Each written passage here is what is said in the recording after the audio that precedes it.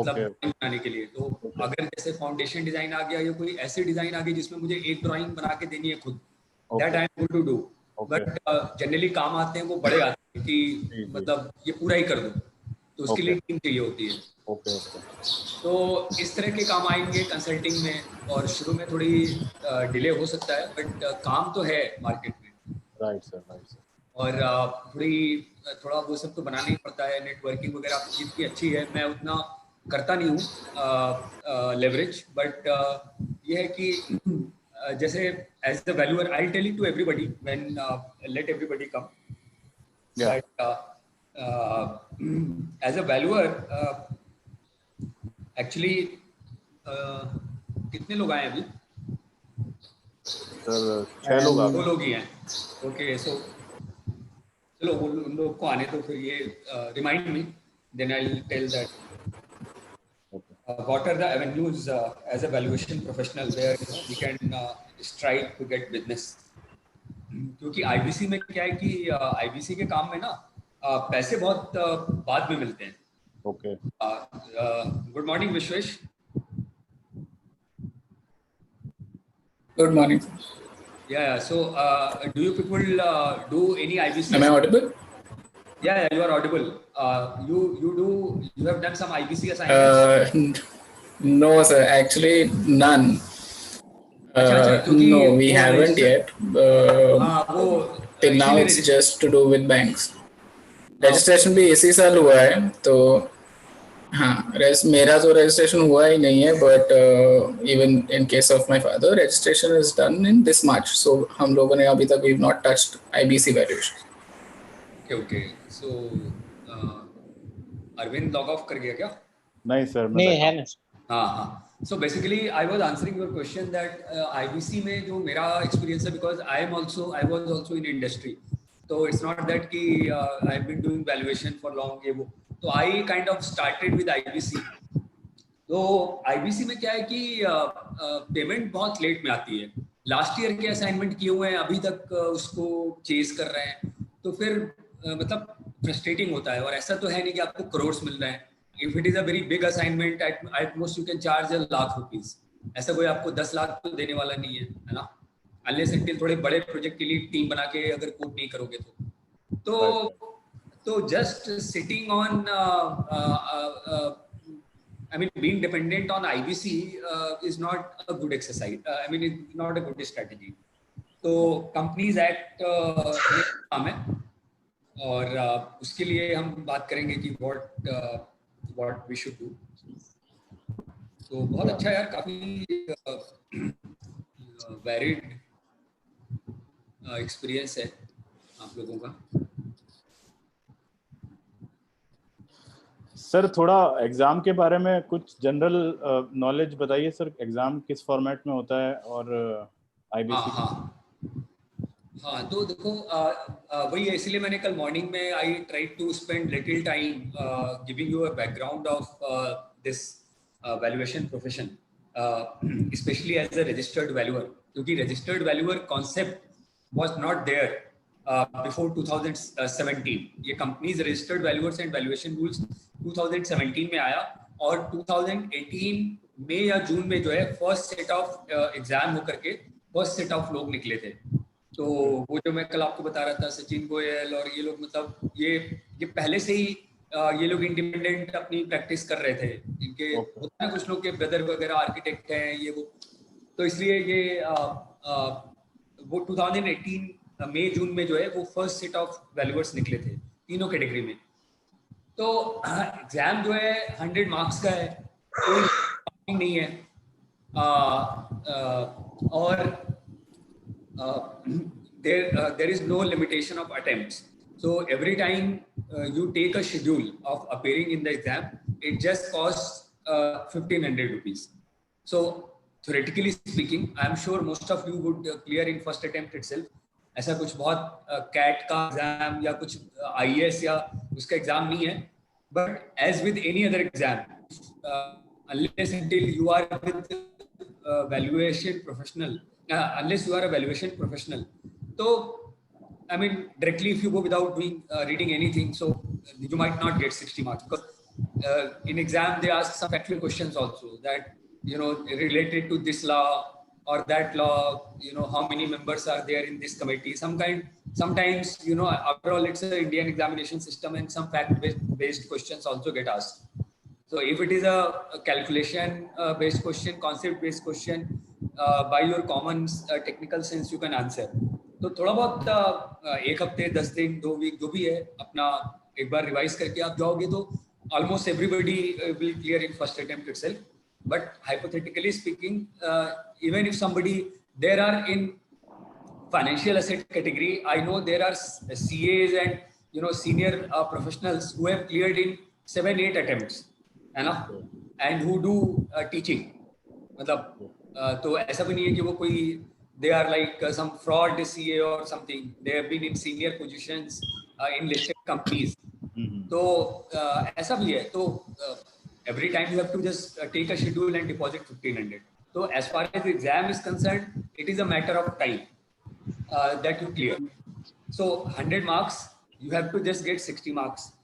If you get 99, there is not going to be any prize, or nor you will be designated as a class top class 1 valuer and you can demand higher fee. Everybody who clears the exam is equal.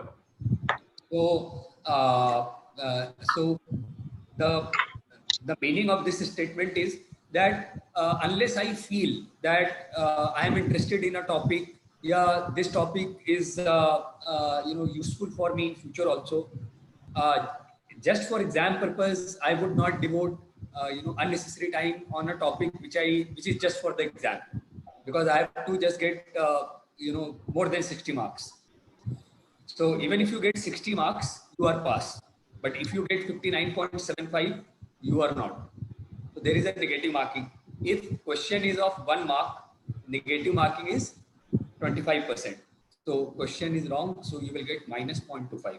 If it is a 2 mark question, then it is 25% of 2, that is minus 0.5. So most of the case study questions are would be 2 mark question. And case study may basically again for non-MBA people, basically it is little bit of a reading comprehension kind of thing. The calculation might be very simple, but it will be a long paragraph. So you might feel a little bit intimidated that it is tough or something, but that is not the case. So some people who have appeared in MBA entrance and all, they know that reading comprehension, how to solve these kind of questions. So, yeah, if Raj,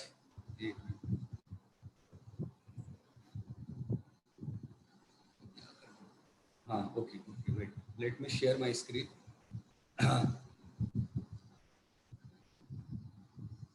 Yeah, so now everybody is here. So all of you are able to hear me? Yes, sir. Yeah. Yes. So yes, sir. Yes. Yeah. So we were talking about the exam. I'm just again repeating. There is no no limitation in number of attempts. So that way, feel secure. So it is just a matter of time out of your busy schedule or whatever. If you are able to devote some time, see if you. During these 50 hours, try to understand as much as you can, because otherwise on your own, you will not sit for 6, 7, 8 hours. Neither I will sit, because it is a program. So, we both are sitting continuously. So try to understand most of the things as much as you can.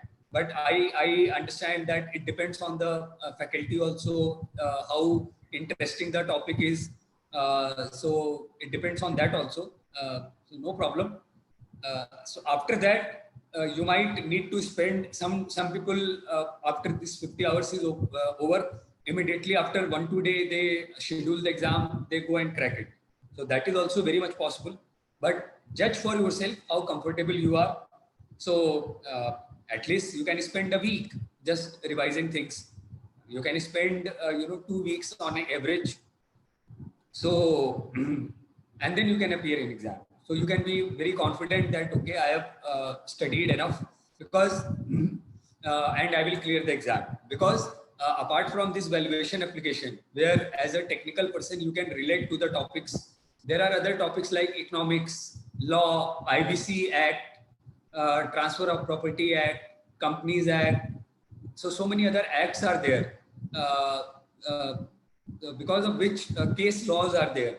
So because of which you might need to study a bit. So then environmental issues in valuation. So there also, uh, uh, as far as valuation application part is concerned, you will understand. But then there are certain acts, Environment Protection Act 1986 or ये वो. So 1-2 MCQs might be about the factual facts also. I got registered as a land and building valuer in I think November 2018 और exam मैंने दिया था अक्टूबर 2018 में. तो उस समय there was a question related to under this act, if there is this violation under this environmental act, what is the penalty, something like that. So तुक्का ही मारा था मैंने उतना. तो I mean I just put some answer. I was not very sure. So ठीक है, I mean as I said, you have to get greater than or equal to 60 marks. So if you feel that particular law or act is not very useful to you, then I mean just spend a little time.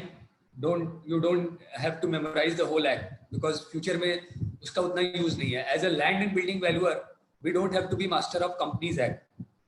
Probably a CA or CS or a MBA finance who is not even MBA finance, he doesn't have to be a master of Companies Act.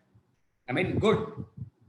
Any knowledge is good. But as a land and building valuer, if you know about RERA, if you have a good command over RERA, then yes, it is good. If you know even about Land Acquisition Act, so if some let's say some government department, there is a tender, you as a valuer you apply there, and government department is asking you to value a tract of land for acquisition for highways. So there, if you know about Land Acquisition Act and all, so it will be easier for you to do that kind of valuation. So so relevant acts, you can devote more time, but again summarizing, what I'm trying to say is that because you have to get greater than or equal to 60 marks, so don't spend too much time preparing. Don't spend like 2 months preparing for the exam. Month is okay.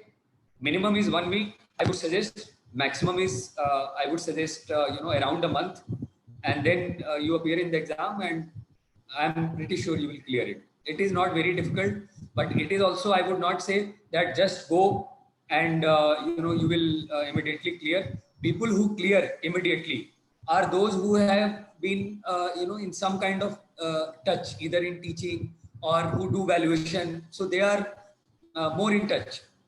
But if you have never done any valuation, I would suggest at least 7 to 10 days you study a bit and then go for exam. So you will most probably clear. And if you study a bit, 1 week, 10 days, 2 weeks, then you will get some, you will start liking it. You will get more confidence, because after you become a valuer, you will have to study. कोई भी assignment आ जाएगा आपके पास, so उसको कैसे करना है. So at that time you will naturally study. Of course, all these material will be there, but we all know that unless you do swimming yourself, unless you learn driving yourself, it is all theoretical. So that is the funda here also. Any other question, friends, related to valuation? Yeah. So one more thing. In the morning, I was talking to Arvind. So he was telling that what are the other opportunities when we become valuer? Some of you are in job. You clear this exam. So I think there is a 3-year window in which you can get registered with IBBI. So if you don't have to leave your job immediately. You can pass the exam, and then think about it. When you feel that after 1 year or 1.5 years, if you feel you can leave your job and get registered with IBBI and start practicing as a valuer. So you cannot do a job but you can have your own setup. You can practice as a consultant. So, so that is the qualification criteria. Then, if you become a valuer, then where are the opportunities? So, as I was telling yesterday, that as per law, we are mandated to do valuation in under Companies Act and in IBC. In other acts, we are not debarred, we are not prevented from doing the valuation. But the thing is that, let us say a client is appointing you to do valuation under FEMA or income tax. Now you have given your report. Now some income tax officer or some other officer of that particular act, he says that I do not recognize this valuer. Our act, our act says that get it done by CA or get it done by income tax empaneled valuer. So at that point of time, the client, technically cannot fight. If he fights, it will be long fight that you complain to CIT and sir, he's also a registered valuer, IBBI mein registered hai, he has a proper qualification. You don't just go and become IBBI valuer just like that. There is a proper document checking and examination, and so itna argument matlab already income tax mein already people try ki just my thing should be clear. So in those acts, unless we are mandated, unless there are some notification, some rule says that IBBI registered valuers are also allowed, then no officer can point a finger that why did you not appoint income tax empaneled valuer. So that is why I am giving this statement that as per law, Companies Act, under Companies Act, nobody else can do valuation other than IBBI registered valuer. So IBC is one assignment. So IBC mein when you will get job, either when the company has been admitted by NCLT for insolvency proceeding, which is called CIRP, Corporate Insolvency Resolution process, where there is a 330 days time window within which a company is bids are invited from the prospective buyers to take over the management of the company, which is called restructuring. But if within these 330 days, the company does not get any new buyer, then company goes for liquidation. So in liquidation, there are many things possible. So IBBI and NCLT and NCLAT, they emphasize that even during the liquidation, the liquidator, who is the insolvency professional, so liquidator should try to liquidate the company as a whole, which is called as a going concern. So liquidation by definition means that auction ho raha hai. So plant and machinery hai, so somebody is taking DG, somebody is taking pump, somebody is taking some other steel, somebody is taking something else. So that is what we understand by auction. But under IBC, they encourage that the first preference should be to sell to auction the company as a whole. So that company, because if you strip the company in asset by asset, then company will die. So you should try to understand that the basic objective of IBC, Insolvency and Bankruptcy Code, is that the company should not die. When can any company become distressed? A company becomes distressed when company is not able to pay to its lenders or to its vendors and employees. Then only company is in distress. If the company is making all the payments, then the company is not in distress. Now its profit might be instead of 20%, it might be 5% or 10%. But company is able to meet all its obligations, all its dues.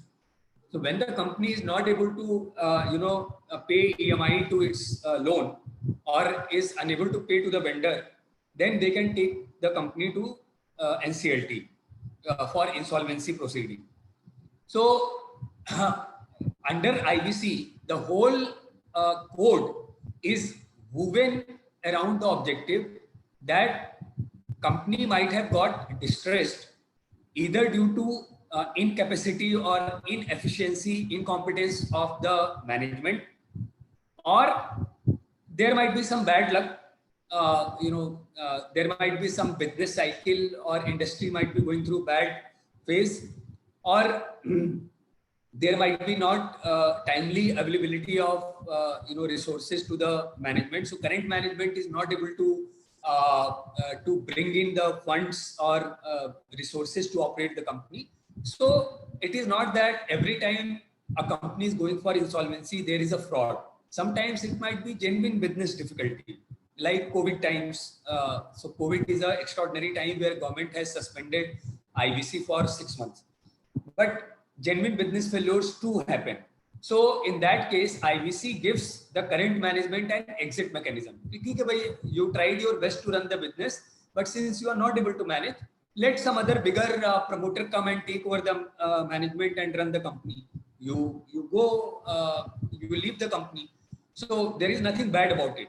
But their main objective is that company should not die. Company should keep running. The management of the company will get changed. For example, in SR Steel, so SR Steel went for NCLT proceedings, and then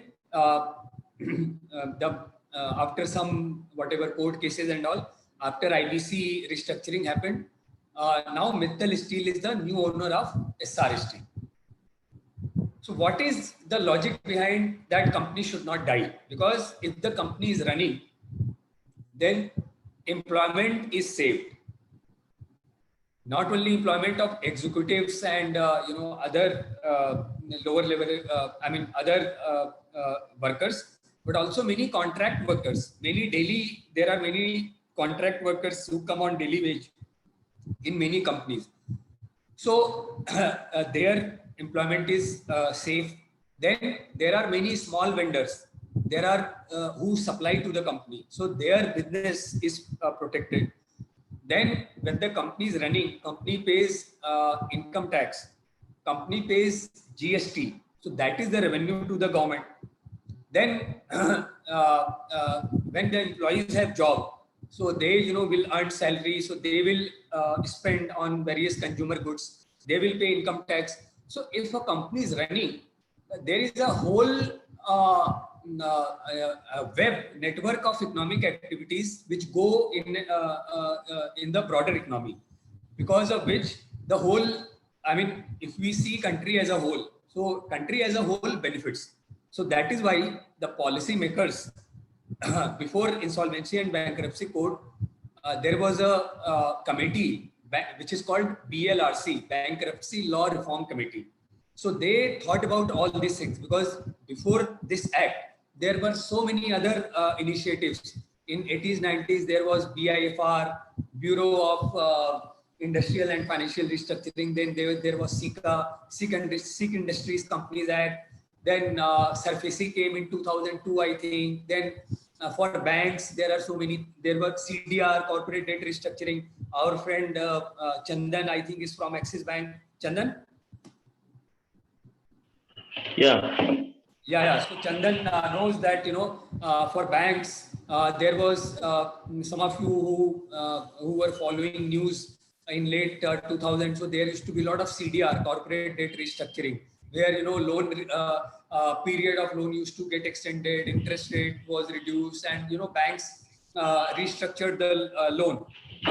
So CDR was not very successful. So many other things happened. This is,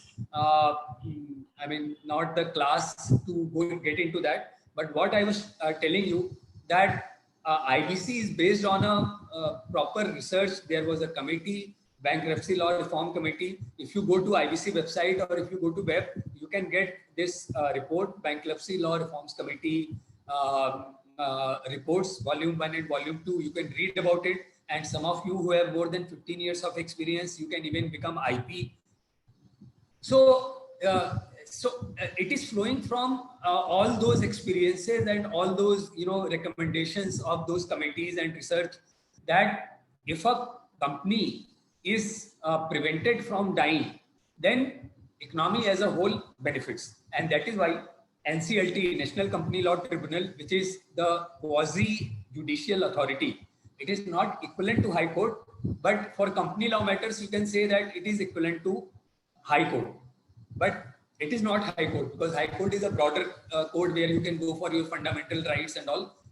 This is restricted to, you can say this is High Court of company law. So NCLT is the judicial, they call it educating authority. So in IBC terminology, it is called educating authority. So final, if you have to take any company to insolvency, so first you have to give an application in NCLT in prescribed format. And once NCLT accepts it, then IP gets appointed and the whole process gets started. Then IP appoints two set of registered valuers. And after, let us say bidders come, Mittal Steel came, they submitted their proposal that how they will restructure SR Steel. So then, if the committee of creditor passes that, then, if they choose, let's say there are 3 bidders. So if they choose bidder number 2, which is Mittal Steel, that, okay, we choose this bid, then IP submits this bid, this accepted bid of COC, Committee of Creditors, to NCLT. So NCLT again, just sees that, as per law, there is a checklist. All these things are complied with as per IBC law, and they okay. They don't get into commercial wisdom of COC. COC comprises financial creditors. Financial creditor means the people who have given loan. Operational creditor means vendors who have supplied raw material or other intermediate goods to the company. So those are called operational creditor. Financial creditor means people, banks, other financial institutions who have given loan to the company. Home buyers, in case of residential real estate, home buyers also come under category of financial creditors. But home buyers constitute a class. Individual home buyer is not a financial creditor. A complete set of home buyers, let's say set of 200 home buyers as a class is called financial creditor. So NCLT does not get into commercial aspect of why did they choose this bid and what is the NPV of this bid and all. They don't get into that. They, as a educating authority or quasi judicial authority, they see that all the features checklist of law have been complied with, and then it is approved. So the basic objective of IBC code is that company should remain running, remain viable. Why I am telling this? Because as a valuer, at least this much minimum we have to know, because we cannot give blindly the valuation. Even if I am doing the land and building valuation, it's not that it is in isolation. As I said yesterday, that in balance sheet, asset is equal to liability. So in IBC assignment, the valuation is done only for the asset side. And the whole asset is divided into 3 categories: land and building, plant and machinery, and financial asset. So all 3 valuers have given their values. Land and building, 1, P&M 2, and financial asset, 3. So 1 plus 2 plus 3 is equal to total valuation. So I have to give my final valuation. It is not that somebody will, combine these 3 and then further do some business valuation. No. So while yesterday there was a question that, if it is a hotel, if it is a standalone hotel in the company's asset, then how will we treat it? And if it is a hotel apart from other assets in the company, then how will we treat it? So I had answered it, but in both these cases, you have to think of that whatever value I am giving of this hotel, there nobody else will further do any additional combination or business valuation over this over my valuation. It is simple addition. 1 plus 2 plus 3. So as individual land and building valuer or individual P&M valuer, I have to see that whatever valuation I give, I don't see a pump as a pump. I am not there going as a engineer to inspect pump and to do as a maintenance engineer to see whether what is the operating parameters of this pump, or quality engineer to see whether pump is rightly installed or not, level सही है नहीं सही है, foundation ठीक है. No, we are not going to do valuation of that pump as a standalone entity. We are seeing that pump as part of that company. So we have to see that how that is going to be utilized, and what is the best way. What is the best way that pump can be utilized. So I had told you that. So I am saying pump. You can replace pump with any other fixed asset. You can replace it with building. So what does this mean? So this means that yesterday we talked about obsolescence, depreciation. So we are aware of depreciation, which is over as the asset becomes old, its value diminishes. But that is physical depreciation, which is called physical obsolescence. There is a functional obsolescence and economic obsolescence also. And this aspect, that particular pump is part of the company. So how to value that pump as part of the company, that aspect will be captured in economic and functional obsolescence. I am observing the pump, how old it is, how many parts are damaged. So that standalone valuation part will get captured in physical depreciation, physical obsolescence. But as part of the company, what are the other factors to be considered? That will get captured in functional and economic obsolescence. And in today's class, we will discuss about that also.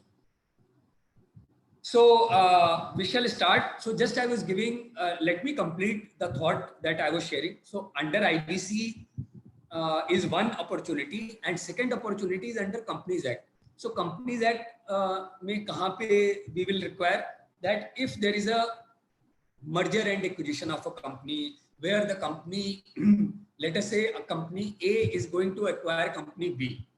Now company B has fixed assets, land, building, factory, other plant machinery, other shares and financial asset.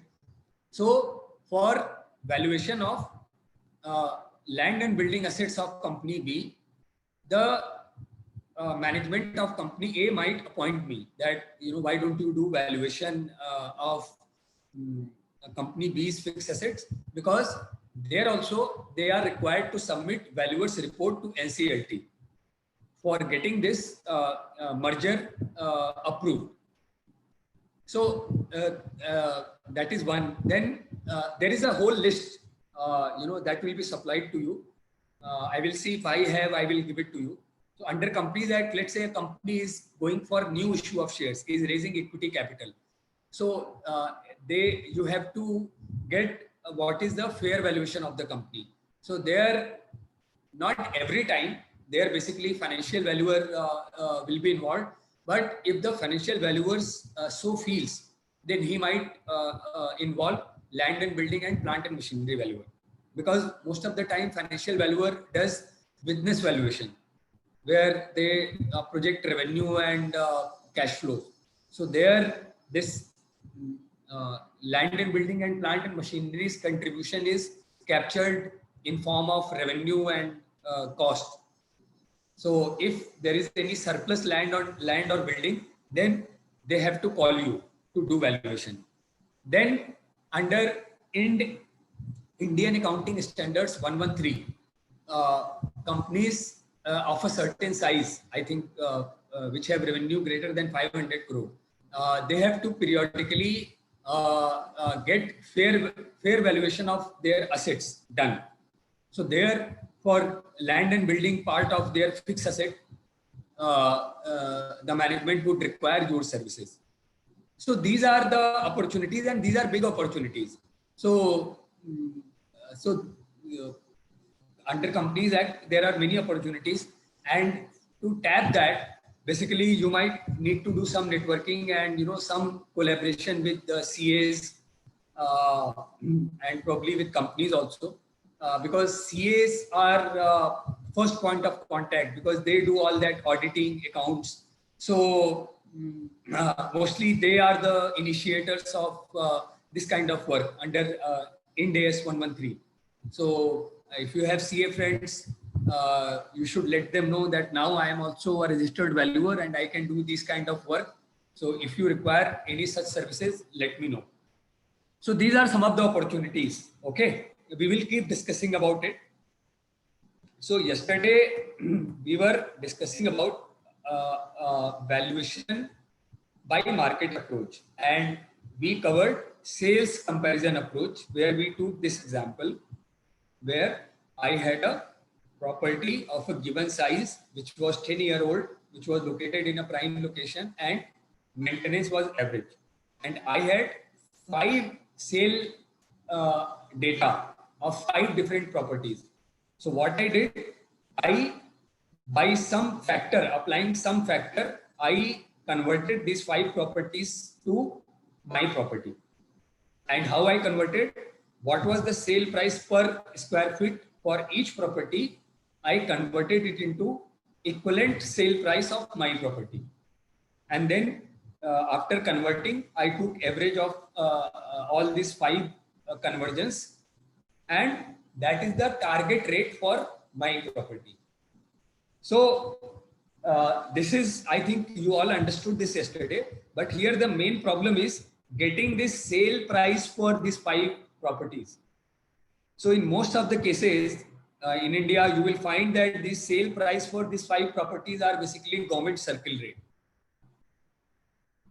So, or if the sale price is less than government circle rate, then in few cases you might get this data.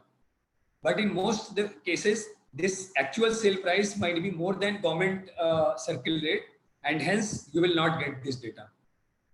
Because as a friend, even if your friend is there, he will tell you, yaar itne mein liya tha, but on paper to ye hai. So that is the problem. And we discussed yesterday why this problem is there, because in India we have a very high stamp duty and registration charges. The moment it comes low, I think there will be greater transparency, more people will report actual data. So that is the reason. Then we were looking at how to value land, and we discussed that land is an asset which does not get depreciated, because land is limited and land will remain always. We might die, our grandchildren might die, and then also, but as long as humanity is there on the earth, the land will be there. So that is why land does not get depreciated.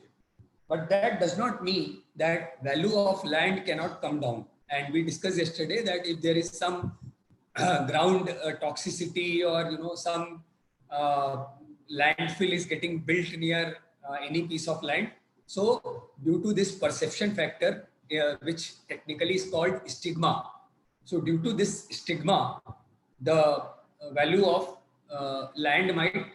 market rate of land might come down. But that is not depreciation, because depreciation is a technical concept, which means physical deterioration in value. So it will be called economic obsolescence. It will not be called physical obsolescence. It will be called economic obsolescence.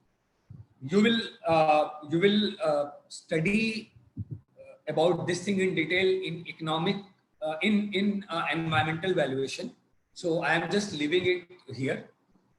So in land valuation, we discussed that land is basically mostly valued by market method, because land is always valuable and market method is the most transparent and supreme method.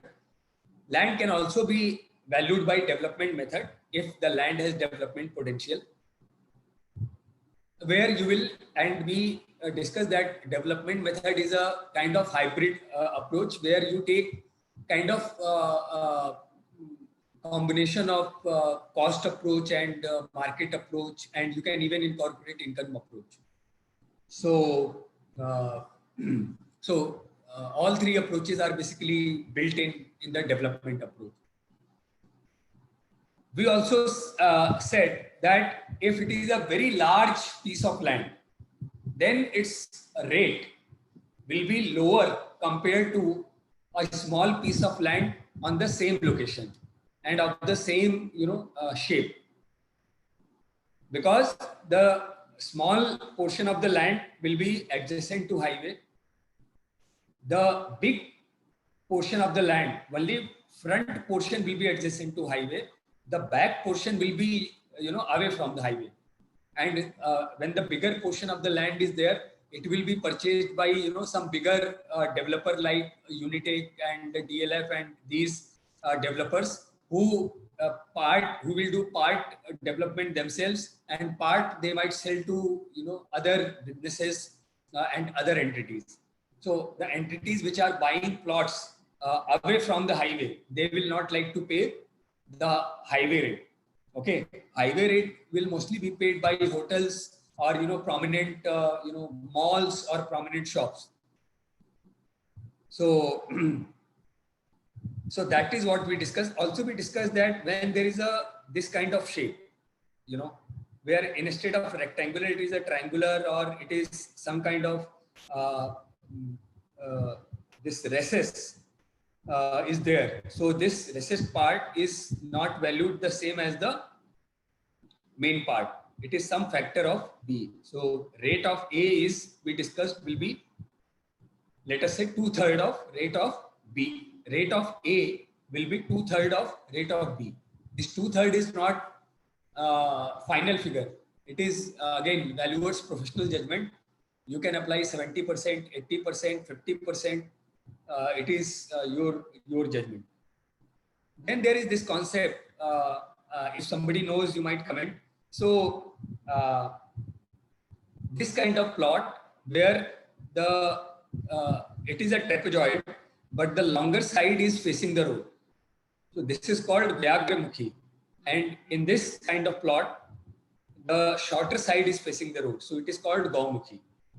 So which will fetch higher rate?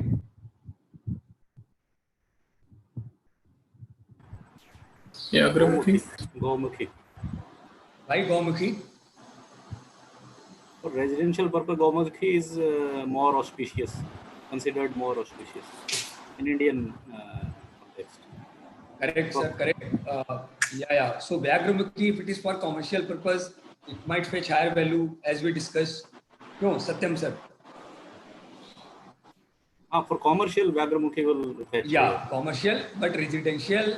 First of all, apart from auspicious reason, see, in residential property, we all want some peace, less noise, and some privacy. So if it is ekdam just exposed to highway, then maybe you just want one room which is more open to main road. Your bedroom, or your kitchen, or these things, or your main where your family's gold or jewelry, or some little things which are kept at home. Those things you would like that those things are in some interior room. You don't. So he's right. So this is apart from auspicious reason, this is also the reason that the more part of your house is exposed to the main road, there will be more traffic, dust, noise. So that is not preferred for home. You want more peaceful and quiet and pleasant environment. So so that, yes. So Gaumukhi, for residential purpose, Gaumukhi might fetch higher value. Also, this aspect I am also still learning, and I'm sure I'll keep on learning, that when you do valuation, yesterday we were talking about this in apartment valuation, that ground floor, first floor, second floor get some premium to get even if you are booking a flat, if you are booking on first floor, then you might have to pay whatever, some 100, 200, 300 rupees per square feet extra. This might be true for Delhi NCR. But if I go to Mumbai, so Vishwesh can tell because he operates in that western region. So it is opposite. So there, the higher the floor, the higher you have to pay the premium, because you are facing sea and there is better wind and all those things. So these Also, there is a huge part of waterlogging which takes place. So yeah. people prefer living. या so if your house is at a ground floor, water logging हो गया तो घर में पानी घुस आया, तो इसीलिए लोग प्रेफर करते हैं कि at least 4-5 flat above I should get. So there is a technical reason also, and there is some aesthetic and those kind of reasons are also. And so these things, you see, there is no single Newton's formula that force is equal to mass into acceleration. It is again location specific, region specific. Sometimes now it is a locality, Parsi colony, it is a Jain colony. So there, see, I mean, you can go and file a PIL that why he is Mr. Jain and why he is not selling his flat to me. Then Mr. Jain will also go and file a petition that it is my flat, it is my profit or loss, I will give it to my fellow Jain and I will earn 5 lakh rupees less. It is my choice. I also have a freedom of choice. So, I mean, you can't you can, I mean, criticize that, I mean, somebody is liberal, somebody is conservative and all that, but everybody has a freedom to live their life, choose their friends, choose their religion and way of living.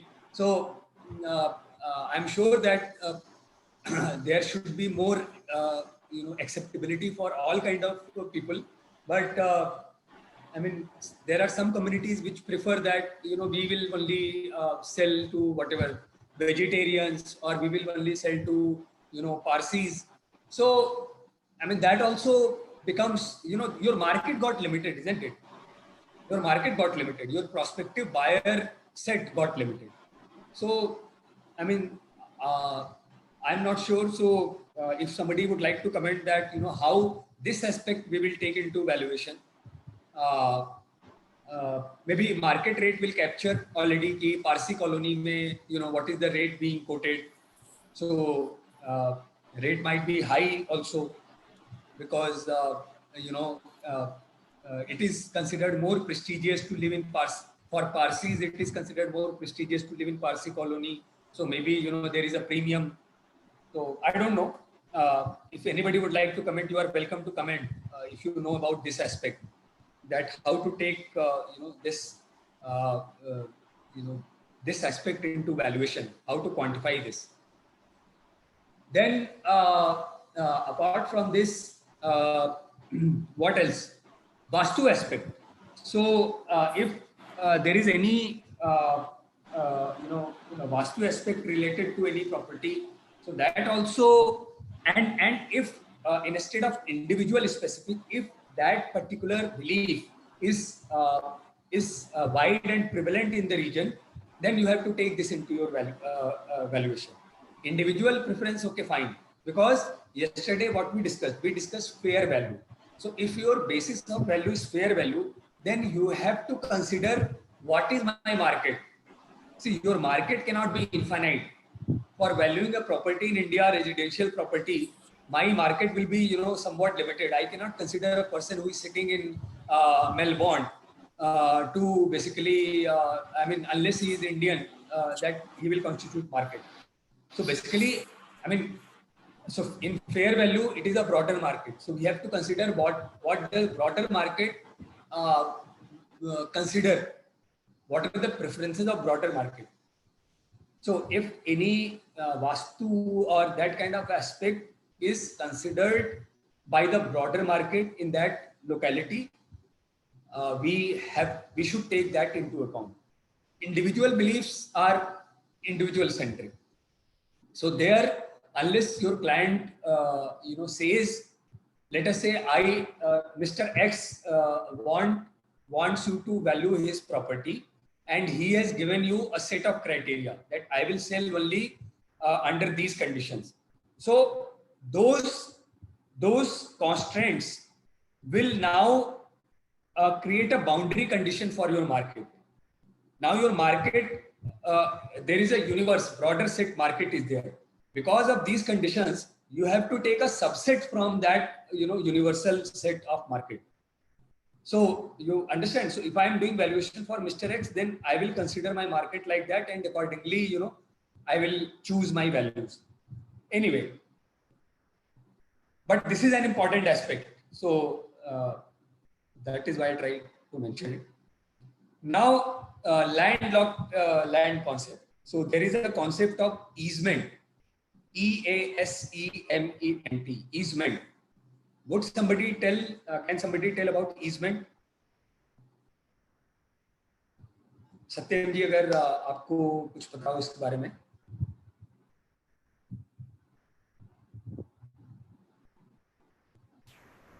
I'm not very sure about it. Vishwesh, would you like to tell something about it?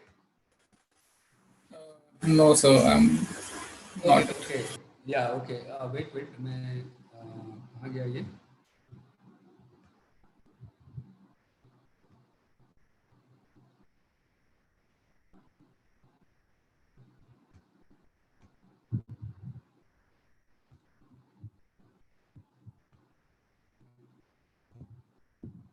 Share वाला कहाँ से आएगा?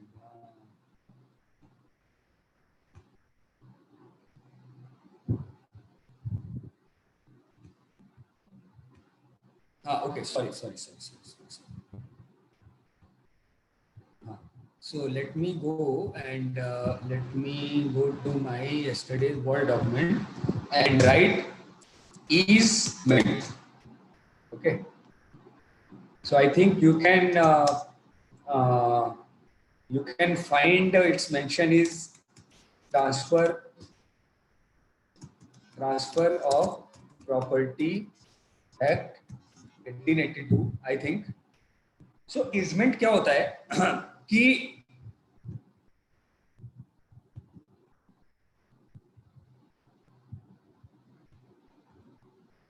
let us say this particular land. Okay. My arrow is visible. Yes, sir. Yeah. So this particular land. Now, let us see that this road is there. If I have to visit this land, I can come and visit. यहाँ से आके ऐसे. This is clearly accessible. This is clearly accessible. Let us say one road is coming from here. So this are accessible. Let us say one road is going from here. So this is accessible. What about this? But what about this particular thing? So this is accessible only when, or even this. So this is accessible only this person allows to go from his land. Let us say all these are agricultural land. So this will be accessible only when he allows to come from this road to come here, or this person allows from this road to come here, or this person allows from this road to come here. So if these people do not allow, then this land will become useless. If these people do not allow to, let us say this landowner is there. Now this farmer says that no, I will not allow you to go there. He also says this, he also says this. So this farmer will never be able to visit his land. So value of this land will become zero. No.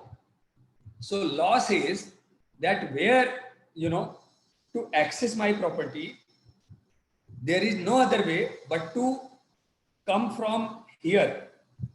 Here the access is from, many, from this side also, this side also, this side also. Let us say that it is accessible only from this side. So then law mandates that it is not up to this farmer's choice. It is not this farmer's choice. He cannot, choose. He has to give access for this farmer to visit his land. He has to give. It is not that he is doing some favor. No, he is required by law to give access for this farmer to visit his land. So this access is called easement. And because of that, see, because this land is landlocked, so value of this land will be less, because it is difficult to access this land. Every time, you are dependent to pass through, others' domain. But because he is required as per law to give access, the value of his land also goes down a bit. His rate also will go down a bit because he is giving easement. क्योंकि थोड़ी सी इनकी privacy disturb होगी, है ना? It's like you have a house and your next house, the person in your next house cannot access his house unless he passes through from your gate. So then your privacy also got disturbed, something like that. So that is easement. So especially when you are valuing land, generally in houses this will not happen. In very few cases it will happen in very congested areas. Every house has a separate access, but in some cases it might so happen that from to access some other flat, somebody has to pass through a corridor which is common to my area. So so that corridor in that case becomes kind of common area. So generally it will not happen in flats, residential flats, but in agricultural land this is quite common. So there you have to keep this in mind.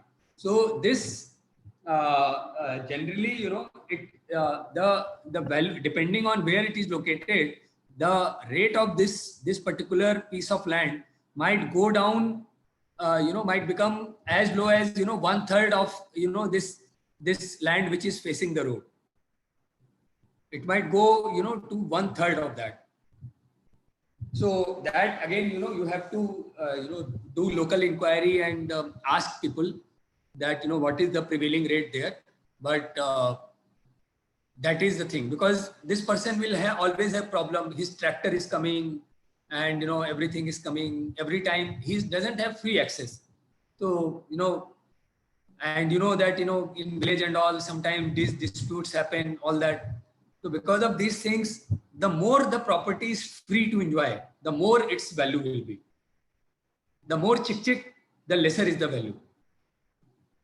Okay. So also in residential flat, also as far as access to natural environment is there, for जैसे आपके neighborhood में बिल्कुल hypothetical, let us take hypothetical situation that my neighborhood flat, they don't get any sunlight unless I open my window. Now it might so happen that they might approach local government that yaar ye to matlab I am not getting any sunlight. They always keep their window locked. So I am just taking a hypothetical case. Depending on the case, the authority might say that I have to give some kind of opening so that he can also enjoy sunlight. So there some kind of easement will come into my house also. Okay. And then my flat rate will get reduced. But there I do not have choice. So if due to my property, some other person is being deprived completely to enjoy his property. He is even being deprived, I mean, if he's getting, he might complain, oh, I'm not getting enough sunlight. So there is no definition of enough. But if he's not getting any sunlight, and it is only because of my flat, then I might have to give some easement, some access, some opening for him to enjoy sunlight. So this is the concept of easement. So this is landlocked land concept. And See, in village land, has anybody, Akshay, what about, what is, Chandan, what about you? Have you come across any valuation related to, land, agricultural land, where the bank had finance and there was some problem, or any your experience, you had some story to share? The bank is not allowed to fund any agricultural lands. We collect NA order or conversion order. Can you be louder, please? Bank is not allowed to fund any agricultural lands. So every case we will collect a conversion order or NA order. What is NA order? Non-agricultural land. Non-agricultural land. So let us say a farmer is approaching a bank for a loan to purchase, agricultural land, and he is able to give enough collateral. So bank will not give loan to that farmer? No, bank is not allowed to collateral any agricultural land. Okay, but bank only give craft loan. Hello. Yeah. Bank only give craft loan for picking. Gives crop loan. Craft loan, right? Crops loan. Okay, so I did one valuation last year. PSU banks are into this finance. PSU banks finance the agricultural thing. Yeah. So it was private banks are not into financing agriculture. Okay. So it was, I think, PNB, and that was kind of agricultural land, and land use had still not been taken. I mean, for front portion, they had constructed some car showroom, but the back portion, it was a joint venture between two friends, and the back portion was still agricultural. There was no land conversion, and I think PNB was the front land they convert into non-agricultural land. Yeah. Right. So, but for that you have to take land use change, land use as a non-agriculture commercial land. We have to change it to commercial land. So non-agriculture. Yeah. So if any agricultural land is there, and unless you get land use conversion permission, Yes. then so yeah, let us discuss this. So let us say it is agricultural land, and somebody has constructed a restaurant there. So you should ask for that yaar tum iska permit dikha do. You show me whether this is this drawing, or this it is approved. So that will show that okay, this land use permit had been granted, and then this property was registered. So if you ask for a registration deed, that will include everything, because they will not do registry as a restaurant unless until it is a land use conversion has been there. Yes. Registry of building, I am telling registry of building. They might still give you registry of the land where it is agricultural land. So then it should be land only. If there is a building, you should ask for registry of the building. So if registry of building is there, definitely it will involve land use conversion permit, LUP. Excuse me. Hello. At times, it is not required if the land falls outside the town planning limits. Okay. Who is this? Satyam. Yeah. Okay. So Satyam, agricultural land, if it is out of town planning, still agricultural land remains agricultural land. So that remains agricultural land, but you don't require the these permissions and all. Okay. Actually, we are required, but we don't take permission. Actually, we are required, but we don't take permission because there is no forcible act about us. So okay, so I am not the expert on that. Probably we need to do some research, and so I'm not saying that Satyam is wrong, but I did one valuation in Himachal for IBC only, So there, Himachal and certain states, जैसे J&K तो ठीक है. Even now, I uh, I don't know whether anybody can freely go and buy land there, even after abrogation of Article 370. But in Himachal also, you just can't go and purchase any land. You have to take certain permission and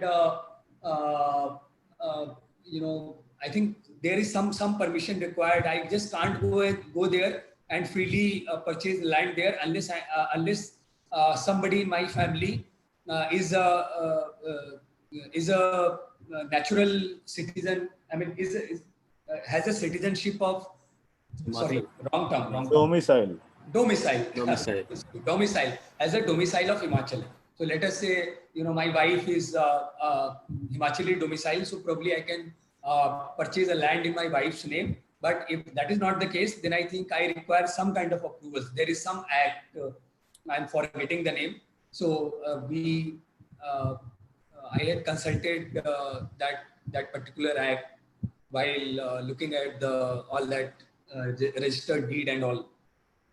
So there are in certain states, you know, these kind of restrictions are there. I'm not sure about Northeast, because in Northeast, in certain areas, even to visit, you require permit. So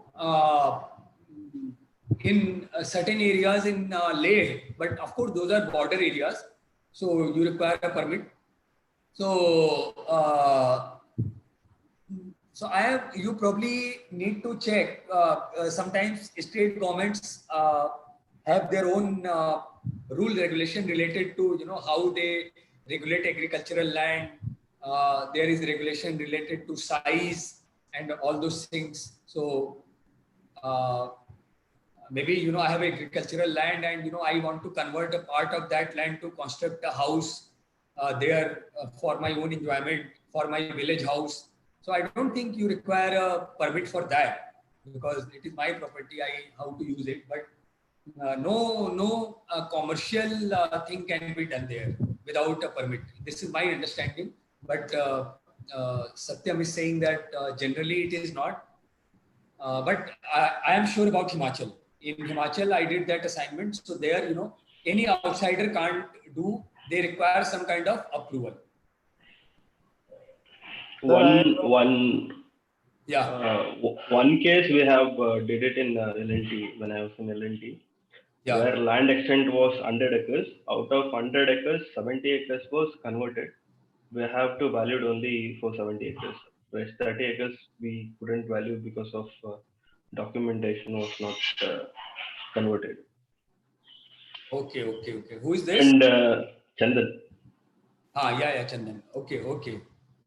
And in every conversion order, there will be a specific sketch written on the last annexure showing the access to the property, what easement rate they have to declare. That will be declared in every conversion order. So you are saying that in the last page, or, you know, in the annexure part, there will be a rough sketch which will show the access to the property. Yes. Yeah, correct. So, yeah. So just a question, sir. Regarding the landlocked concept, the easement concept only. The diagram that we are seeing, if you see, there are A, B, E, and C in the center of the diagram. Yeah. And so let's say the property, they are sufficiently large chunks of land, let's say. Let's say 100 acres, or let's say bigger lands. And they have got the land use change also. Now A wants easement from B. No, you are talking about this A here in EABC wala A. Yes. EABC wala jo A hai. Yeah. A from the set of EABC. Now A is a landlocked property. And he wants easement because otherwise the value of his land is sufficiently low in the absence of easement. Now, if he makes an agreement with B that there will be a permanent easement or a permanent road available as an access to A, As a valuer, can I increase the valuation after this agreement is submitted to me? Yes, you can do. See, yes. So coming back to your first statement, see, first of all, A, let us say here, let us say other roads are not there, only front road is there. So access is only possible through B. So easement concept applies if A can get access somehow from some other place, then A cannot file an application of easement. Easement is not applicable when your value goes down. Easement is applicable when you can't even enjoy your property. Enjoy means you can't even access. It is like something in air. It's like Saturn. I cannot visit Saturn. So it becomes some alien thing. So A cannot even access his property. Then in that case, by law, B is required. B also doesn't have any choice. B might curse A till his lifetime. But as per law, B has to give access to A. So that is the concept of easement. If the example that I gave of sunlight, that there is no concept of enough sunlight or kam aa rahi hai, zyada aa rahi hai. Kam aa rahi hai, iske liye probably I'm not sure how easement will be applied because it is a very dicey concept. So if A has got no access except going through B's property, other than that, he will never be able to access his land unless he is dropped from the helicopter. In that case, easement will be applied and B is required to give access to A. That is part number one. Now, part number two, let us come to part number two. Let us say A and B are having good relations, they are neighbors, and B says, "Koi nahi yaar, tu le mere yahan se, I construct a small pathway and our families are same grandparent ke samay se saath reh rahe hain. You have a permanent way." A says, no, let us formalize it, let us sign a deal, and I will pay you. So A pays whatever, some 10 lakh rupees to B, and gets a permanent access from B. And on a stamp paper, that agreement is registered. So yes, you can take this into your valuation. That this is a much more concrete access to A, and hence I am increasing the rate. I am increasing the valuation rate. Easement basically, otherwise easement, I don't think easement gets expired after A dies. So A's son also will not be able to visit. Let us say there is no agreement. So and A dies. So A's son will also not be able to visit this property unless there is access from B. He will also have to be dropped from helicopter. So I think easement is not it is a property specific. It is not the person specific. But you can argue in second case when there is an agreement, you can argue that it is much more hassle-free access, and so in that case I am increasing the valuation. In first case, you can always argue that okay, he is required by law to provide access, but he can always create roadblock that law didn't say that I have to give you access of a big car. I can give you access of a small car or bike. Go access your bike. Why did you purchase land in that area? I cannot demolish my house to for your super big Mercedes or something. So these kind of things happen. So if there is an agreement, so there is much more hassle-free access, and therefore you can enhance your rate. Okay. So, sorry, sir. I have a question. Yeah, sure. Supposedly, two adjacent plots in a colony, suppose say. Yeah. One is independent person's residence, and one is built by a builder. The builder creates window openings on the common side of the wall. So how will the easement come into force there? Can he claim those window openings, or the independent resident can challenge his. No, I don't think there is any question of easement here. Easement basically, as I said, you can read about it. You can Google it and read more about it. I think it is described in Transfer of Property Act. The easement comes into picture when, as I said, as I am saying again and again, when I am totally denied access to, some access to my property or access to, natural thing. It so happens access मतलब he'll claim कि sunlight नहीं आ रहा है, मतलब no air and sunlight, no ventilation. So यार अगर builder has constructed an apartment where he has provided windows on the common side, so because of that zero sunlight will come. If it is zero sunlight, then probably he can apply for easement. But if it is sunlight, earlier he was getting, let's say, 80% sunlight, now he is getting 40% sunlight, so I don't think easement will apply in this case. नहीं, supposedly बीच का flat है, मतलब he is not getting any sunlight, वहीं से मिल रहा है उसको sunlight, जो विंडो उसने कॉमन साइड में दिया है. तो उस केस में जो मतलब नेबर है उसका व्हाट इज हिज राइट, मतलब वो उसको बंद कर सकता है या he'll have to keep it open. So as I said in the previous example, as I understand, if there is complete blockage, zero, and zero is a very big statement.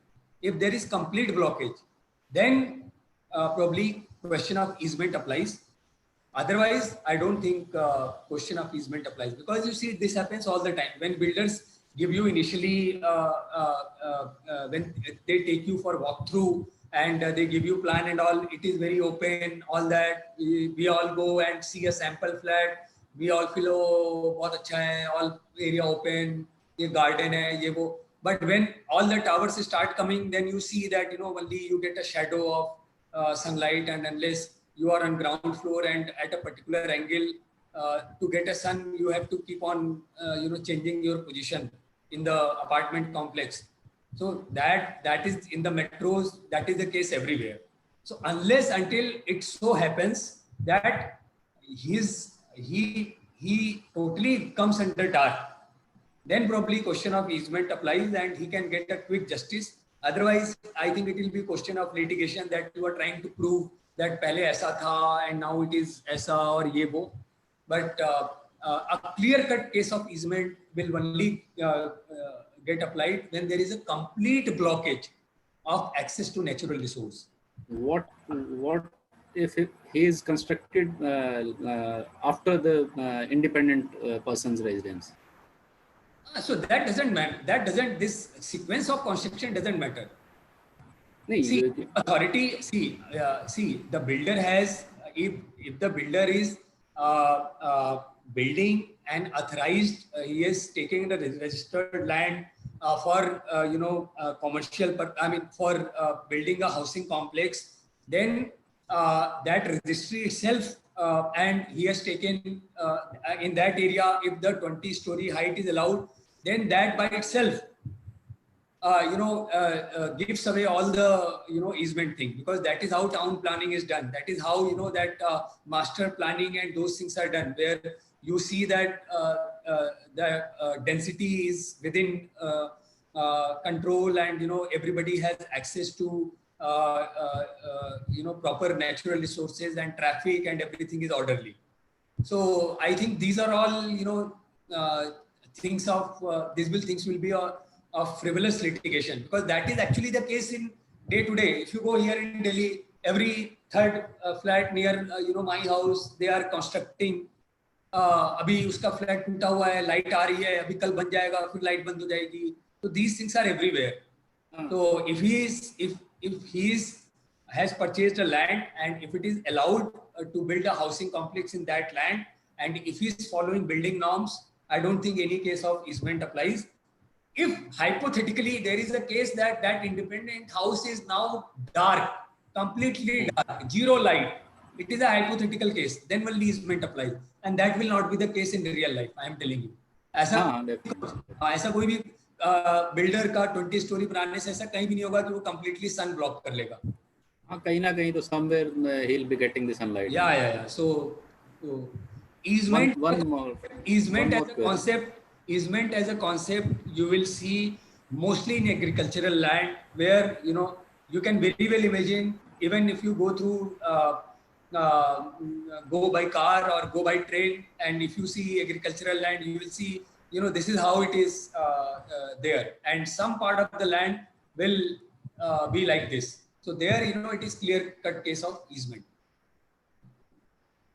Yesterday we were talking about how to value a very big chunk of land, because if I take the same rate, let us say this, here is the road, but I mean here is the road, but this depth is very large. Let us say this depth is let's say 500 meter. 500 meter is a huge thing. If I for this whole land piece, if I take this particular rate, then I am valuing this land very high, whole piece. So in that case, what they do, they divide it into number of belts. So let us say this triangular portion is not there. So then first belt, they will take full value. Second belt, they will take 75% of the rate of first belt, and third belt, they will take 50% of the first belt, and onwards also you can keep the same, or you can further divide if you have more access to data. Now how do I decide what should be X, what should be depth of X? Again, this will flow from the data. You will see that till what frontage or till what depth the properties are enjoying this rate. So if up to 10 meter or up to 20 meter properties are, or 25 meter, or even up to 50 meter properties are enjoying this rate, so this X will be 50. Then next next portion of 1.5x will be around 75% of first build. So this is not a hardcore number. Again, as I said, this is some over the time, some valuers have, this is kind of a thumb rule. If you have access to latest data, then you can have your own number here.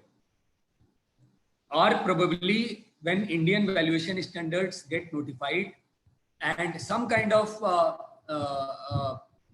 standards get issued, then probably we will have some factors, suggestive factors here. Because as an engineer, as a designer, I know that if I am designing a column, then I know that minimum 0.8% of area is the minimum reinforcement. 2% of the area of cross section is the maximum reinforcement.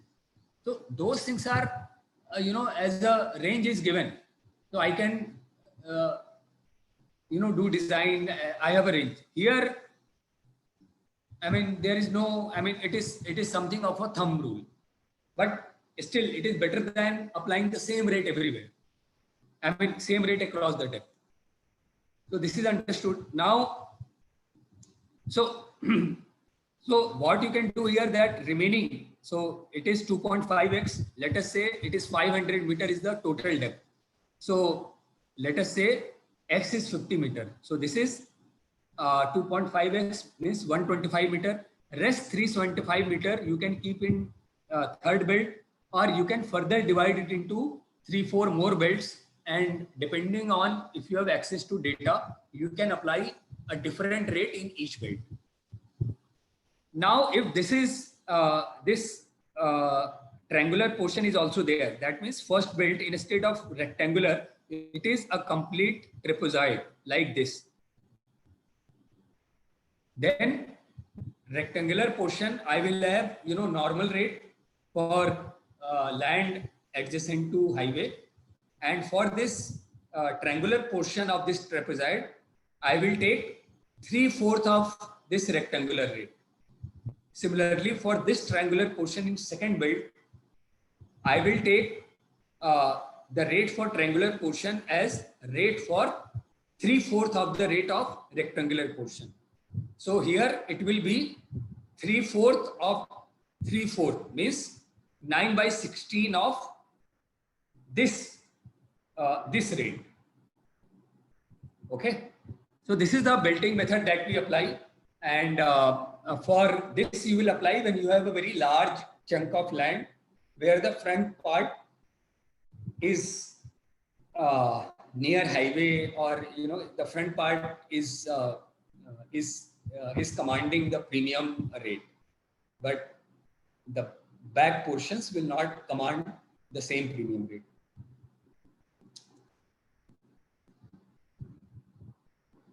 So when do we take a break?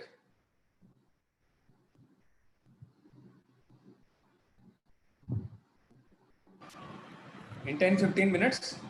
Yes, sir. Yeah. Yes. So, any question? So, hypothetical plotting scheme. Satyam, Mr. Satyam, would you like to tell something about it? So, there is a large piece of land, and I can value the land as per, I can do plotting, and I can, do valuation of land like this, that this 19 is adjacent. So let us say there is a road from all the sides. So 27 and 19 will enjoy higher rate because they are adjacent to road.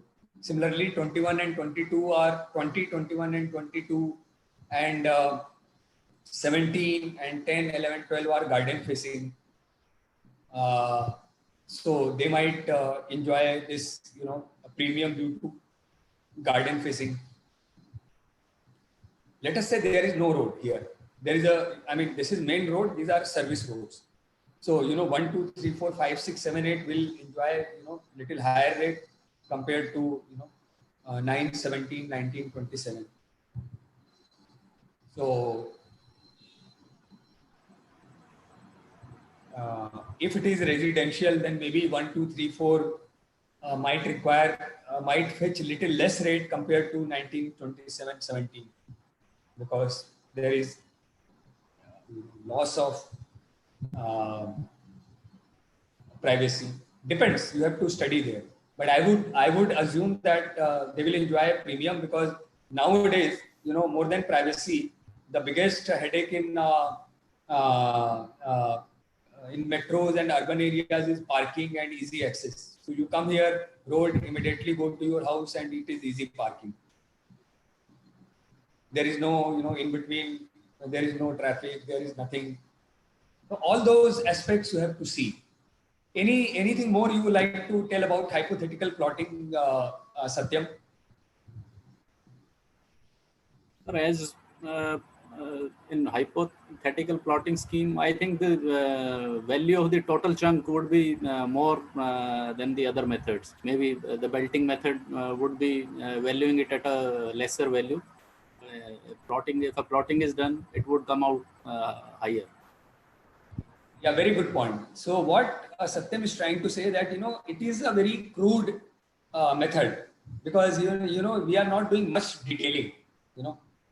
I mean, it's like I have to design a column or a concrete column or concrete beam. So I just go to IS code and I see maximum reinforcement is 2%, and I just blindly apply 2%. So I am wasting resource.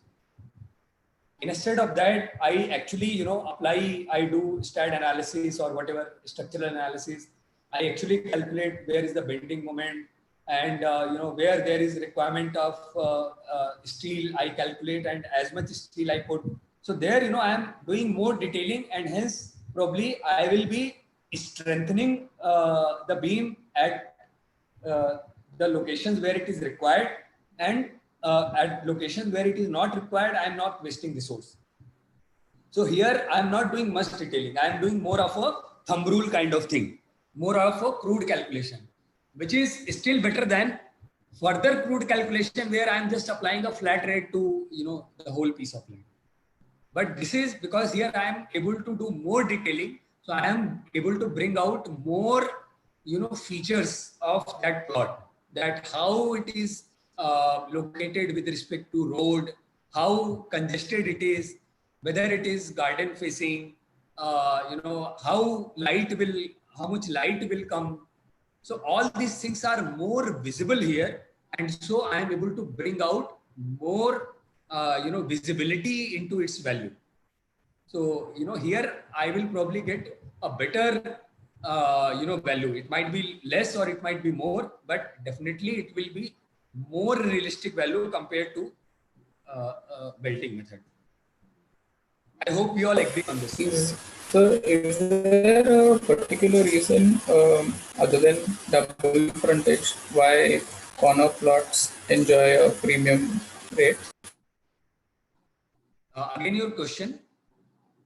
So corner plots usually, wherever there are corner plots, say 12, 13 or 20, they usually enjoy a premium rate more than say only single frontage. So is it only double frontage because two sides there is a road, that's why they enjoy a premium rate, or is there something? So Satyam ji, you will help us understand this. आप कुछ बताइए, because you will be able to better answer this. He is very much right. Vishwesh is very much right. Corner plots, generally 5 to 20% higher compared to other plot like 8 might enjoy maybe 10% more value than 6 or even 7. So why? What is the exact reason? The exact reason is while designing a building for the corner plots, we can have the maximum usage of the space available with us, because we don't have to provide the shafts and all for the light and ventilation and all those things, because we have a corner with on the side we can have our window openings and all. So he is very much right. बहुत अच्छा answer दिया उन्होंने. तो उसमें क्या है कि basically ना बेटर लाइट, बेटर एयर और ये सब चीज़ें ज़्यादा होती हैं. Better sunlight, better air, better ventilation. तो प्रॉब्लम बस एक ये हो जाएगा कि it depends on the sensitivity of the individual buyer. So as far as I have to consider a broader market, so it will enjoy higher property, but individual buyer might think यार दोनों side से road है, अब किचकिच होगा, है ना? Depending on which part of the road it is, nowadays that is also, see, things change. One point of time, Bangalore, late 90s, Bangalore used to be a different city. Now Bangalore is a different city. So, of course, Mumbai and, Delhi had always been dense. Mumbai was the densest, in Calcutta also. So, depending on, industrial development, commercial development, things change. Gurgaon, if you compare late 90s, where was Noida, where was Gurgaon? I mean, Noida was ahead. If you see earlier, big IT companies used to be located in Noida. But in 2000, Gurgaon progressed like anything. And now you see where Noida and where Gurgaon. Noida is considered like okay, it is in NCR, it is still a good city, but Gurgaon is way, way, way ahead of Noida as far as this commercial and office development or premium residential property is also considered. So that is the reason. So if somebody is very much sensitive to traffic noise and privacy, then that particular user might value corner plot less, but market as a whole values corner plot more because of more light, more ventilation, and these things. These days the advantage with the corner plots are like if you have a corner site of 30 by 40, you can further split it into 30 by 20, where intermediate site you cannot do so. Why? Multi-uses. And if you're doing in intermediate site, 30 by 40, you have to split horizontally, it will be like tunnel. So if it is a 30 by 40, 30 by 40 means what? 30 meter by 40 meter? 30 feet by 40 30 feet by 40 feet. If it's a corner plot, you can further divide it into 30 by 20. Okay. So what it and it will, in market it would fetch more rate actually. The smaller the plot, the rate will be higher.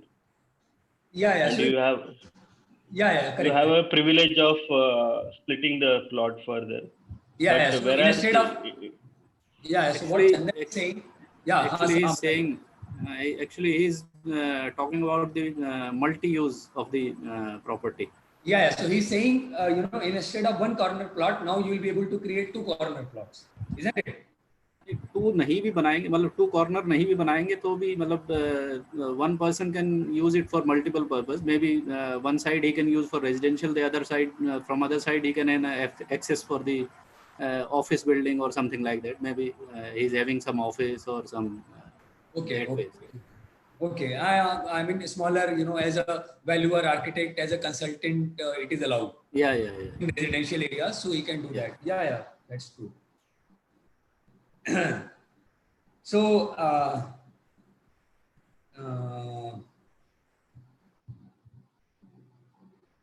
so I am reading somewhere where they are saying that in our country Gomukhi plots are more preferred, which is what we discussed, unless it is for purely commercial purpose, because Gomukhi is considered more auspicious, isn't it, Satyam ji? Yes. Yeah. But for commercial purpose, as we discussed in the morning, maybe they will prefer Vyagramukhi. Yeah. But if in the exam, let's say in this question comes in exam, and you are not given that it is a commercial or something, so it says in India which is more preferred, Gomukhi or Vyagramukhi, then you tick on Gomukhi, because I mean that is a prevalent notion. So we can take a break, and once we come back, then we will, because a new topic is getting started, hedonic pricing. So I don't want to leave in between. So once we come back, we'll discuss it. Okay. So when do we gather?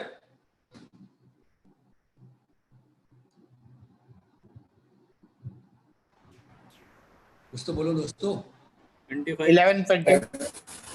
11:20. Yeah, 11:20. हाँ ठीक है, 11:20. ठीक है. 11:08 हो रहा है. 10 to 12 minutes. Fine. Okay. Okay, sir. Okay.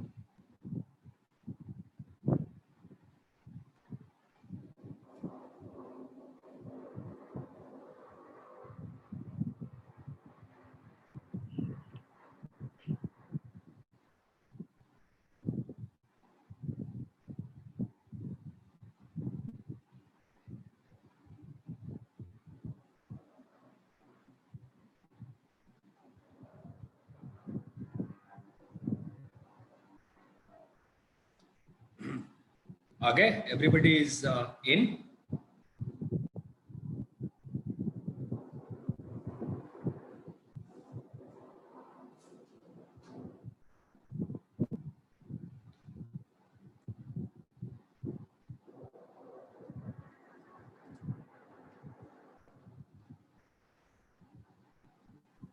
We are ready. Okay.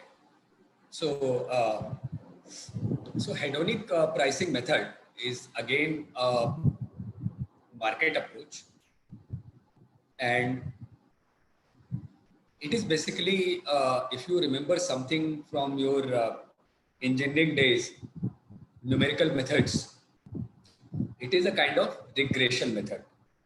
So where y is the rate, y is the rate per square meter or rate per square feet of the flat that we have to find out, because that is the most important thing. I know area of my flat to be valued, but I need what rate should I take? I can't take government rate because uh, the property that I am valuing is located in a uh, in an urban area, in a prime area where market rate is quite at a premium to the government rate. So how much premium should I apply? What rate should I take? So and I don't completely rely on rates of 99acres.com or makan.com, because those are the ads. Those are asking rate. Asking rate might is not the same as deal rate.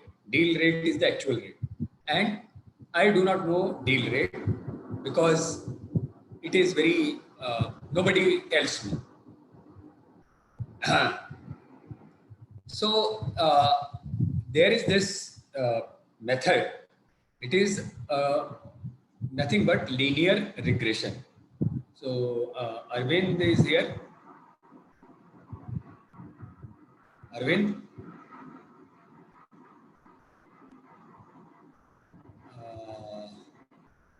I'm not sure. So okay.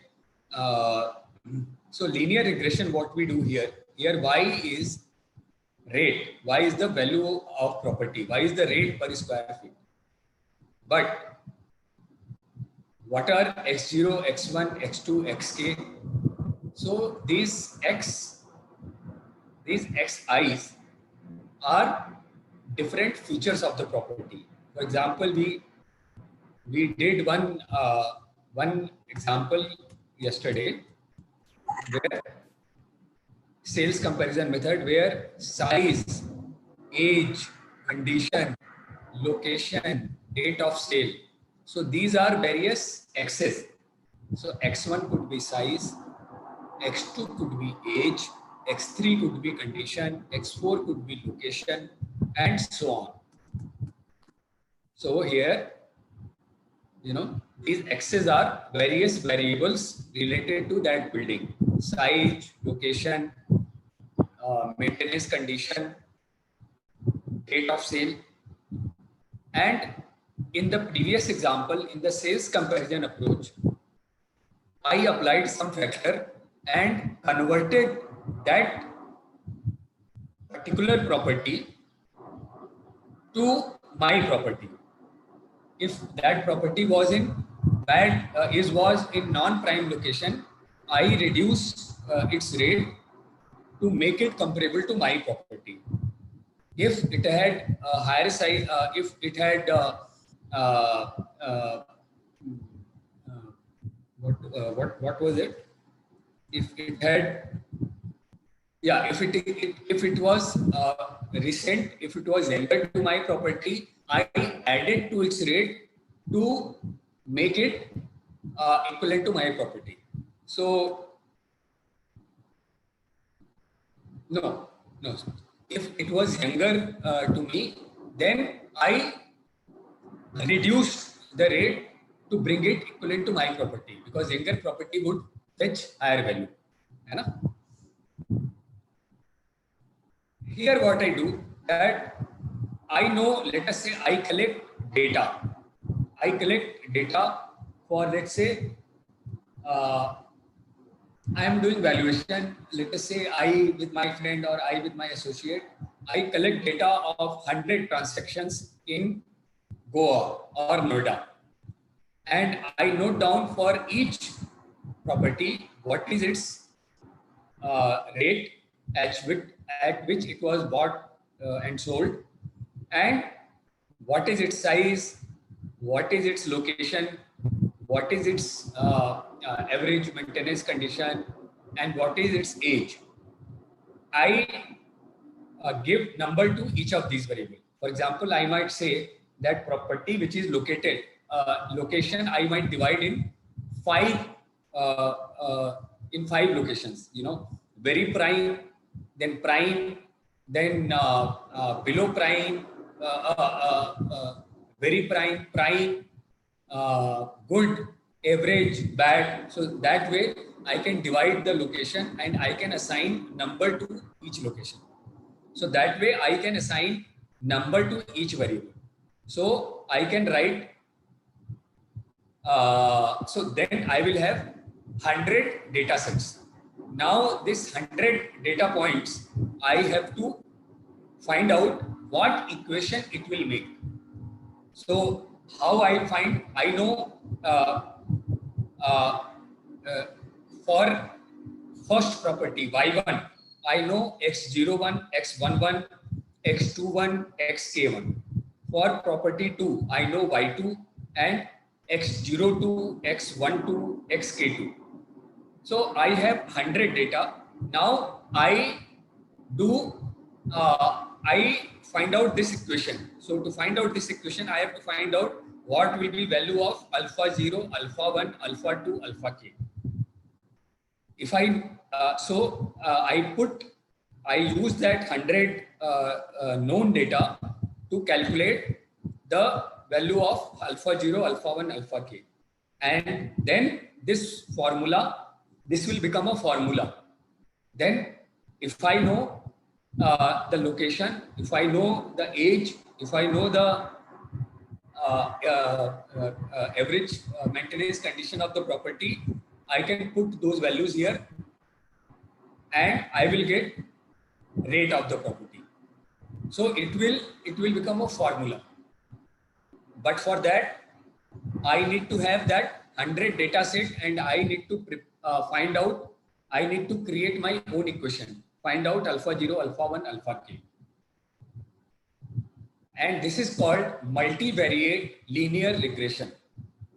In mathematical terms or in data science, it is called multivariate linear regression. And when they talk about, once you become valuer and you attend seminar and all, so many people will tell, now artificial intelligence is being used, this, that, robot, ye, wo. So almost you can be sure 90% of the people use these terms because it is fashionable.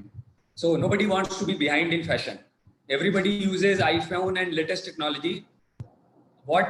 How much percentage of the feature of latest technology they use, but they have to use latest features. Otherwise, they don't want to be considered behind.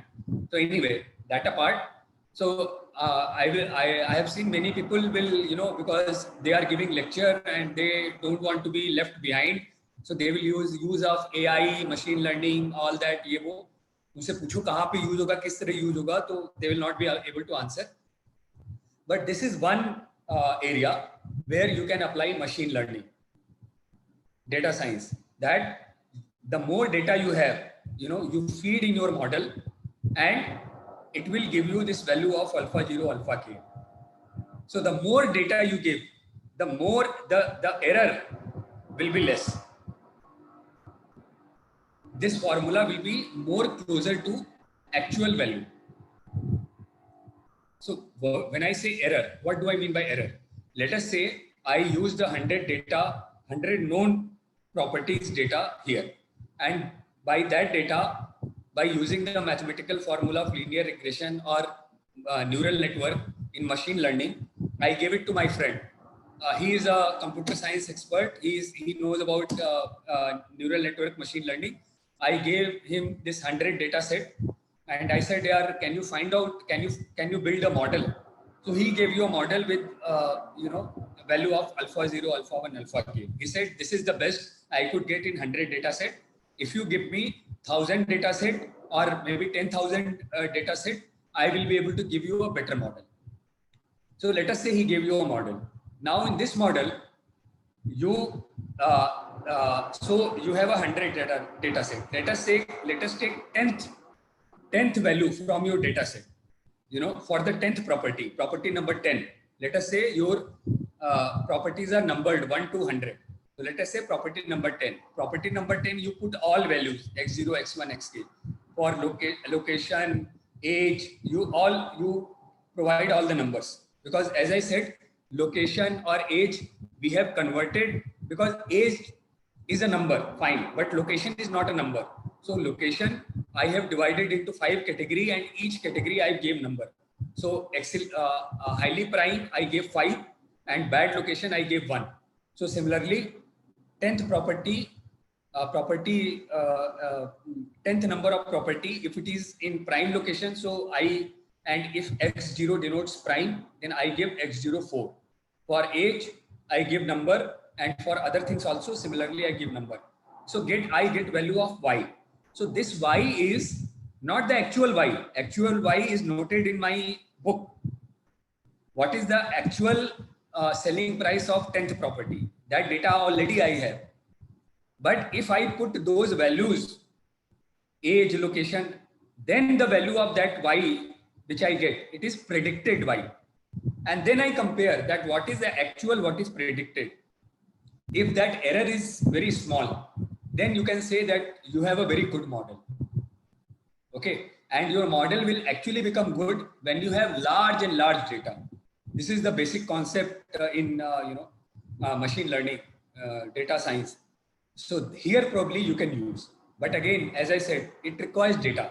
The more data you have, the more accurate result you will have. And once you have this formula, then you will have to just inspect the property, get the basic values, and you put this value here. Not even 5 minutes. In half a minute, you will know what is the rate, and you will give your valuation. So you can do more and more valuation. You can increase your volume, and you can grow your business. So this method, hedonic pricing, or it is called hedonic pricing method, is nothing but multivariate linear regression method. Let me write it for you, some of you. So it is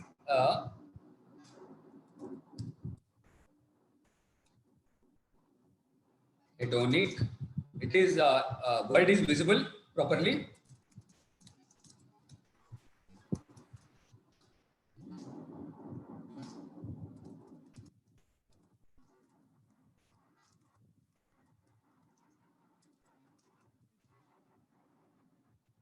Okay. Any question related to this?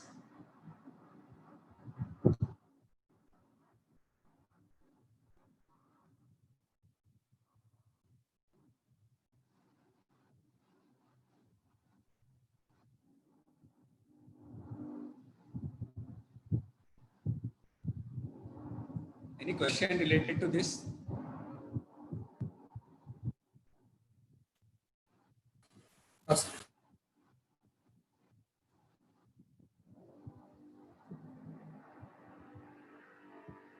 So some of you might, most of you might have studied it in your engineering days, or so this is nothing but, as I said again and again, I'm saying this is multivariate linear regression. And nowadays, so many models are available. So you can do this in Excel also, but not so easy in Excel when there is number of variable is large. If you incorporate more and more variable, because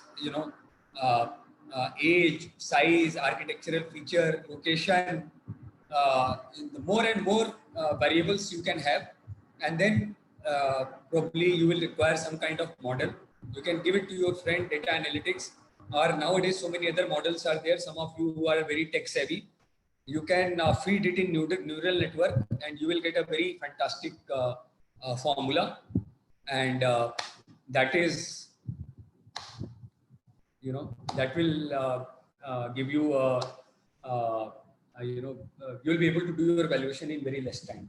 Some of you who are so inclined, to do data analysis and all, if you are, once you clear your exam and if you are interested, you can talk to me, and we can build a model. We can write a paper over it, because I'm not able to do this because I don't have actual data. So और थोड़ा time निकालना पड़ेगा, तो एक model build,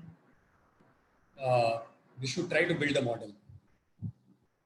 Sir, just a small query. Can we expect a question on this kind of this hedonic pricing method or a large calculation requirement on the exam? So here, basically, I don't think they will ask any numerical question, because it is model. You have to build a model here. So maybe they give you formula, and then they say that what is the value. So there you have to put the right values in the formula and get the result. Mostly you will have MCQ that hedonic pricing method is what it is, a linear regression method. It is a market approach. Okay. So that kind of thing. Okay. Thank you, sir. Okay.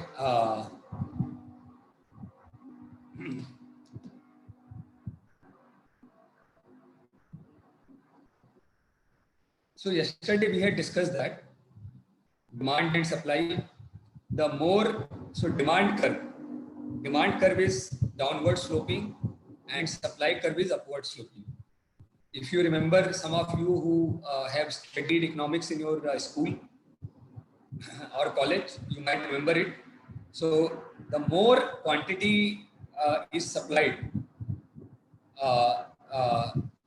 the more demand is there. Sorry. Okay, let me go from supply side. The more is the price, the supplier is willing to supply more. If he gets good price, the more he will supply. If he gets less price, he will think, why to produce? I am getting very less price. But if it is, so that is why we see that if it is a seller's market, or if there is more demand, so prices go up, and so suppliers jump to provide more, because the more they get the price, the more they supply. Buyers, the less is the price, the more they buy. The higher the price, the less they buy. So this is demand curve is downward sloping, supply curve is upward sloping, and this is the equilibrium where fair transaction will happen in the market. Okay, this is very intuitive and very simple. So there is a bell curve, and this bell curve is basically it is another depiction of supply buyer curve and seller curve. So buyer curve is this, that when price is very low, there is certain number of buyers. When there is certain price, there is, so buyer curve is again not uniform. It is a circular curve, and at a certain price you get maximum buyers. Similarly, seller curve is at a certain price you have a maximum sellers. Why? Because if the price is too high, that means it is a luxurious property. Very few sellers sell luxurious property because it is a risky game. At very low price, very few sellers will be willing to sell, because their margin will get reduced. So probably seller, so who will be willing to sell in lesser margin? Who has a high volume. So even though the margin is less, because volume is large, so they will get good profit.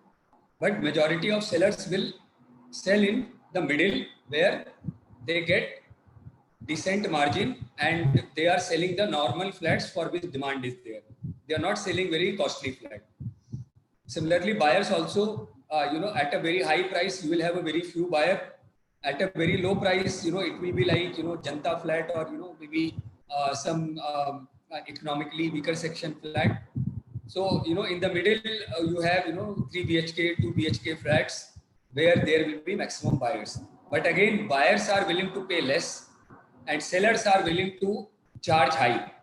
So, where these two intersect, here the transaction is happening in this intersection, which is shaded.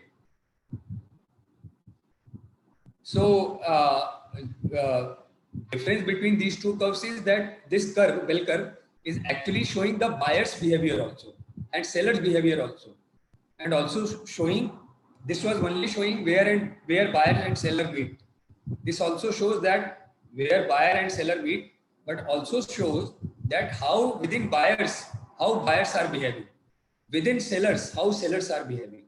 So this is a complete bell curve of buyers, which consists of buyer's curve as well as supplier curve. So till now, everything we have discussed, sales comparison, land valuation, majority of land valuation, hedonic price, this supply demand curve, these are all under market approach. Okay.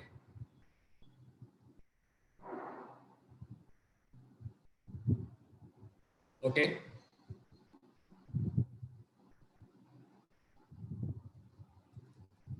Now what we should study?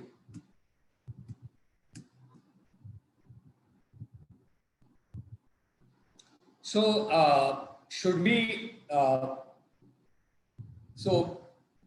should we study income approach or cost approach?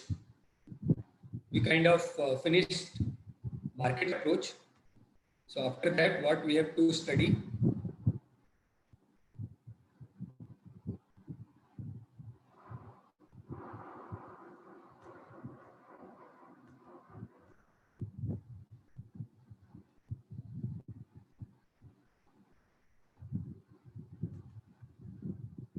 So market approach में हमने सब अच्छा residual technique हमें करना है अभी. So we will cover residual technique. Other things we have covered, isn't it? We covered types of market, buyer market, seller market, stable market, market survey and data collection, sources of sale transaction. So yesterday we discussed all those things, that property aggregator websites, brokers, government record, which government rates which we can get from the revenue department or individual districts websites. No broker will give you in writing anything, so it is again word of mouth. All these things we discussed yesterday. Sale instance, sales comparison method we just discussed yesterday evening, and today also we revised it. Hedonic model we just discussed. Land characteristics and its effect on land values we discussed. Hypothetical plotting scheme we discussed, and residual technique let's discuss. Joint venture development of property is where land is by one entity and it is giving on lease. So let us say I have a land on long-term lease or freehold land, and I have given my land on lease to any builder for let's say I have given 40 years lease to a builder to build something and operate and sell. So builder might build an office complex over my land, and till 40 years he can operate that office complex, and after 40 years we can the lease would end and we might renew it, or it will just expire. So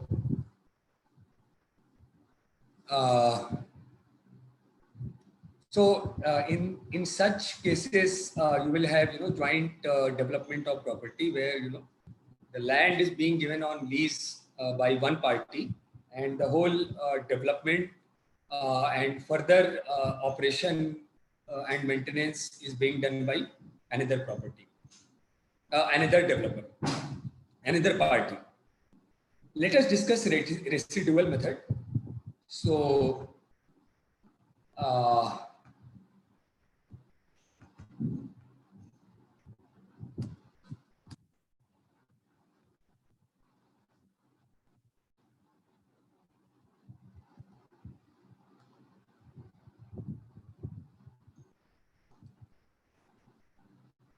so this method indicates the residual amount after deducting all known or anticipated cost to complete the development from the anticipated value of the project when the project is completed. So what this method is saying that the project is not yet complete. It might be empty land or it might be a property which is half complete. Out of 5 towers, only 2 towers are complete. Rest 3 towers are under various heights, are under development. So what is this saying? You anticipate that what will be its value when the project is complete. So when the project is complete, there will be, let us say, 500 flats, and then how many flats a builder will be able to sell in how much time, and what will be the revenue. So that is the anticipated value of the project when completed. Then I have to deduct from this anticipated value all the cost to develop this uncompleted property and to come to make it complete so that it can be sold. So I have to calculate all the cost and deduct it from the anticipated value when it is after it is completed. This is what we discussed yesterday. The residual value may or may not equate to the market value of the development property in its current condition, which is correct. Let us say that you got a IBC assignment where it is for a developer who had 3 towers, and all the 3 towers are 70% complete. So what this statement is telling that in this 70% completion form, the value that you derive, let us say that value is X. And in getting this value X, you did not use residual method. Let us say you got this value X by other methods. Then you apply residual method and you get a value Y. So what this statement is saying that X may not equal to Y, which is all right, because in residual method you are thinking of some future scenarios. You are your method is different. Residual value can be highly sensitive to small changes in the forecast cash flows. So because what does it mean, forecast cash flows? Because development will not be completed in one go. We know that in a real estate project, it requires some time, 2 years, 3 years, 3.5 years. So it might so happen that to complete the remaining 30%, I might require next 6 months or 1 year. So yesterday we saw that the value of money at the end of year 1 was 1,000, and at the beginning of year was 930, depending on what is your discount rate. So that is one example of a change in cash flow from cost side. Now coming to revenue side, once the property gets completed, so let us say the work it was 70% complete, and then for past 1.5 years there was no work happening at site and no sale happened. And earlier when the work got stopped, 40% sale had happened. So total 500 flats, 200 flats were sold during the construction stage itself. and then the work stopped. And when the work stopped, 70% completion was achieved. Now the work restarted. So again, they are advertising that dream home, you will get minimum this percentage return, and with good picture of a couple and their smiling child, all that thing. So there is a fresh advertising, and then they have started attracting some sales. So let us say by the property is completed in next 1 year, they are able to do 20% more sales. So now they have sold total 300 flats, but still 200 flats are remaining. So maybe they take another 2 years to sell the remaining 200 flats. So all this revenue is not coming immediately after the property is completed. This revenue is coming in stages, and it is coming in future. So you have to convert it into present value terms, the way we saw yesterday. So that, and we saw that how the present value is very sensitive to the discount rate or capitalization rate. So that is why you just can't take any rate. You should have, do proper data analysis to do this. Of course, it is a theoretical statement. I mean, you will try your best to get the value, but as I was discussing yesterday, for discount rate, again, it is a very difficult task to choose discount rate, unless until you yourself have a lot of data based on which you can have, your own assessment of, right kind of risk premium over risk-free rate, and hence right kind of discount rate or capitalization rate. You will have to take some industry average.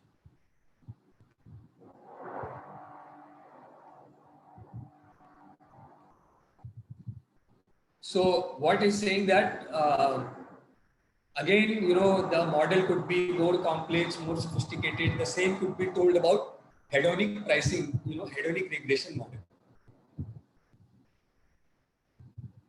So what do we consider here?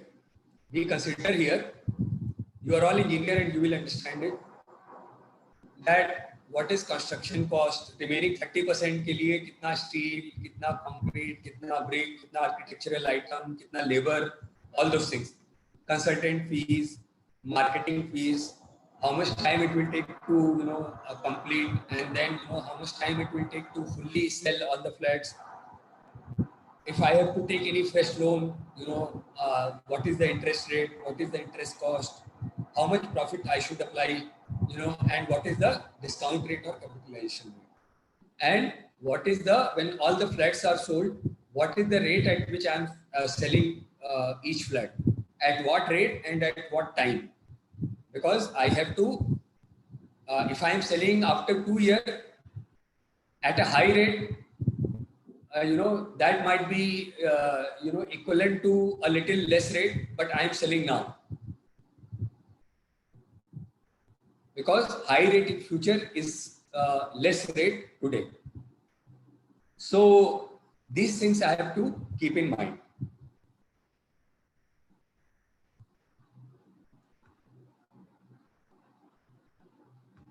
You want to see any example of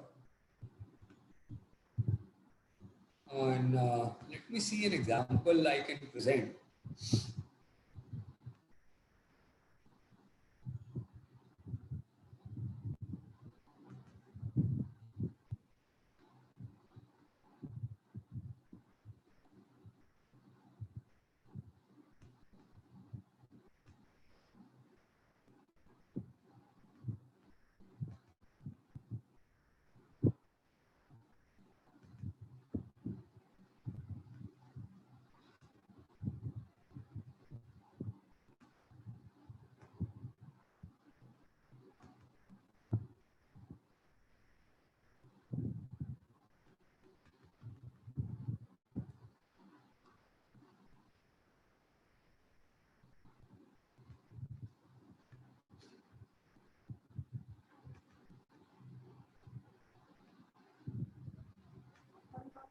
sir आपकी आवाज नहीं आ रही।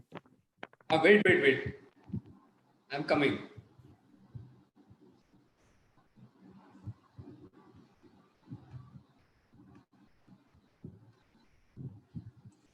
Actually, yesterday, due to whole day speaking, I got sore throat. So after class, I took lot of 2-3 cups of hot sip. काढ़ा बोलते हैं इसको.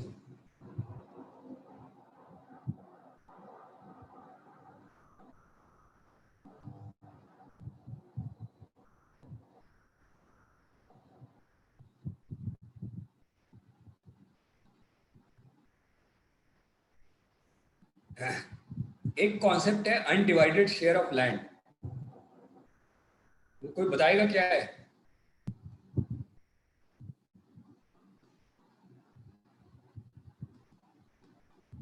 I am taking an example where it is a joint ownership where the land is one single unit, not divided into further parts. Okay. Anybody else?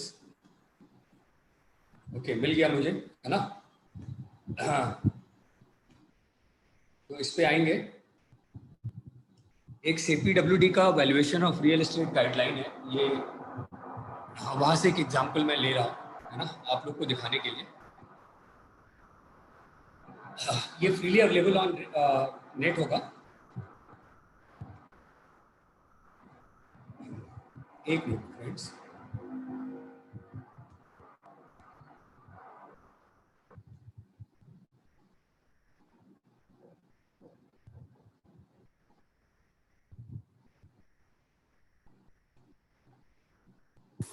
In case of society या कोई residential complex के time पे तो the land is basically divided between all the flat owners.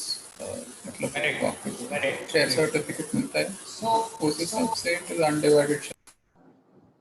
Yeah. So basically, let us say I am living in a builder floor, or I am living in an apartment. It is a single tower, and there are, let us say, 10 floors. One flat on each floor. Okay. All are so let us say हम कल का example उठाते हैं ना. सो कल हमारा क्या था? प्लॉट एरिया 7,000 स्क्वायर मीटर था. FAR was 3, ground coverage 40%. So let us say we build. So let us say we build a 7-story apartment G+6. we है ना, instead of 7.5 है ना, 7-story apartment with each floor length area as what was it? 400 square meter. Okay.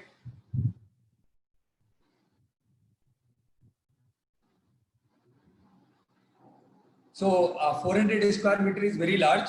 So we built a 7-story apartment with each floor having 2 flats with plinth area with total plinth area of each floor as 400 square meter. 400 square meter is equal to around 4,100-200 square feet, which is equivalent to उसमें 3 BHK plus 1 study room के 2 बड़े flat निकल जाएंगे. क्यों mister Satyam? So Yes, we have total 7 into 2 is equal to 14 flats in this apartment. Clear? Total land area is equal to 3000 square meter. ये land area किसी एक का तो है नहीं, ये तो सारों का है नहीं, 1000 स्क्वायर मीटर है ना। तो ये जो लैंड है, टोटल लैंड, ये तो पूरे अपार्टमेंट कॉम्प्लेक्स का है ना। ये तो सारे 14 फ्लैट्स शेयर करेंगे इसको। तो undivided share of land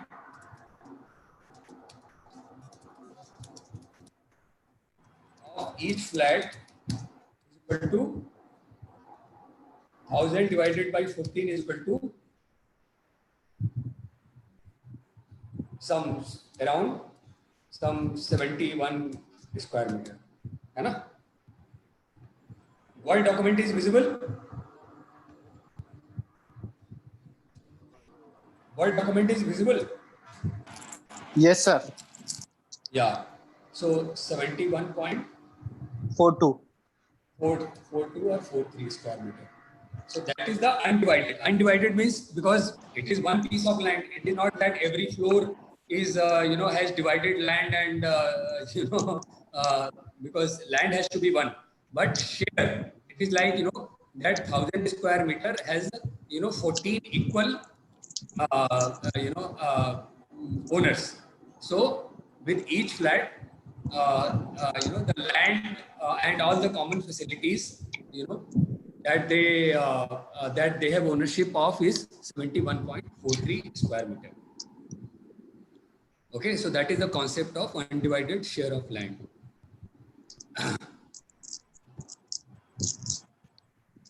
Now let me take you to one example. One example. PDF is visible now.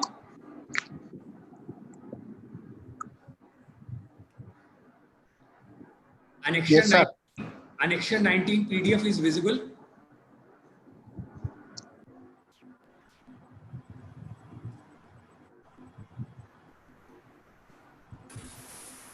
No, sir, not yet.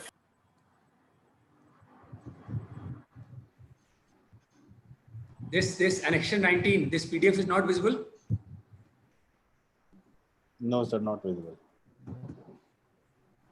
Now visible. Okay. So this is an example. This is a very elaborate example of a development method, residual method.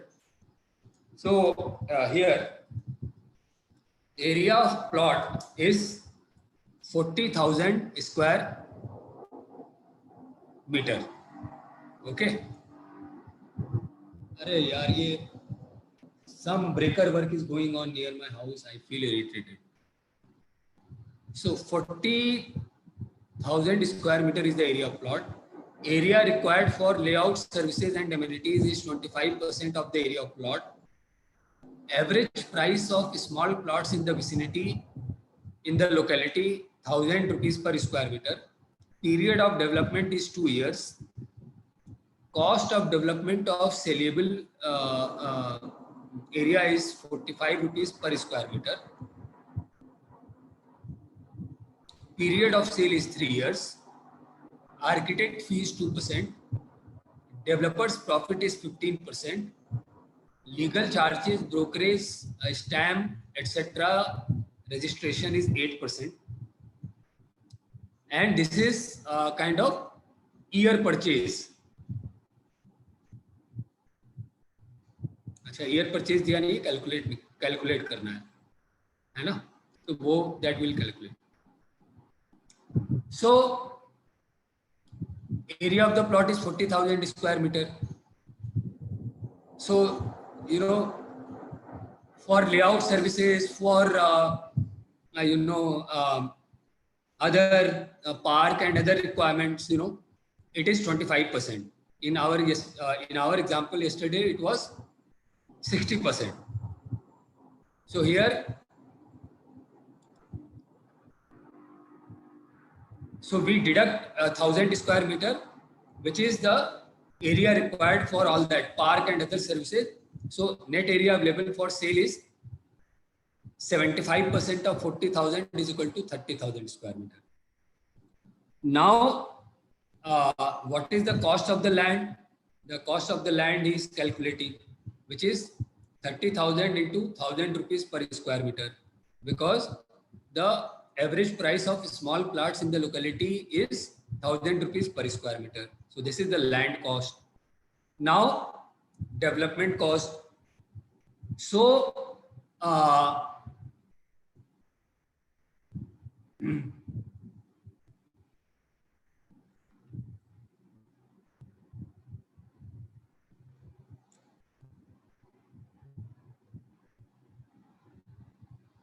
Differ ए क्या है?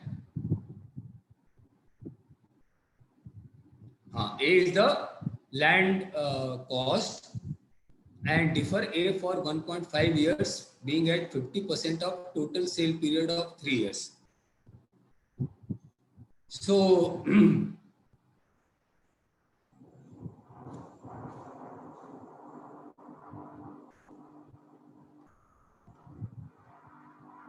एक minute यार, एक minute.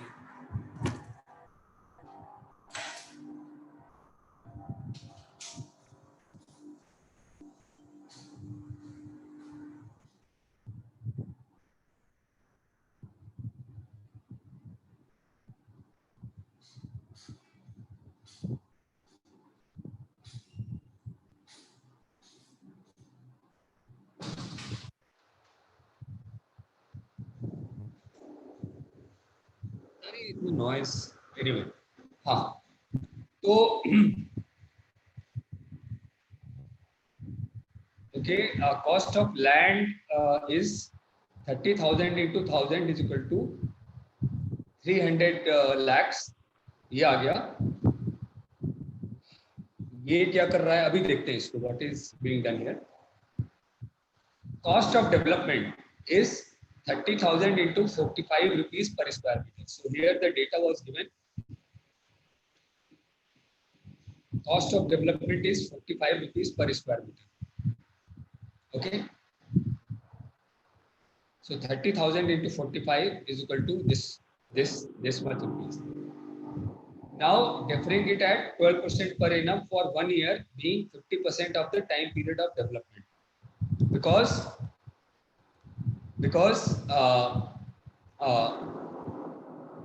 development will be 2 years, period of development is 2 years.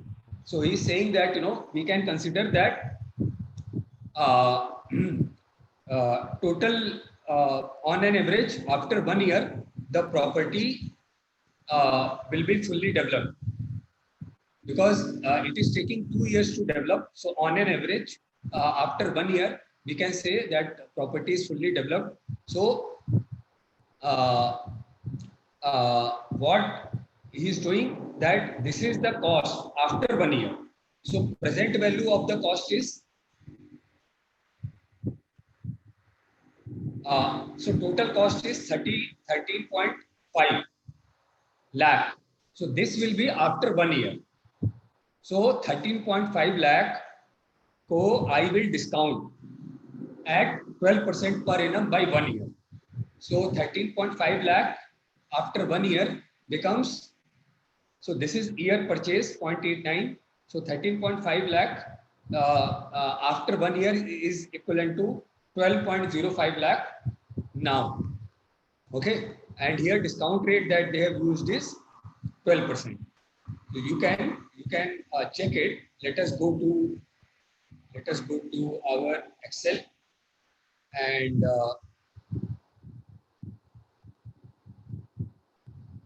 Excel is visible.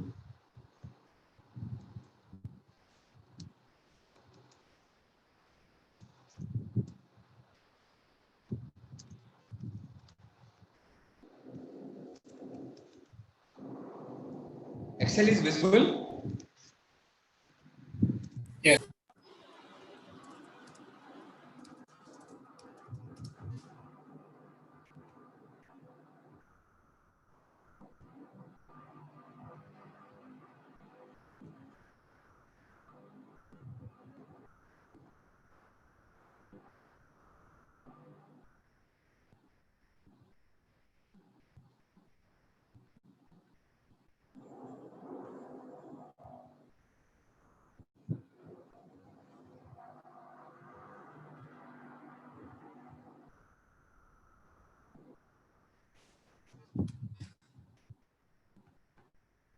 So 13.5 lakh after 1 year.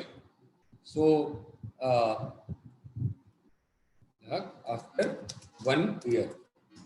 So present value and the discount rate. So this is development cost. Discount rate,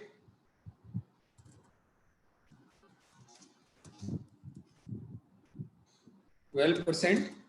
So present value of development cost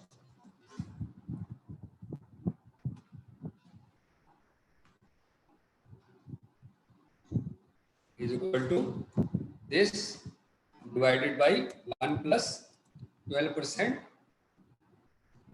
to the power 1 is equal to 12.05. 13.5 lakh after 1 year, discount rate is 12%. So what we did, 13.5 divided by 1 plus 12% to the power 1, so 12.05 lakh. And this is what we are getting here.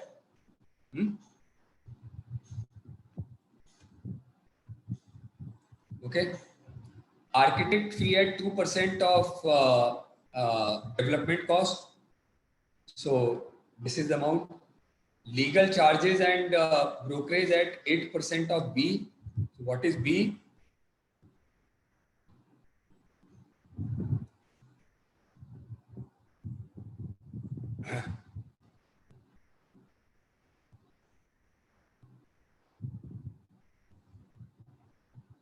Okay.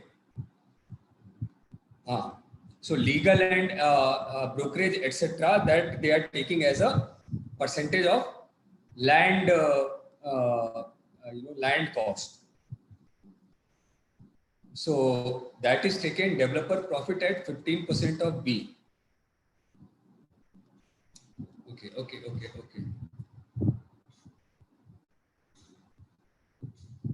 So let me explain. So here, what they are doing, they are not building the whole property. I mean the whole building and apartment. What they are doing the plotting. So they have a 40,000 square meter of the plot. It is like a barren land. There might be a lot of shrubs. There might be a lot of grass and vegetation. So they have to leave 25% area and 75% area they can sell. So the revenue that they can, the rate at which they can sell is 1,000 rupees per square meter. So total amount that is available for sale is 75% of 40,000 square meter, that is 30,000 square meter, and they will sell at 1,000 rupees per square meter. So this is the total revenue, 300 lakhs. But what is given here is period of sale is 3 years. So we can say from 0 to 3 years, sales will happen. So on an average, we can say that after 1.5 years, all the sale is happening after 1.5 years. So here we have to discount 300. Again, we go back. So potential revenue is 300 lakh after 1.5 years. Discount rate is the same.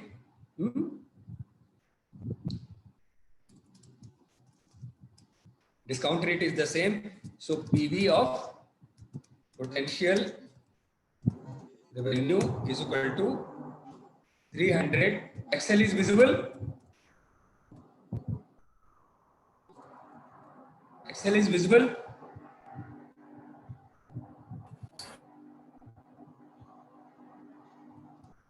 अरे भैया Excel visible है sir? Yes sir. Yes. आप बोल दिया करो यार, कोई भी, इसमें क्या मतलब.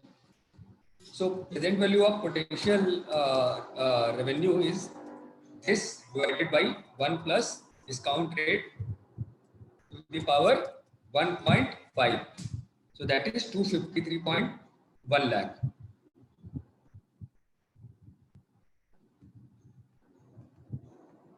That is 253.5 आ रहा है. 253.1 आना चाहिए. इन्होंने कुछ कैलकुलेशन में हमारे डिफरेंस होगा.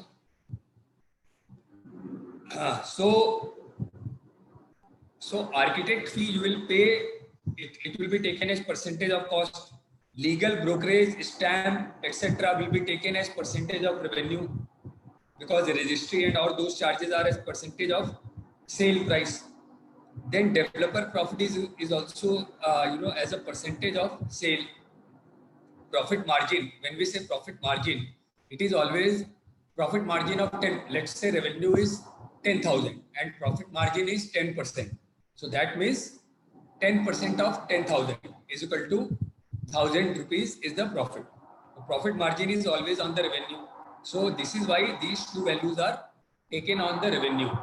And architect, engineer, contractor cost, all these are as a percentage of development cost. Okay. So here it is a small development that like labeling, grading, creating boundary wall and things like that. Nothing more than that. They are selling the plot. So these are all the deductions: cost of development, architect fee, registration charges, developer profit. So total deduction is 70 if you add 70.6 lakh.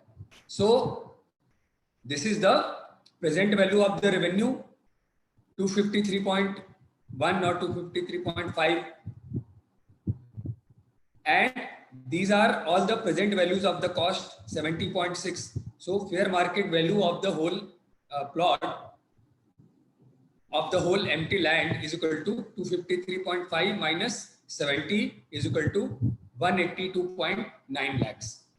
So this is how you do the valuation of an empty land by development method. It can be other than empty land, it can be already built up property which is 70% complete or 60% complete, or it could be empty land which has a development potential, or it could be empty land, not fully empty land.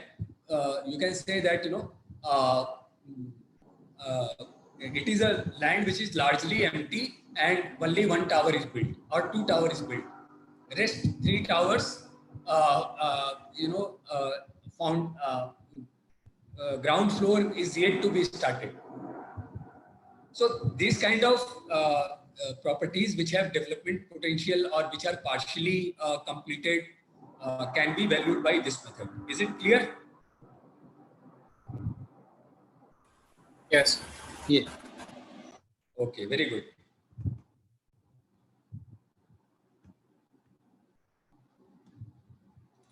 So we have covered everything, friends, as far as market method is concerned. तो अब क्या करें?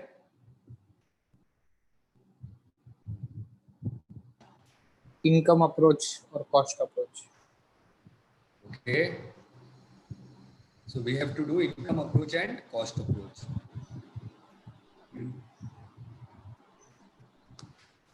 So first, what we should do? Income approach.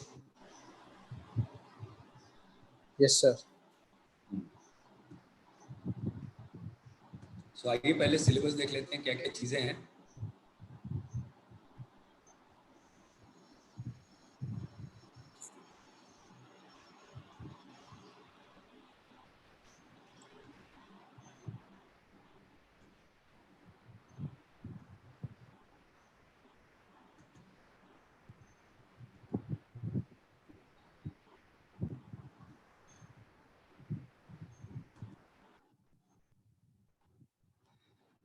Income approach. Relation between income and value.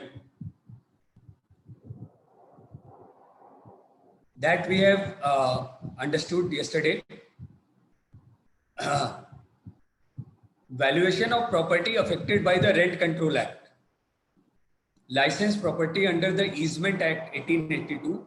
Leasehold properties under the Transfer of Property Act. Okay.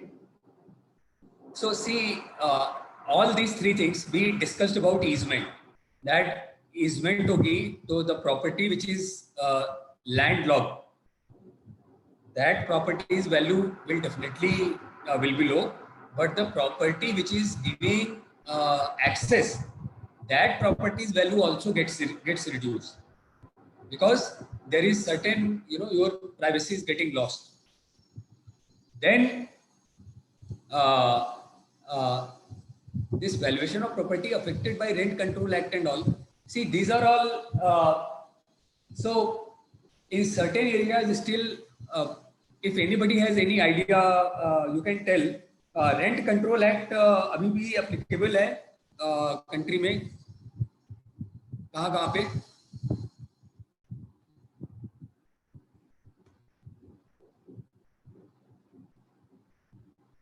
Applicable है sir, at least Maharashtra में तो applicable है, गोवा में भी है.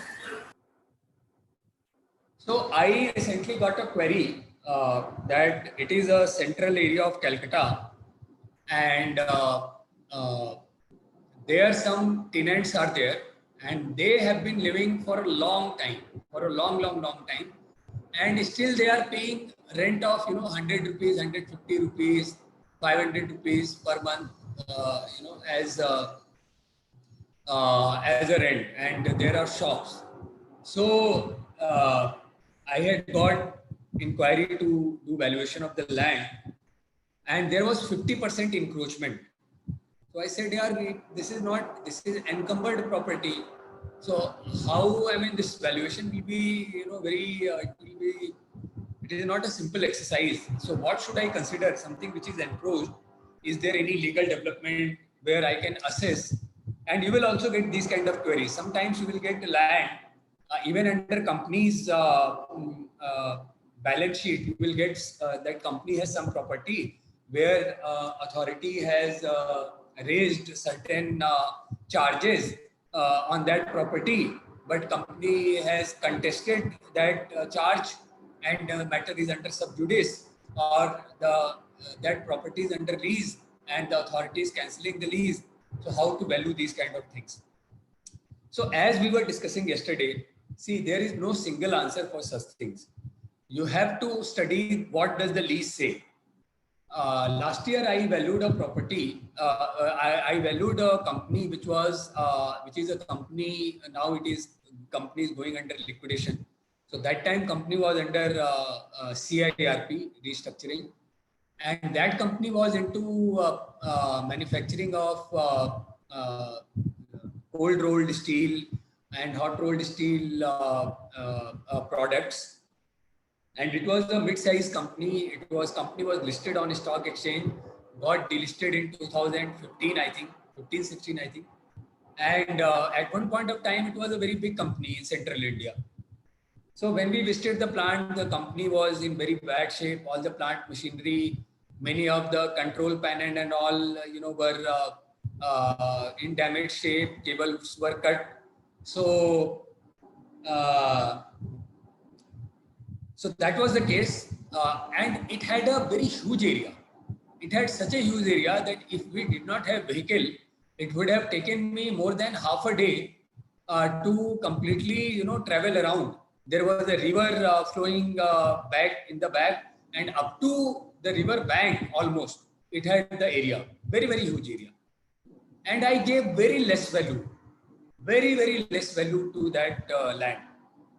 And I had a fellow valuer, we discussed. That valuer was also not very experienced. He was also a young person, recently joined the valuation profession.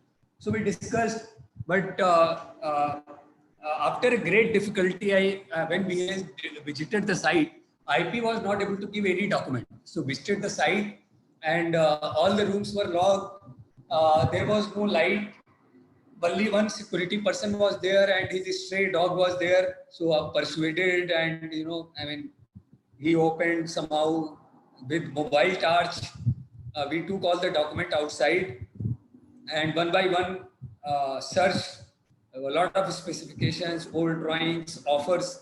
So somehow got hold of a photocopy of old lease document.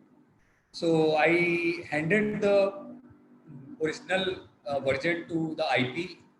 I went to Bhopal and handed it over to him, and got a copy for myself, and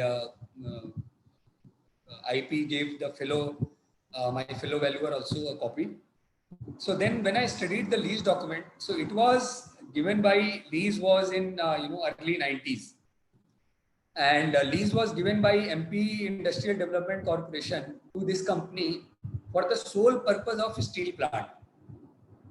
No other activity could be done. So what is the use of that land? Now steel sector is also not in such condition that companies are looking for a very high expansion. So already not much capacity utilization was there. So keeping all those factors in mind, we thought that this is, and already the area that was captured, that area was enough for any company to come and refurbish the machinery and restart the plant. So any fresh use of the land was not there. So that is why I valued it at a very less price.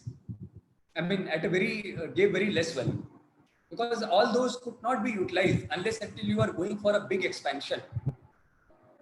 So you understand, each leasehold property, there is no single answer for how to value leasehold property by any method, whether by market method or any method. So you have to read the condition of the lease.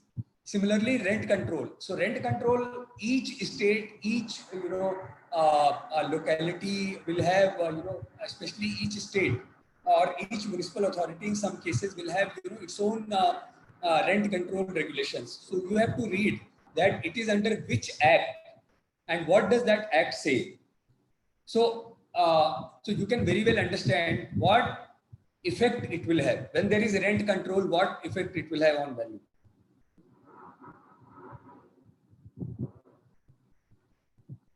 What effect it will have?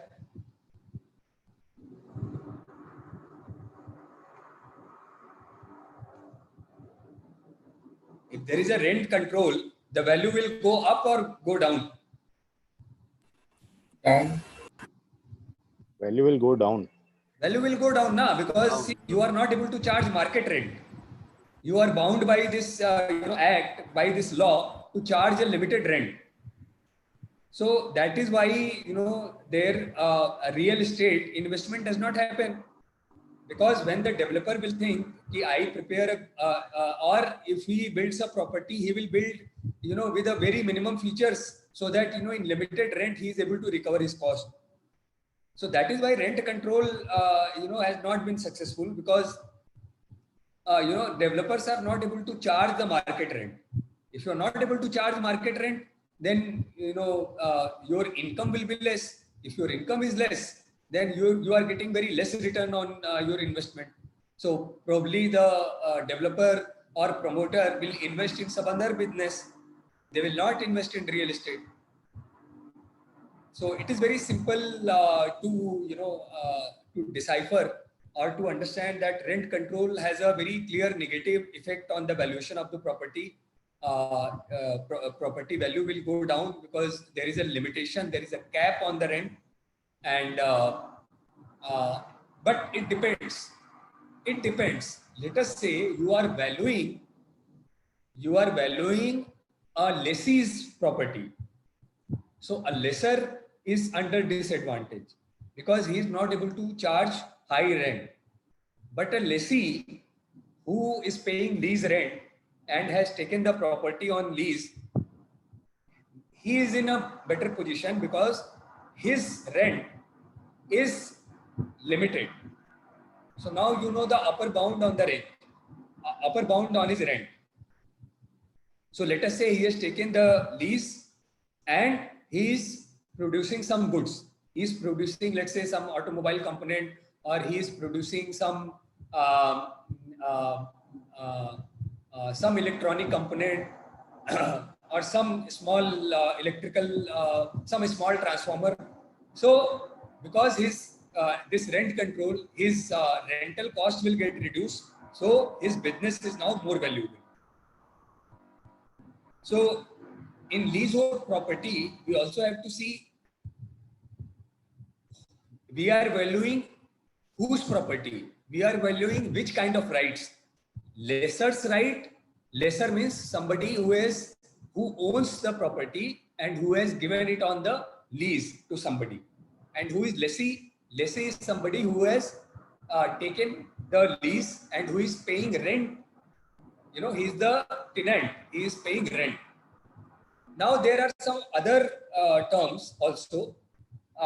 So as I was telling yesterday, that let us say I have a freehold property. I gave it on lease to Vishwesh, and Vishwesh gave it gave it on sublease to Chandan. So the rent that I am charging to Vishwesh is called head rent. The lease rent or lease charges that I am charging, that Vishwesh is paying to me, is called head rent. And Vishwesh is further charging Chandan another rate. So the difference between what Vishwesh pays me and what he charges from Chandan, that difference is his profit. So that is called profit rent. So if Vishwesh is paying me 100 and charging Chandan 150, so 50 is the profit rent to Vishwesh. And if this lease is applicable for 10 years, let us say my lease to Vishwesh is for 10 years and Vishwesh sublease to Chandan is also for 10 years. So what I will do, this 50 rupees, and let us say this 50 rupees is constant for all 10 years. So what I will do, I will go to Excel and I will do this, that for year 1 to 10, this value will change. This value will become 50, 50, 50, 50, 50. And then I will say what is cap rate, what is applicable cap rate, whatever, 6.5, 7% or whatever. And I will get the present value, and that is the valuation of lease of Vishwesh.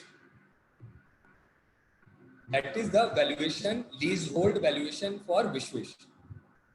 For my valuation, if Vishwesh is paying me 100, so I will put 100, 100, 100, 100, 100, whatever is my cap rate, 7.25%, let us say, then I get present value, and that will be my valuation. Valuation for the freehold lesser. Okay. So there are certain terms. I found this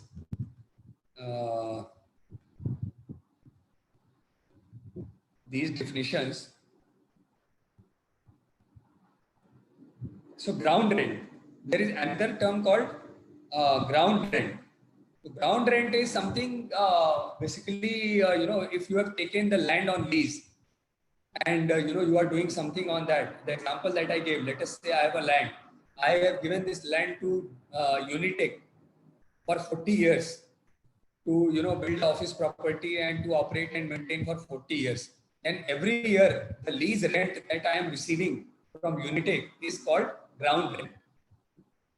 Ground rent for land lease. Okay, what else? Derivation of yield rate from market derived data.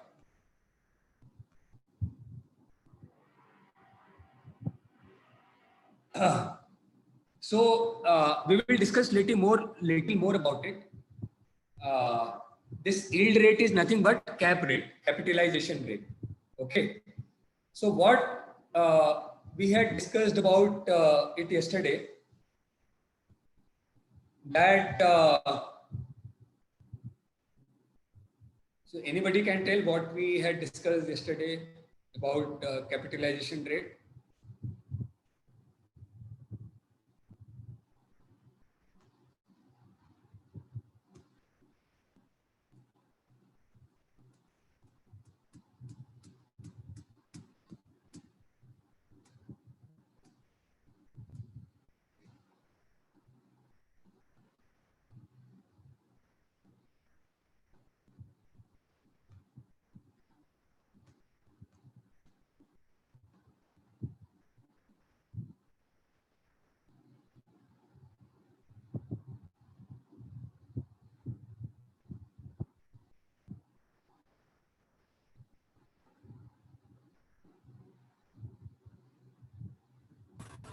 Is it the sum of the risk-free rate of interest plus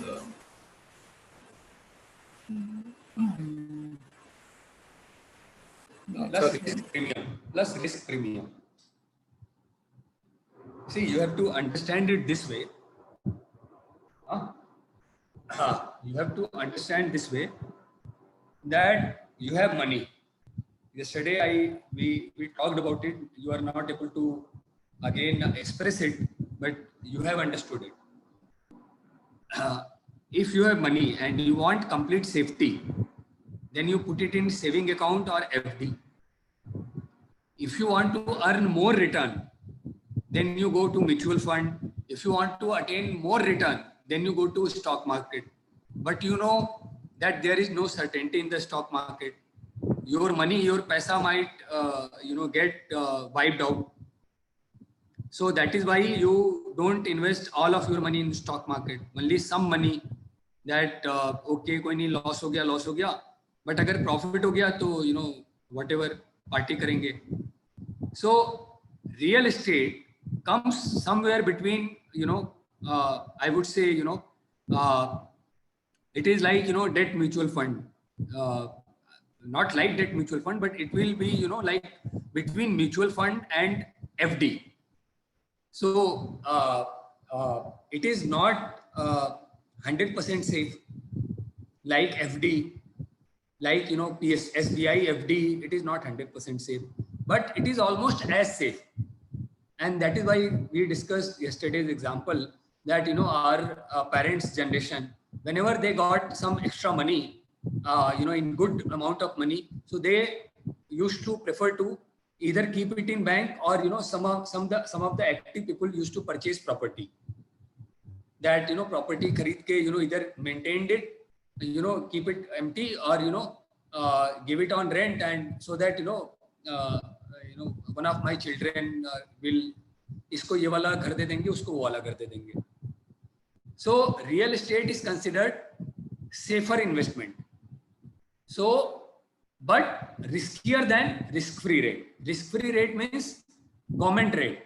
Government rate means the technical term is that 10-year government bond issued by RBI. But we call it risk-free rate, and to easier to understand it easily, we can call fixed deposit rate of SBI or any other government bank. So risk-free rate plus some premium. Why this premium? Because it is somewhat riskier than FD. So if I am taking some risk, I need some reward. Risk and reward go together. In share market, I might get very high return, but then I might get my, there is a risk of my money getting wiped out. So because there is greater risk, I require higher return. So what is this risk premium? Real estate risk premium. This is around 1.5 to 3%. So you find out what is the risk-free rate, because this government yield, it does not remain the same. So you have to go, you go to RBI website. There is a company called Financial Benchmark India Limited, FBIL. So you have to go to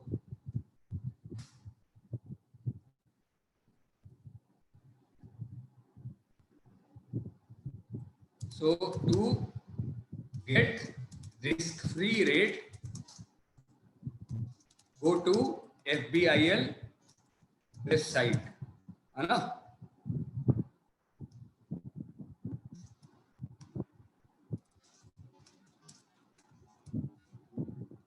Okay, RBI also takes data from FBIL, because this data is not constant, it is varying. So what is your date of valuation? You have to see that on that day or nearest to that day, what is the risk-free rate. So let us say risk-free rate RF is equal to 6.5%.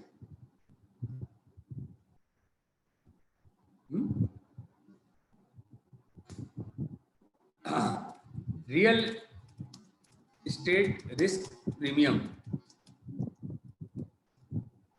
is equal to, let us say, 2%. So what would be capitalization rate? What will be the capitalization rate? What is the answer?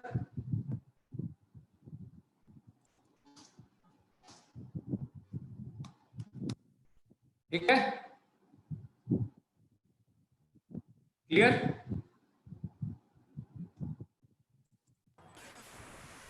The slide is not Sir, visible. screen पे सिर्फ PDF visible है. अरे यार तो बोलना चाहिए ना.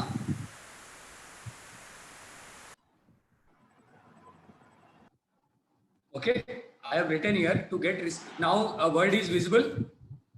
Yes, sir. Yes. To get risk-free rate, go to FBI website or RBI website. Risk-free rate is 6.5%. Real estate risk premium is 2%. So capitalization rate or discount rate, or you can also call it yield rate, is equal to 6.5 plus risk premium is equal to 8.5%. So that will be our discount rate. Okay.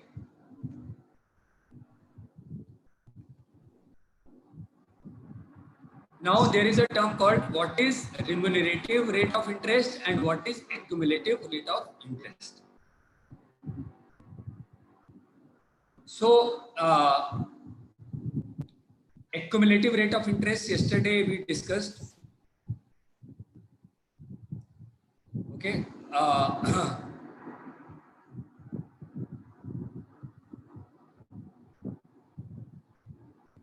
So wait. So yesterday we discussed that rate of redemption of capital. Rate of redemption of capital and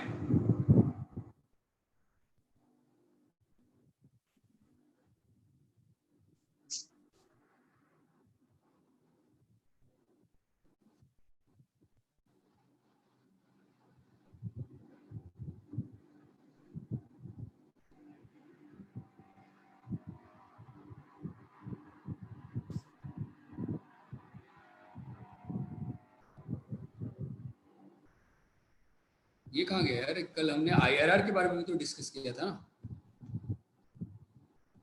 हाँ, ये this is given in Excel. Okay. So IR, what is IRR? Internal rate of return. IRR is that discount rate At which NPV is 0. So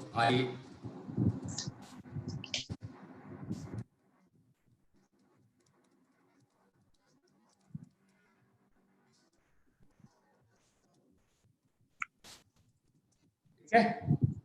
So yesterday we also saw. So this capitalization rate is also called remunerative interest. What is the remunerative? Okay, and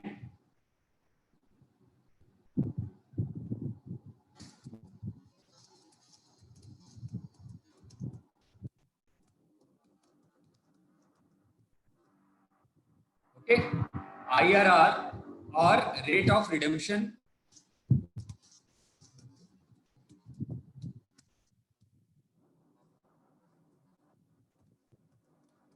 capital. See, these are the different terms are not important. When you come to actual practice, you know how to calculate all that. The actual term that you will use that is now fashionable is capitalization rate, or discount rate. So that is the term that you will use.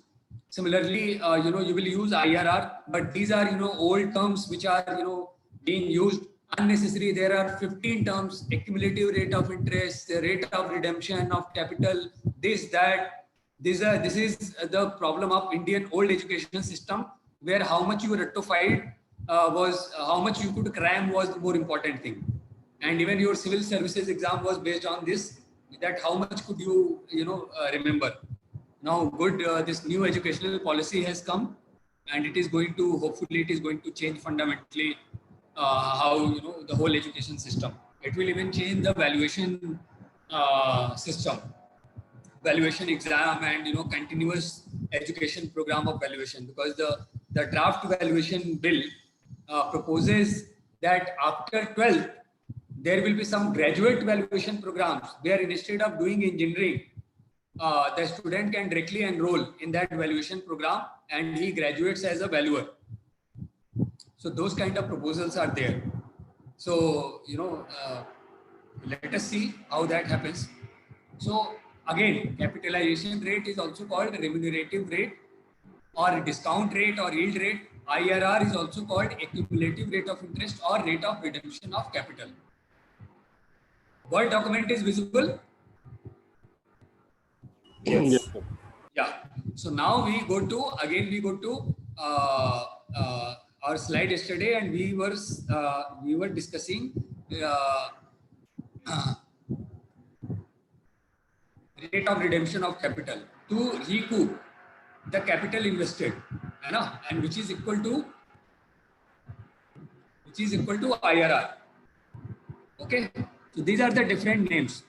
Again, if we remember yesterday, what is annuity?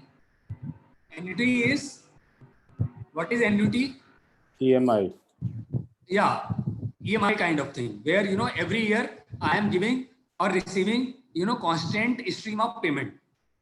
So EMI अगर mind में बैठ गया तो annuity कभी भूलोगे नहीं, है ना, इसीलिए I gave that example. Similarly, sinking fund क्या है? Sinking fund, we discuss example. Can somebody tell what is sinking fund?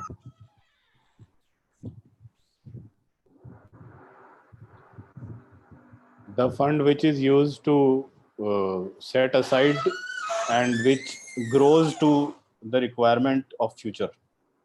Correct. So this is what we discussed yesterday, that I know I am using an asset. Let us say I am using a costly what to say, a very costly car printer. generator. Yeah, generator, DG, or I have an office. I am using a very costly color printer, and its life is 10 years. So I have a separate fund where every year I put aside some money, so that after 10 years I get enough money to buy a new color printer. So right now, today, in my office, a new color printer got installed. It is a whatever HP printer, very good quality. Its life is 10 years.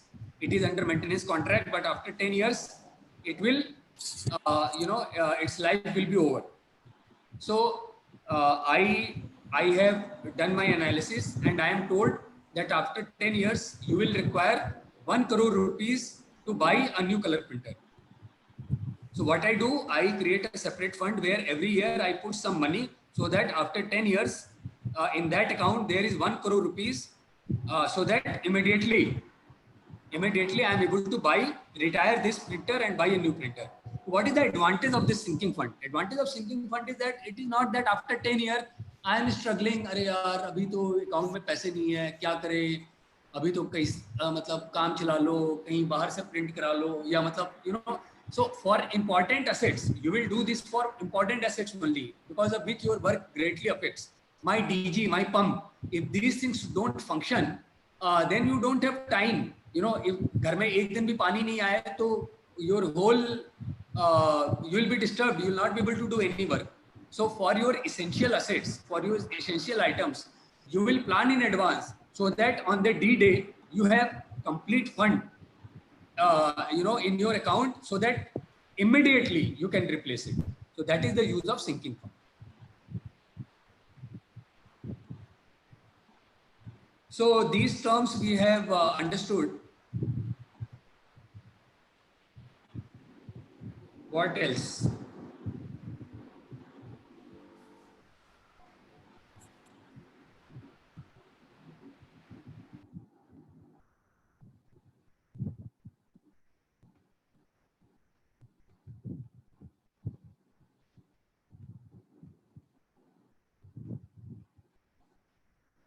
Okay, what else? Types of rent.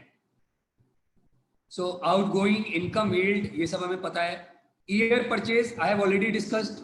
What is year purchase?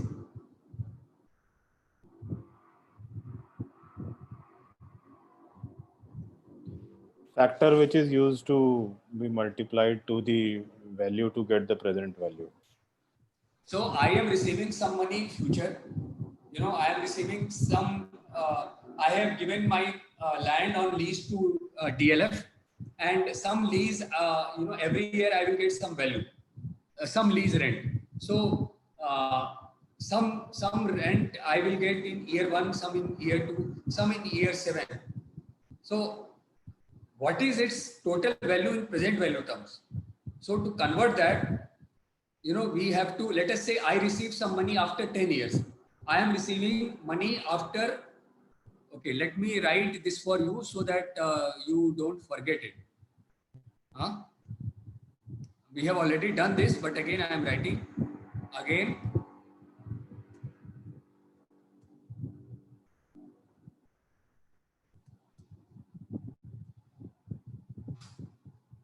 I receive rupees 1 lakh after 5 years. My discount rate is 10%. What is the present value of my future receipt? So present value is equal to 1 lakh divided by 1 plus 10% to the power 5. Okay, so that is, I'll tell you. So that is one method. So what we do, I go to Excel. Excel, and what I do,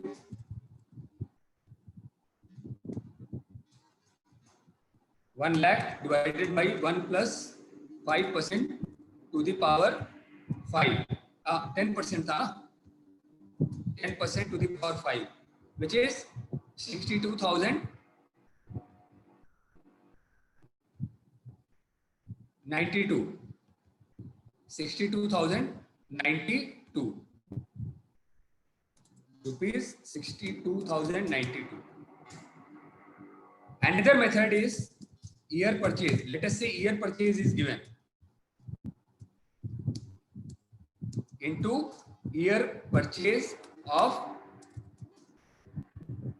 rupee 1 at 10% for 5 years. So what will be that YP? That YP is, so year purchase is value of rupee 1, present value of rupee 1, year purchase, let me write here, year purchase at 10% and 5 years is equal to, yesterday we created a table also, 1 plus 10% to the power 5. So this multiplicative factor is directly, I get it from here. Okay, 0.62092. So I go here,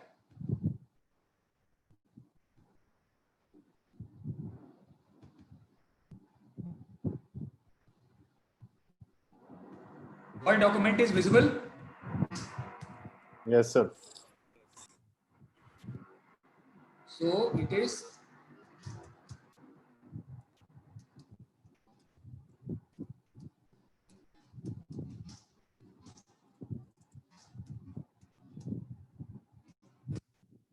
year purchase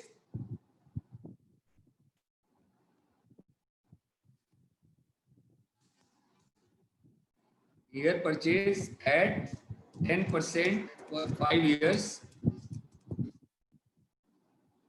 is equal to 1 by 1 plus 10% to the power 5, and its value is 0.62092. Yesterday, if you remember, we did this. We created this table. Okay.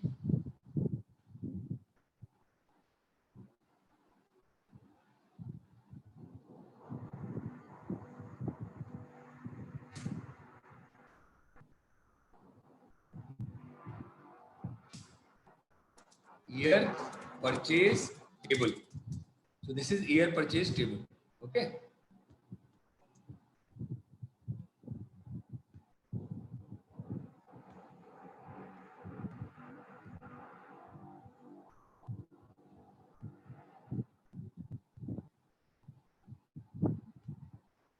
Okay. So let me get back to slide. No, get back to syllabus. What is determination of market rent and standard rent? So what is standard rent?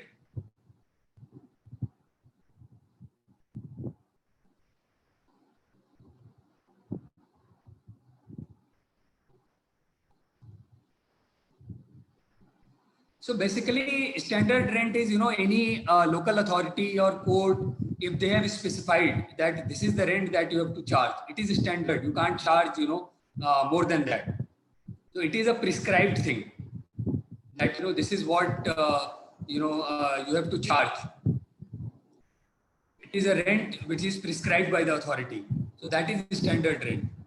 So that will come under, under whether, it is under Rent Control Act, or whether, authority has, for a particular case, authority has said that, the rent chargeable for this will be this much. For example, I'll tell you, for electricity pricing, there is an electricity regulator. So electricity regulator says that, charge this much. Every year, companies have to, get their tariff approved by the regulator. Similarly, in telecom, TRAI approves the tariff. So, so if it is prescribed by the authority that you have to charge this rent only, then it is standard rent. And market rent is, it is governed by supply and demand. So unless the property is, under Rent Control Act, or, some kind of municipal authority or court has clearly stated that this is the rent that will be chargeable. Unless that is the case. If that is the case, then you will apply standard rate under Rent Control Act and under court fixed rate. So that will be standard rent. Otherwise, you will apply market rent. I valued a property. Now the valuer is giving me, that the market rent is around 1 lakh per month for that kind of property in a central area. He is giving me 7-8-year-old value. It is not even 1 lakh, it is more than 1 lakh, around 1.5 lakh or something. He is giving me some 8-9 years old, rent agreement where that property was given on rent for 15,000 or 20,000 rupees. So I will not, okay, you have given me, I have seen it, but I will not use that for fair valuation. You gave it on under the, in lesser rate, that is fine. But that does not reduce the fundamental value of the property. I value your property as 4 crore because that is the market rate for similar properties everywhere. Now, if you are willing to sell your property for 2 crore, that is your choice. That is your choice. And, definitely if you show that you have sold it for 2 crore, then, you will have to pay a capital gain as per 4 crore only. Because unless you are able to show that you gave 2 crore to any, ISKCON or any temple or, for any real purpose, it will be very difficult for you to show that a market value of a property 4 crore is there and you received only 2 crore. And only in these cases, people come to valuer. So valuer will also what do? If a property's actual value is 4 crore, as a valuer, how can you show it as 2 crore? You are risking your license and, your your credibility there. 4 crore, maybe, you know, considering other factors, you can, you know, 4 crore, you know, might be 4.1 crore or 3.9 crore or whatever. It can vary between 3.5 to 4.5, but 4 crore cannot be 2 crore. No valuer will do this. So similarly, if somebody has given, okay, I mean, I will not see that you have shown me you were charging only 20,000 rupees per month. That is fine. But I will see that what are the similar properties charging. So I will take that market rent for valuation. So that is what is the case.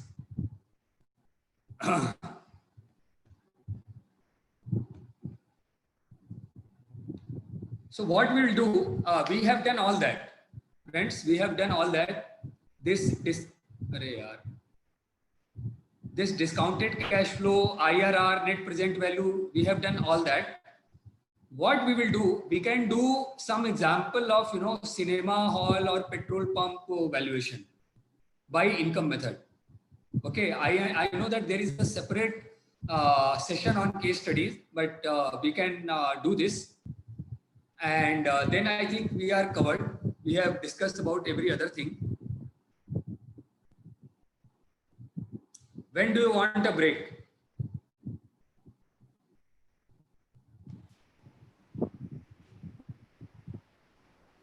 After completed that.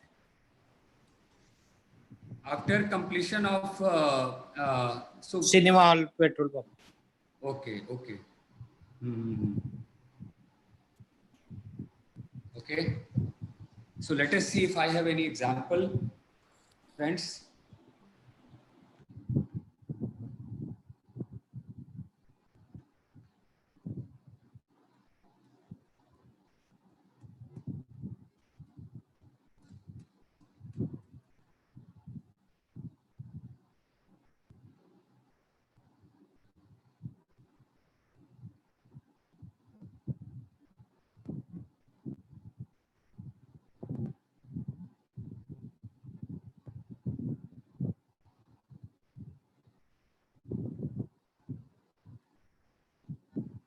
Okay.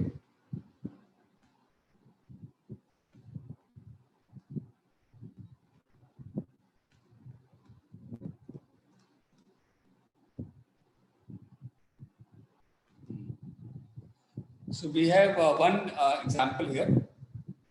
We will do that.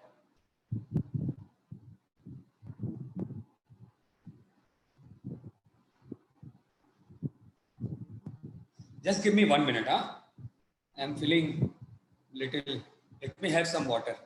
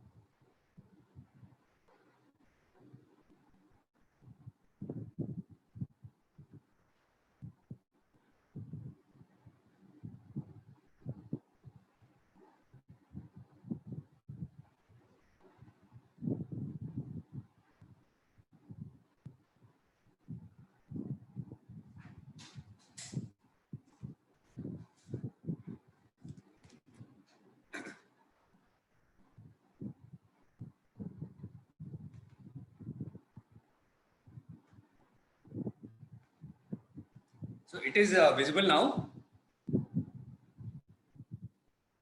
Yes. Annexure 20. Yes, sir. Okay. So there is the cinema hall. So income. So this is by profit method or income method. Okay. So this is income method. So income from sale of tickets, excluding entertainment tax, is 20 lakh. So here the full value is given, but in real life, what you will have to do, you will have to estimate. You will have to estimate that, how many tickets will be sold, and there are 2-3 categories of ticket. So each ticket is of which value and how many tickets will be sold. Then you will get this number. So it requires some kind of forecasting, and to be able to forecast that, for that cinema hall you need their past data to be able to actually project that figure. And also past data is not always, if you get a 5-year-old data, that might not clearly tell what is the story now. Remove corona time. In last 1-2 years, this penetration of Netflix and Amazon Prime and Hotstar has really grown ahead. Before 2 years, Netflix was not that much there. Prime was there with some people, but now it has really grown. Maybe we can say 3 years before it was not so much, but now it is much more. And after corona, when everything becomes normal, it will become even more, because people now have become much more used to online way of things.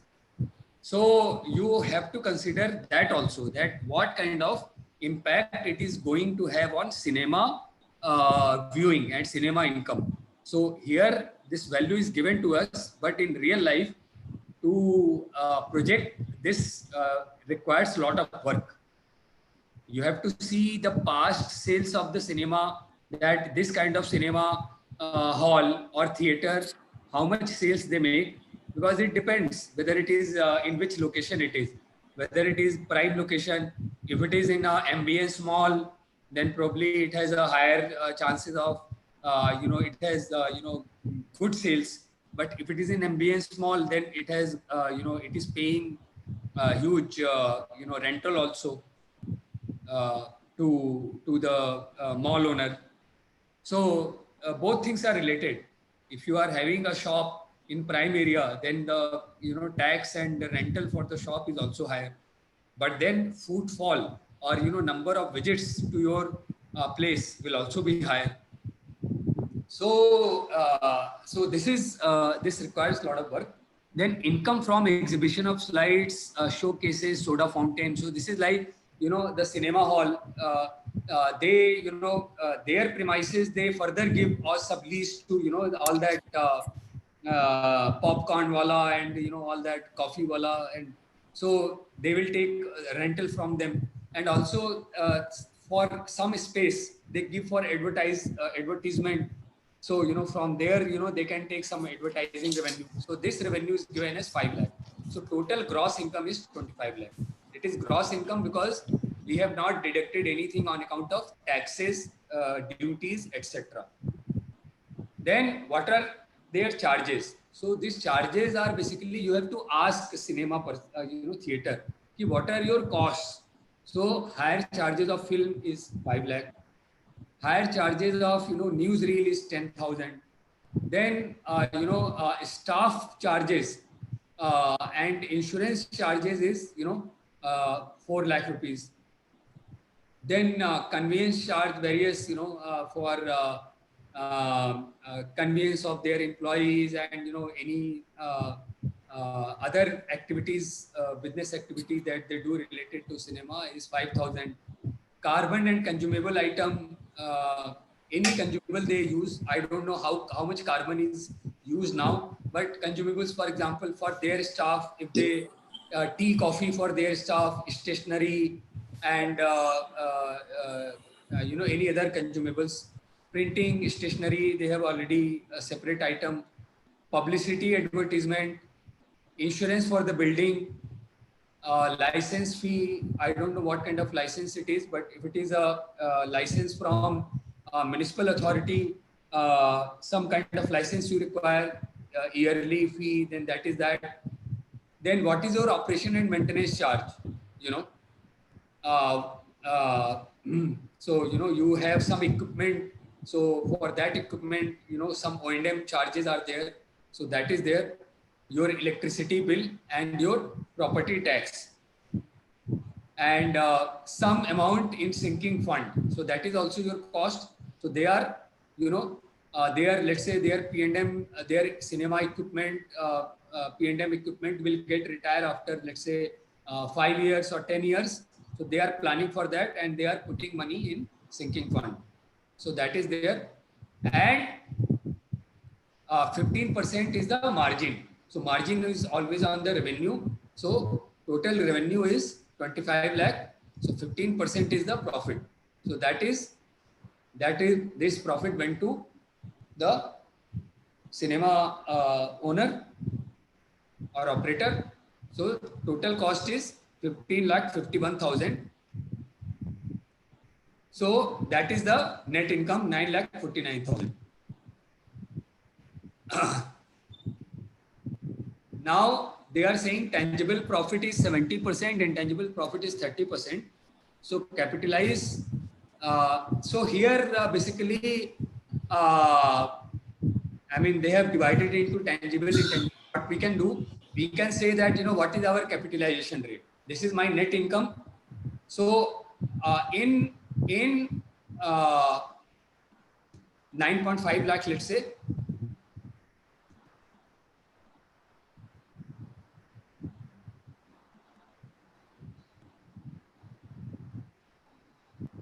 हाँ, so Word document आ गया. So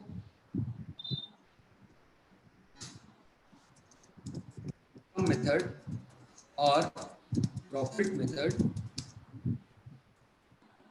value of property is equal to net operating income divided by cap rate. NOI is equal to net operating income and cap rate is equal to capitalization rate. Okay, so here what is NOI? NOI is equal to, let's say, rupees 9.5 lakh. Cap rate is equal to, let us say, 12%.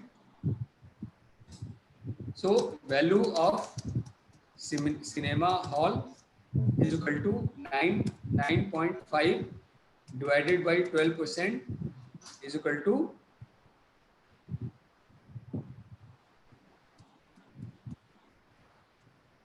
79.17 lakh. That is the value of cinema hall. Okay. So in this formula, what we have done, we have taken that this is the net operating profit constant everywhere. So if you remember, to write a geometric series, infinite geometric series as A plus A into R plus A into R square plus A into R cube up to infinity. So then the value of this is equal to A by 1 minus R, where R is less than 1. If R is greater than 1, then S is equal to infinity. So this is, sorry, S is equal to A by 1 minus R. Okay, so here A is equal to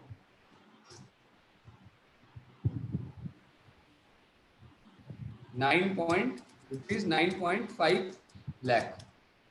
So here what we are saying, here we are creating a table where, let us create a table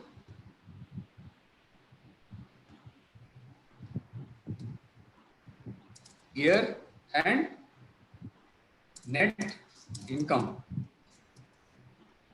So year 1, 2, 3, 4, 5, 6, 7, 8, whatever. Huh? 8. And net income is, net income, let us say, is in rupees lakh.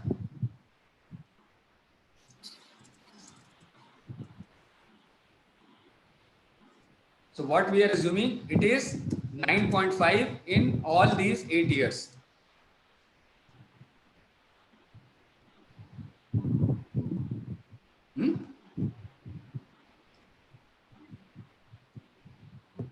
But if that is not the case, then you have to project it. And this is, till infinity. Because cinema hall as a going concern will keep on existing. But if that is not the case, let us say cinema hall is under lease for 15 years or 20 years, then you have to make this table up to 20 years in Excel, the way we had done yesterday, the way we had done here. So here, year 1 to 10, it will, let us say if it is 20-year lease, this will go up to 20. And here you have to write what is the net income. And here you have to write what is the capitalization rate. And then you write formula for NPV. Okay. And then you get this value. Then what is the cost which we had calculated here in cinema, all the cost. So when you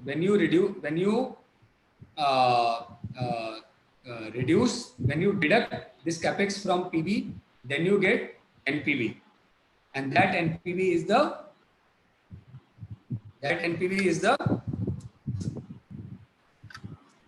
so here, if I take this example, if the cinema halls lease is for 10 years, and this is the net income.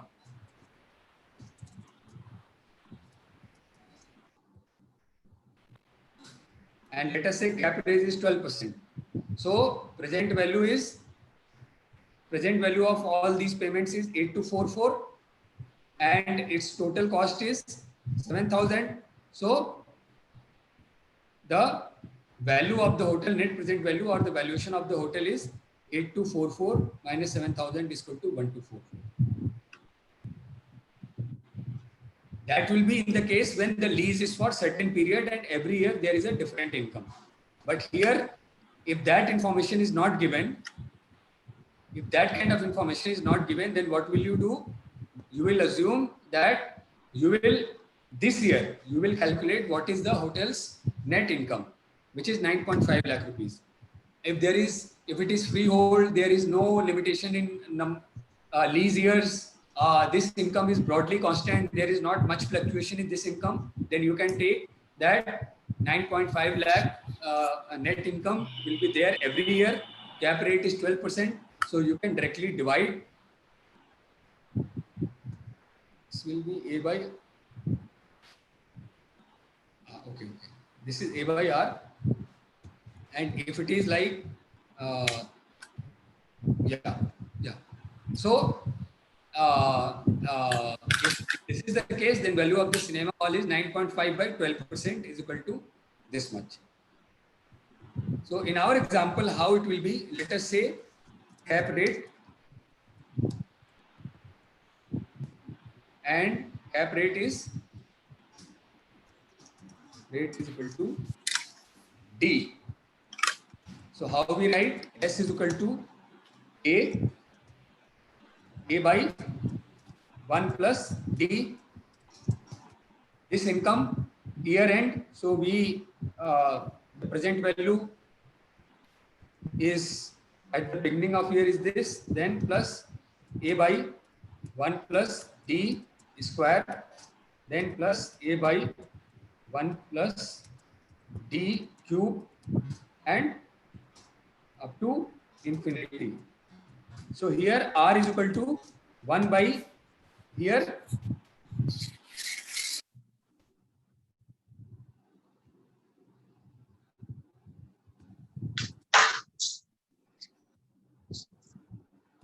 So here, A is equal to rupees,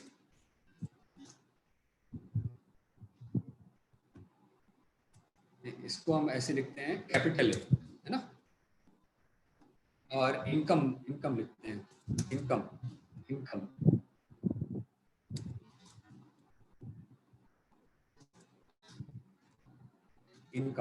So here I is equal to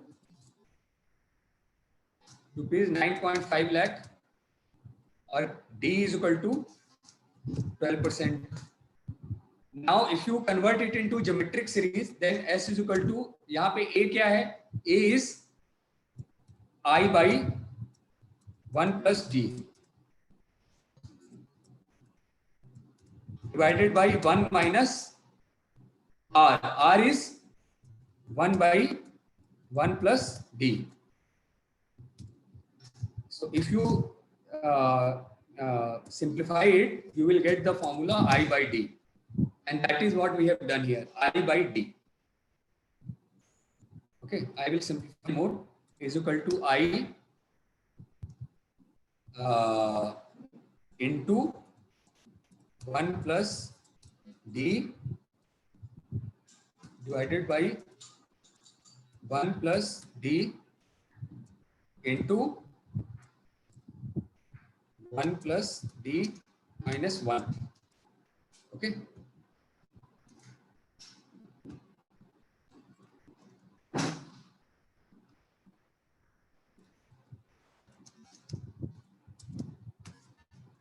So that is what we have done here, I by D.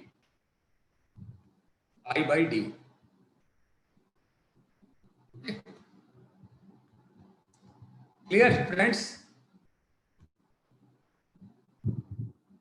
Is it okay? Sir, in this case, we have predicted the future income for 8 years. So can this be also done by using 8 years previous data? So as I said, that previous year's data, you can use.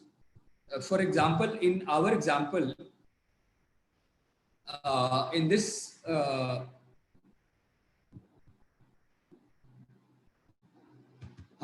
example, they had already given us the income. Cost you will be able to easily calculate, because management will be able to tell you what is my cost, what is electricity bill. If you see their cost, it is you can estimate that this is their electricity consumption pattern, everything. This income is little difficult to estimate. Okay. And every year cost also you have to estimate, but cost, because it is little standard as compared to income. Income is totally variable.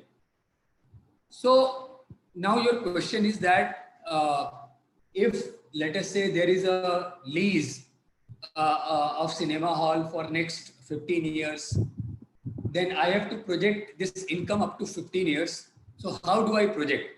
For past 10 years data, if I see, can I, based on that, can I project? Yes, you can project.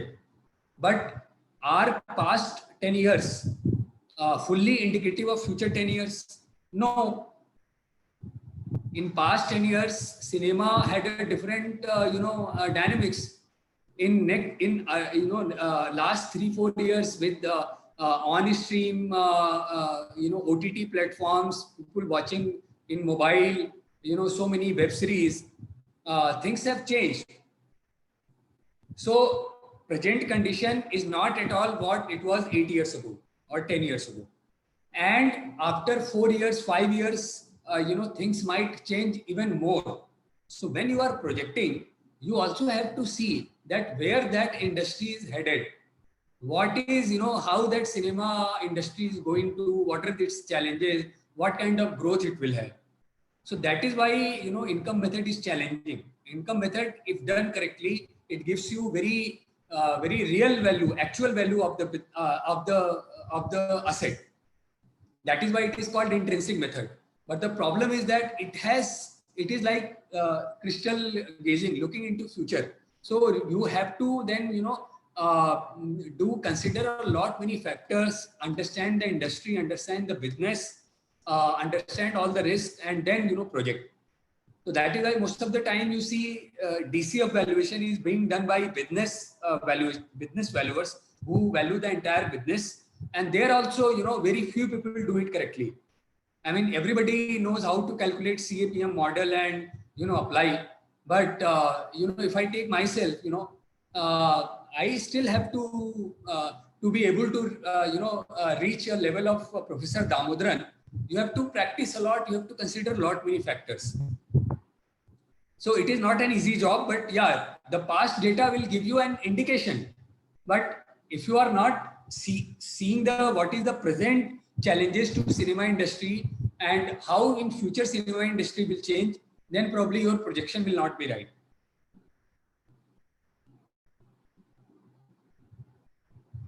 Okay. And in commercial property, we have to see this. But the thing is that, cinema is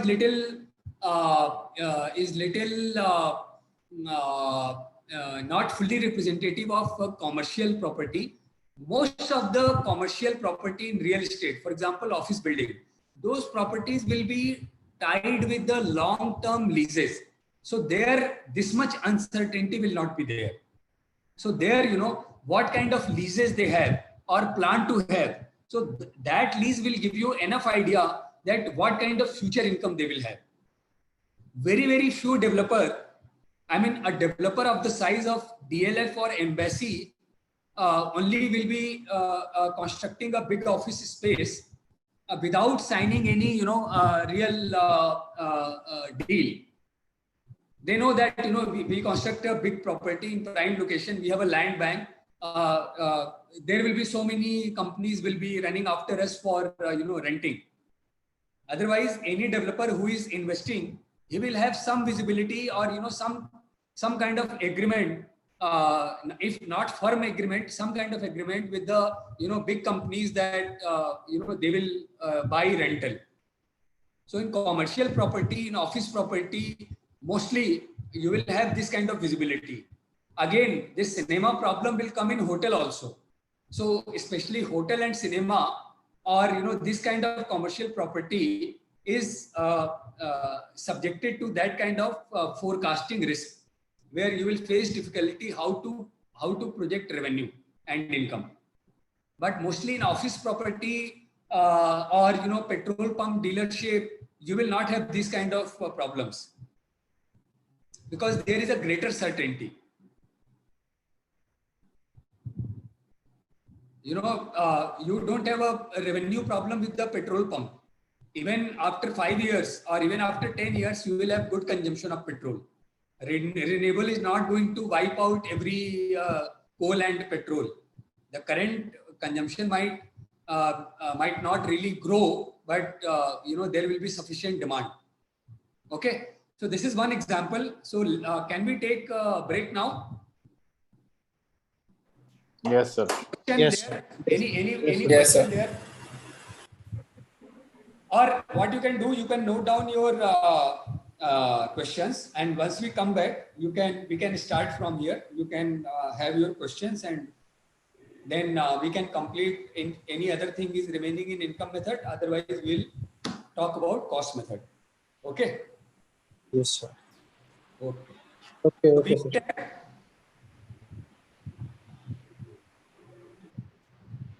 Hello. Yeah. When do we meet? 2:30. 2:30. 2:30. Yeah.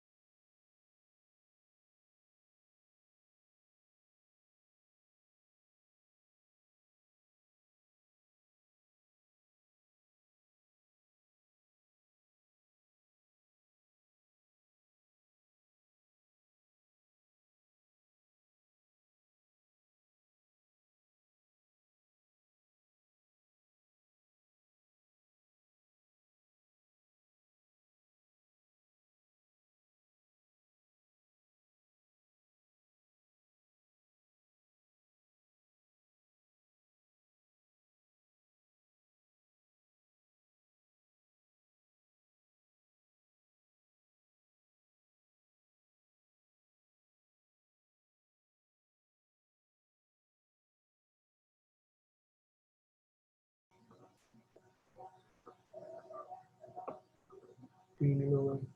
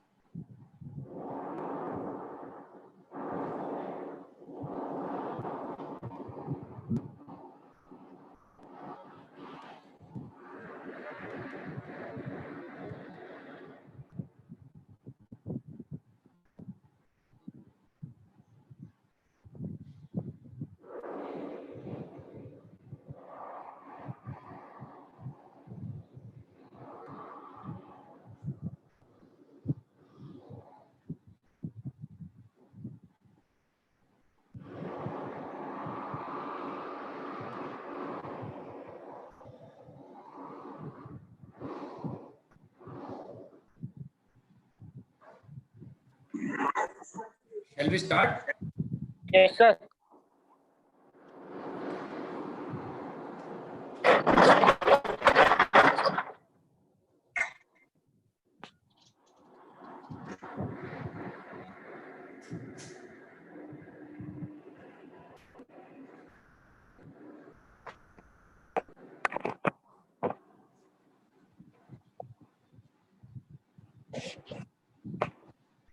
Actually, just adjacent to my house, some construction activities going on, and there's a lot of noise.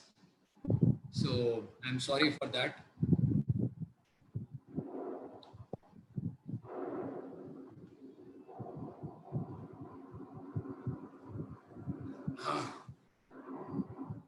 So Mr. Sharma, you can speak.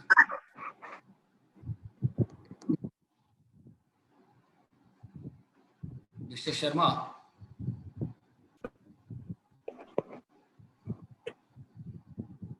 Mr. Sanjeev Sharma, you can unmute and talk.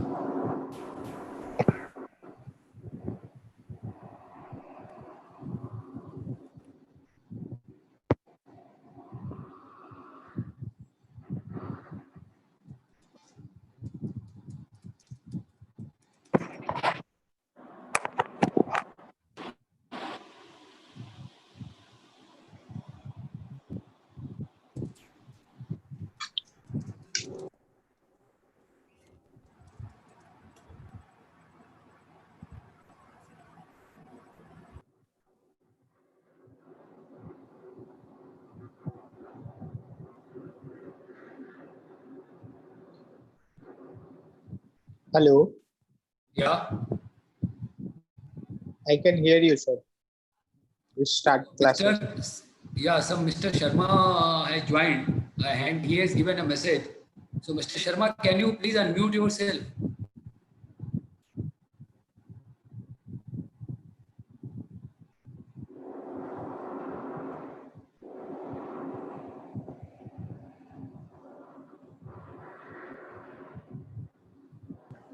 Hello. Yes. Hello. I'm Sanjeev Sharma from Patala, Punjab. Okay. I'm civil engineer, retired from PW Punjab PWD B&R recently on 30th of June this year. Hello. Yes, you are audible. Go ahead. Hello. Yes, you are audible. So you retired as from which department? Punjab PWD B&R, Buildings and Roads, Punjab PWD. Roads. Okay, yeah. Okay. So Mr. Sharma, welcome and good afternoon. Good afternoon, sir. Actually, yesterday also we discussed, and today first of also we are discussing valuation application. Right. In valuation application, we have discussed what is, first of all,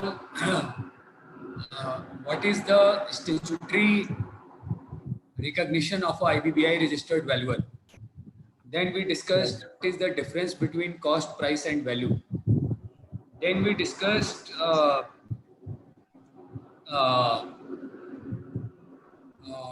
market approach to value or income approach to value. And right, then we also discussed what are different types of value, what is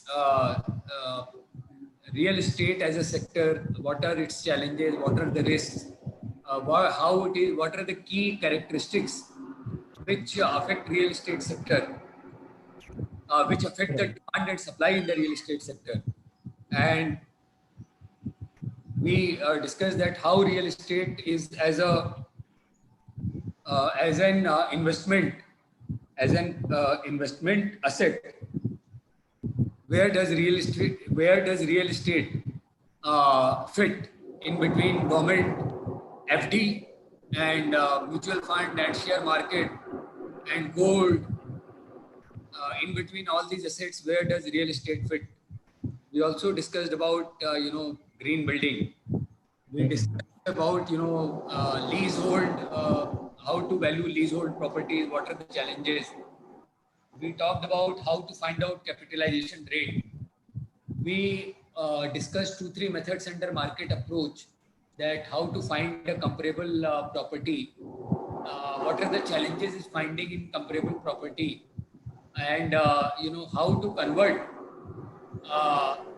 the rate of that property to my property, which I am valuing, because no two properties are same. Real estate asset is a heterogeneous. Real estate is a asset is by definition heterogeneous. So a lot of things we have discussed. So it is difficult to summarize these things in a few minutes or even an hour. So no problem, sir. No problem. Yeah. So basically, material will be shared with you, and you can catch up. You are already an experienced engineer, so Sure. a lot of things you will catch up. So no problem. Carry on, sir. Thank you. Thank you. So friends, we had discussed before breaking for the lunch, we had discussed the valuation of a cinema hall. Okay. Valuation of a cinema hall that we had discussed. And we applied this simple formula: net income divided by rate of capitalization is equal to value. So this is a simple formula, and this is applicable only when we feel that constant income is there, and that is going to be for a very long time, at least 50-60 years. Then you can apply this formula. If it is a limited period lease, like 10 years, 15 years, 20 years, 30 years, then you have to do in Excel and calculate NPV, and that NPV will be the value of the asset.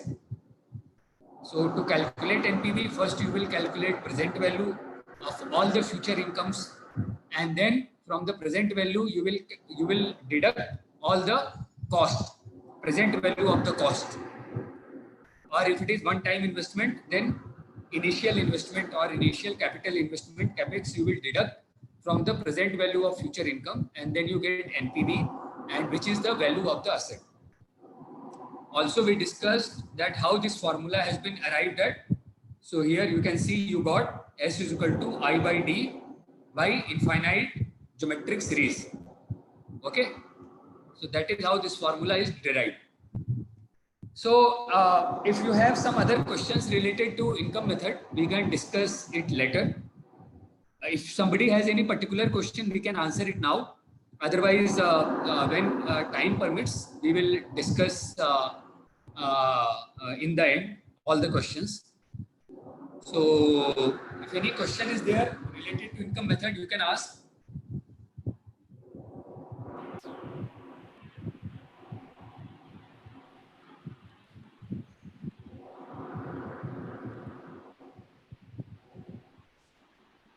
Okay. So now we go to cost approach. Am I clearly audible? Yes. Yes. Okay. I am sorry for the noise. It is not under control. Nearby construction is going on. Big breaker is there, and it is breaking wall and all. So I am sorry for that. So sorry. So yesterday we also discussed different types of value: book value, fair value, liquidation value, written down value, net realizable value. So all these things we had discussed, and we also discussed what is replacement value and reproduction value. So replacement cost is what? Cost approach involves estimating the value of the asset on adjusted replacement cost. Find the first the replacement cost is estimated. So it is basically reproduction cost. So I first calculate reproduction cost, and then I depreciate it to bring it to my condition of my current property. So if my property is 10 years old and I have to value it by cost method, so what I will do, I will find what is the fresh cost or reproduction cost, or what is the fresh cost to produce a similar property. But this property will be brand new, but my property is 10-year-old. Otherwise, this property is the same. It is located in the same location. It is having the same number of floors, same plinth area, all the other facilities. It is having the same. But the only difference is that this property is new and my property is 10 years old. So I have to depreciate my property, this new property, this reproduction cost by 10 years to get the replacement cost of my property. Okay, so first replacement cost here, it should be reproduction cost is estimated assuming it was built today using current construction cost and standard, and then this reproduction cost, they are calling it replacement cost here, is then adjusted for different types of depreciation to arrive at DRC, depreciated replacement cost. So in cost method, you don't do anything. I mean, cost method, what actually you do, you find out DRC, depreciated replacement cost. Depreciated replacement cost is the valuation of my property. Now, what is the problem here in cost method?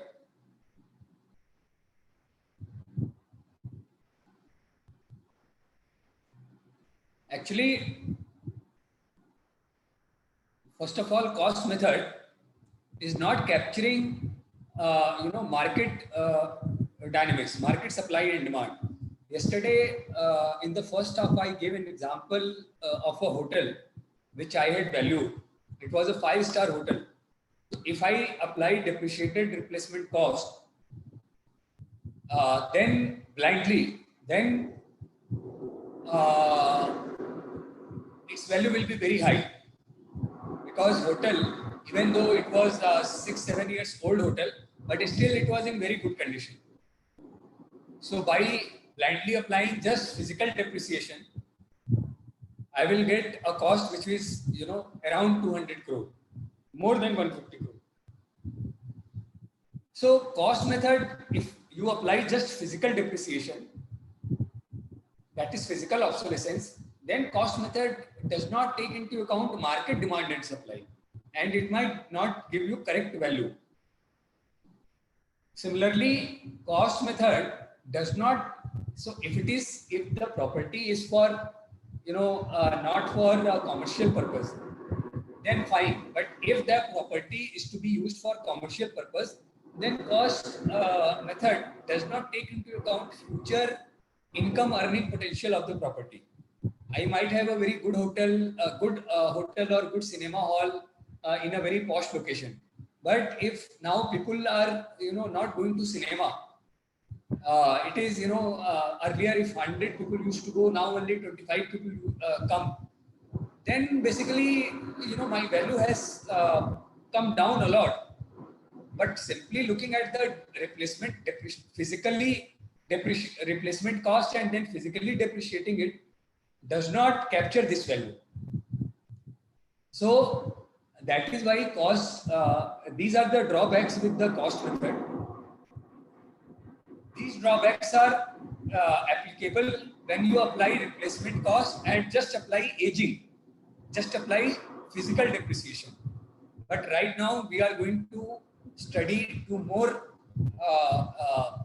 types of depreciation or 2 more types of obsolescence, which is called functional and economic.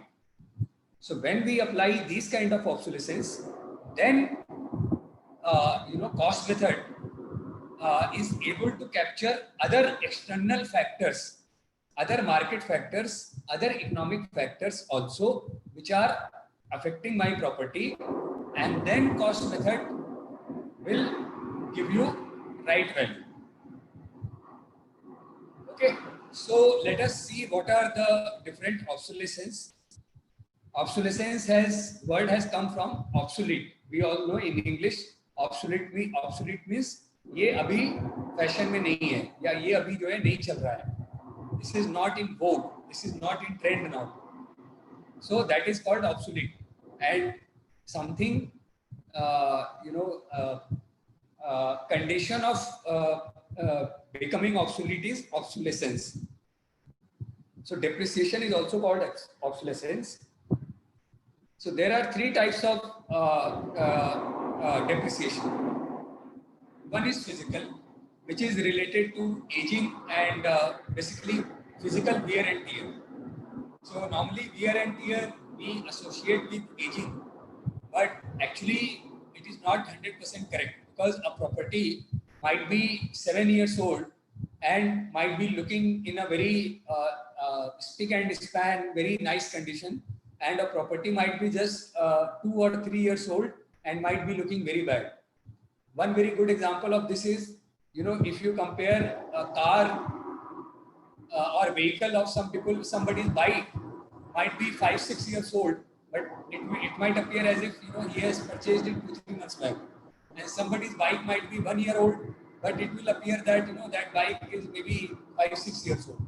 So similarly, the aging physical, why we connect aging with depreciation, with physical depreciation, because of accounting. Because accounting just every year it goes on depreciating the value. It does not see what is the physical condition, how well the property is maintained. So, but as a valuer, we have to see those things. So, the correct term to be used with physical depreciation is wear and tear. So, whether it is a property or whether it is a machinery, how much wear and tear there from the original condition. So that we study, and accordingly we apply depreciation. Accounting depreciation, book value of depreciation might be different, and the depreciation that we apply as a valuer on after we inspect the property, that might be different. It might be less than the book value, it might be more than the book value. If property is well maintained, maybe I will apply less depreciation as compared to book value. If the property is in very bad shape, then book value depreciation in book value might be less. I will apply more depreciation. So there are two kinds of depreciation: physical wear and tear. One is that internal plaster is falling, plaster is coming out, painting is not good, some window is broken, or some window frame or door is broken. All those kind of things, I have to a little bit change the layout or interior of my kitchen. So all these things, you can call some professional and some contractor and get it done. These are not, it will involve some money depending on what kind of internal interior you want, but it is basically curable. It can be with certain cost, it can be made good, it can be rectified. But there are some wear and tear which are basically very almost incurable, or which is very difficult to cure. And what is the example? That my core column, or there is a lot of crack in my core column. Now, if that is the case, I have to really it is not as simple as maybe in 1 lakh rupees I can get my house painted. But in 1 lakh rupee, if there is a serious damage to your columns, in 1 lakh rupee you will just spend in it will be consultants charged to actually visit and tell you how severe the problem is. You will have to vacate the whole property, and then a lot of strengthening, non-destructive testing will happen. A lot of testing will happen, and then a lot of strengthening will be done. And in some cases, it might so happen that foundation is also damaged, and maybe design was not good, or some during execution some major flaw has happened, and due to that there is a uneven displacement or differential settlement, and the property needs to be demolished. So that is why when somebody, when people will come to you for valuation, again somebody called me recently for the valuation. So they said, you know, sir, property बहुत खराब हालत में है, and it was located in a, you know, as a part of apartment complex. It was a commercial property. I said, see, the property is in. So he was thinking that, you know, because of internal interior problem, the property's value will come down by 2 crore. So I said, look, whatever problem you are seeing, maximum you will spend 20 lakh rupees, 15 to 20 lakh rupees. Your, you know, interior will look like a, you know, brand new shining, but there is no structural problem, because otherwise the whole building, the whole apartment will be in trouble. So we as a engineer or technical people have to differentiate between, you know, what is structural you know, deficiency and what is architectural deficiency or interior deficiency. So structural deficiency, structural wear and tear is really dangerous, and it is almost difficult to cure it, because, you know, you will have to completely, you know, redo the foundation, which is you know, so costly that you feel that, you know, it is better to demolish and reconstruct, or it will involve substantial amount of money. So that is what is meant by curable and incurable. So by incurable obsolescence means that it is so costly in terms of time and money to you know, rectify it, that it is as good as, you know, building a new property. Okay, so this is about physical wear and tear. There is a functional obsolescence. So functional obsolescence, you know, I will give you an example, not from land and building, but from, you know, gadgets. So it is like, you know, the first model of iPhone. You know, nowadays probably you will not be able to get spare parts for, you know, the original model of iPhone. So every 2 year, 3 year, these things become obsolete. So BlackBerry, I don't know how many people use BlackBerry. Not even you can count them in thousands. I don't know. Nobody uses probably. So functional obsolescence means that that particular design, that particular model, that particular asset is not in demand now. So even though it might be in very good condition, but because it has become obsolete, so there are no buyers or no takers for that. So it is mostly it mostly relates to, for example, a property might be very good, in very good condition, very you know, structurally very good, but maybe the, you know, furniture, I mean the door window there is of, you know, 90s or 80s and 90s design. So right now everybody is going for, you know, that glass window and, you know, that sliding door and all those things. So if I am going to take rental in that kind of property, I will probably give less rent. Or if I am going to sell that property, so the new buyer will say that I will have to, you know, get it all this door window, I will have to, you know, get it taken off and get it new work done. So further मुझे invest करना पड़ेगा. So, you know, he will ask for a lesser rate. So this is where functional obsolescence comes. So if you are, when you apply market rate, so when you see that market rate is for a particular kind of property in that locality, which are having, you know, these kind of architectural features, and your property, otherwise it is in good condition, you know, structurally very sound, spacious, you know, sunlight and everything is coming, but the architecture and finishing is of old design. So then you will see that, you know, what is the preference nowadays, and because of that, you might put some functional depreciation and you know, lessen your market rate compared to other properties, because other properties are having, you know, modern architectural features, modern sliding door and all those kind of things. Okay. Now we come to economic obsolescence.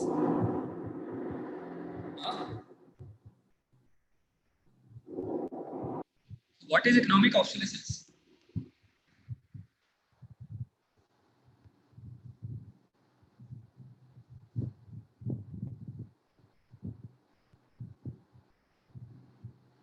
So, anybody would like to tell? So, economic obsolescence is basically that the example that I was giving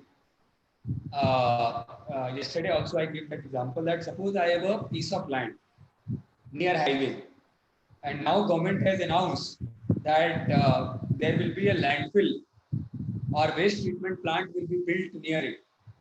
So the value of my land will go down, because perception wise people will think that यहाँ तो landfill बन रहा है, यहाँ जो है dumping ground है, here you know they are you know, it will be lot of garbage, and because of that water will get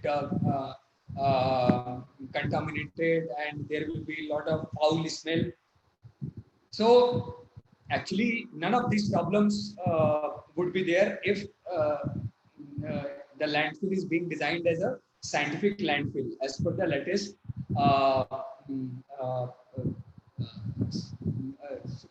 waste management rules. But then perception is what you know, counts for in the market. So it will take some time for that perception to go away. So probably if you know 10, 20, 50 landfills come, and people see that, you know, just adjacent to landfill there is a huge you know, apartment complexes and people are very happily living, then this stigma will go away, but it will take some time. So economic obsolescence is something which is, you know, external to your property. So something happened in the market, you know, some government regulation is there. For example, demonetization or RERA. So all these things are external factors. For example, now while valuing a property, you know, we are applying some kind of COVID discount. Now there is no standard how much discount you have to apply. So it is again valuer's judgment. So based on his judgment and his research, he is applying. But it is a COVID discount. So COVID discount will come under economic obsolescence, because it is an external to my, you know, external to property due to some regulatory factor, some political factor, some extraordinary, you know, natural disaster or something like that. Something which is beyond my property and I cannot club under physical obsolescence or functional obsolescence, then it will come under economic obsolescence. My property is in a company whose management is inefficient. The same property, if it was handled by some other group, then they would operate it at a better efficiency. So there also I can put some management, you know, we can apply some discount there, that I feel that management is operating this property up to its 80% potential. So I apply 20% economic obsolescence, economic depreciation, and you can apply it. So that is what we have to do. That if the hotel is located in an area where, you know, there is not much demand, so then this external demand factor, that the property is very good. Functionally also, you know, all the 5-star hotels, the modern 5-star hotels, the way those hotels are, the amenities those hotels have, this property is also having those things. So functionally also it is, you know, as per modern trend. in terms of physical design and physical maintenance also it is in good shape. So then I should give a higher value. I should give a value of almost closer to 200 crore, which was it's nearer to its original cost. But when I see that the hotel is not able to get customers, hotel is not earning even 50% of its potential revenue. So then I have to lower down its value, because if I say value is 200 crore, nobody will buy it in 200 crore. So what is the value of this value? What is the value of this 200 crore by this 200 crore calculation? It is not correct, because when we are doing valuation, I have to put myself into the shoes of where I am calculating fair value. So I also have to think like a buyer and like a seller. So the value should be such that as a buyer I am able to justify. I am able to put myself into the shoes of buyer and not feel cheated that okay, oh, this is very high. Similarly, I have to put myself in the shoes of seller and see that no, I didn't get cheated. I have got a decent market price for my product, for my asset. So it is not a simple classroom engineering problem that you have been given a problem and you solve it and you got 10 out of 10 and passed it. You have to think that yes, everything is good, but if I am giving 200 crore, कौन लगाएगा 200 crore में, कौन buy करेगा? It will not get sold, and that is the purpose of the valuation. Whether under IBC or whether under a bank, anybody will employ you because they want to. The asset has become NPA, so it has to be sold. So then I will see that what is the potential of this property. It is very good, but what it will give me, it is not a heritage building that people will go and see and come back. Even nowadays, to visit a heritage building also there is a cost. You go somewhere, you have to pay 100, somewhere you have to pay 50 rupees. So I have to see that how much is the income earning potential of the property. So I will see that nowadays the market demand for this hotel is not there. So instead of 100% occupancy, the hotel has 100 rooms, but at any point of time, not more than 40 to 50 rooms will be occupied. So I will calculate revenue and I will see that what is the cost of running a hotel and what is my net income, and then I will use that method, net income by capitalization, to find out the valuation of my hotel. So that is by income method. If economic method, so I have calculated replacement cost, then applied depreciation, both physical wear and tear, physical depreciation and functional depreciation. Let us say functional depreciation is not there because hotel is like a 5-star hotel and almost everything is there. So no functional depreciation. Then economic obsolescence. So I have to think that, it is not easy, but I am just giving you a very high level figure, high level thinking. I might think that, okay, when this hotel was originally conceptualized, then probably, there was, I might ask, give me the DPR or give me the original feasibility report of this hotel. So, there I get to see that, they had projected that there will be 100% occupancy. And they had projected that they will, per room, they will charge, 5,000 rupees per night. Right now, I see that they are able to charge only, let us say 3,500 rupees per night, maximum. So there is 70% reduction in the price of the room. And then nowadays, I see that the hotel does not have more than 50% occupancy. Not at any point of time, on an average, not more than 50 rooms are filled up, and hotel has 100 rooms. So I will take a factor of 50% for occupancy. So 50% occupancy into 70% rent, into 70% revenue. So 35%.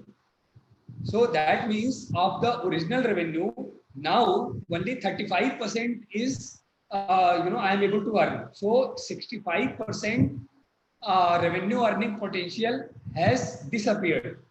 So I will apply economic obsolescence of 65%. So by physical depreciation, so I apply physical depreciation and I get depreciated replacement cost of 200 crore. Then I apply economic obsolescence of 65%. So then I get a value of 200 into 35% is equal to 70 crore.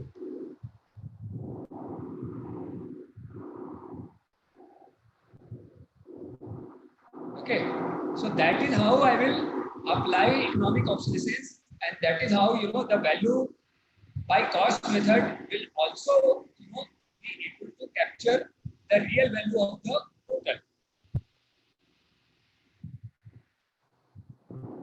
So this economic obsolescence concept is very, very important. So any reduction in value of the hotel or property which you can think of, and think of as a layman, as a common buyer or seller, you think that what are the things which are affecting the value of this property,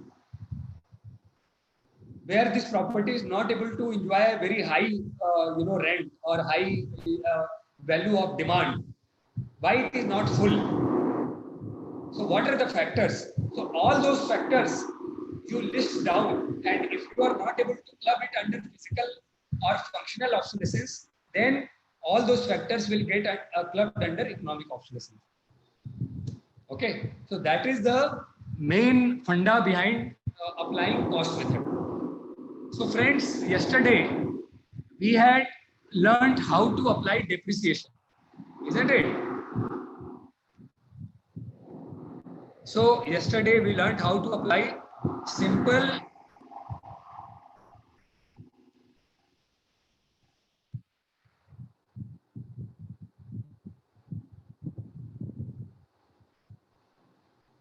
यार मन तो कर रहा है ना इसको लाके एक minute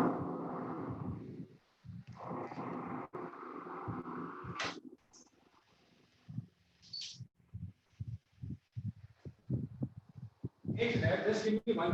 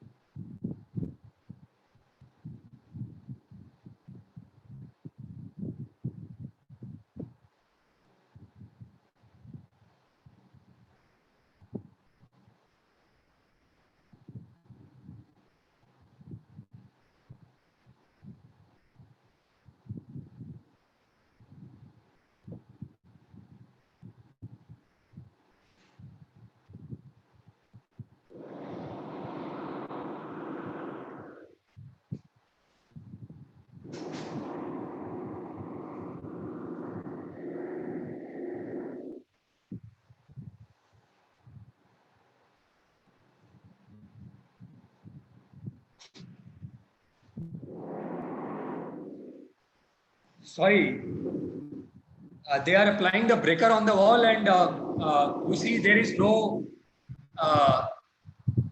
there is these people are not very skilled. So just कहीं भी किसी को उठा के लाते हैं, they don't know how to apply the breaker, how to break the wall. So they are making a lot of noise, and their machinery might be 20 years old. Anyway, and this is the condition of a very good residential area. So you can think what happens elsewhere. So anyway, so what I was talking about is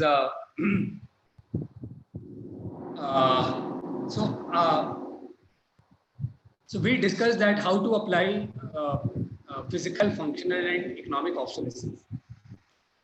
Now, how to get the replacement cost of the building? How will you calculate? Let us say you have got to do valuation of a property. It is an independent house, and it is let us say 3-story house, and its plinth area is let us say 1500 square feet. So how will you calculate the replacement cost of that building?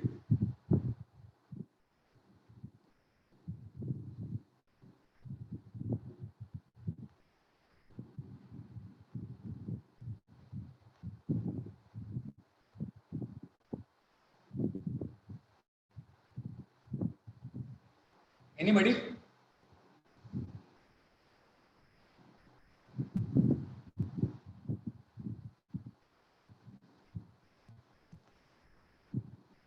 यार मुझे एक 3-story house which has a plinth area of 1500 square feet,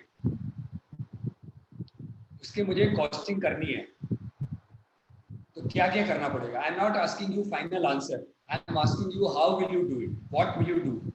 You are all engineers, you have worked in design offices, you have worked at site, you have studied the contract specification, signed on the payment invoices of the contractor.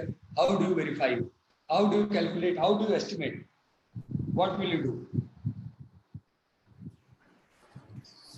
First of all, we would estimate the reproduction cost of that building. Okay. With the area rates and the quantities, if available quantities, or otherwise with the plinth area rates. Sorry, I think somebody else was also speaking. Can you repeat? You will. So I was saying that first of all, we would estimate the reproduction cost. Yeah. With the help of the plinth area rates, schedule of plinth area rates, and whatever is the actual specification of the building. As per that specification, we have to estimate the reproduction cost. Yeah. And then I think we should be given what is the age of the property, so that we can apply the depreciation on the various. If there are mechanical equipment, then we will apply accordingly the depreciation, and on the building we will apply the depreciation accordingly. Yeah. And we can also see if there is a curable or uncurable physical wear and tear on the building, so that if it is incurable, we will apply a larger depreciation. If it is a curable, we can apply somewhat smaller depreciation. Correct. So we will apply, these are all physical depreciation, wear and tear. Then we will see functional, whether the building, the property that I am valuing, if that property has some older design, or some older way of door, window, everything. So which is now has become obsolete. So now people prefer modular kitchen or that thing. So then also I will have to apply functional obsolescence, because anybody who buys this property, so he is going to dismantle that kind of kitchen or that kind of door, and he's going to invest have a new modular kitchen installed or new kind of door window installed. So he will not pay for something which he's not going to use. He's going to, throw away that kind of door and that kind of thing. So then, I have to take this into account. So this will come under functional obsolescence. And also we have to see some economic obsolescence, whether, in that area, some, there is a lot of noise, or, in that area, sometimes. Yeah. So all these things, sometimes what happens that, in a flat, it is an apartment complex, and just adjacent to that building, some untoward incident has happened. So that locality has become, kind of notorious, or, some kind of fear or, stigma is attached that, in this location, people, there is no good energy is not there, and, this kind of things also. So that will come under economic obsolescence, that because of this perception factor, the rates have become little less. So, how much have come, rates have come down 10%, 20%. So that factor I will take into account in economic obsolescence. So in cost method, I am not applying market rate. I am doing basically replacement cost, depreciated replacement cost. So in property, generally most of the time you will hear these terms as interchangeable. So people, actually it should be called reproduction cost, but people use it as a replacement cost and then depreciate it. So it becomes depreciated replacement cost to reflect the value of my property. So fine, in terms of property, it is fine. In plant and machinery, they use reproduction cost new.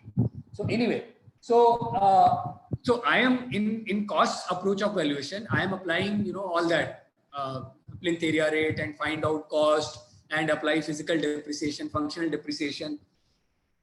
But there is this factor that, there are, suddenly a lot of people are dying, or, something, or, some landfill is getting connected, built near my locality. So their rates have come down. So then I have to judge. Again, it is my judgment, valuer's professional judgment, that how I, judge that what is the impact on, a sale.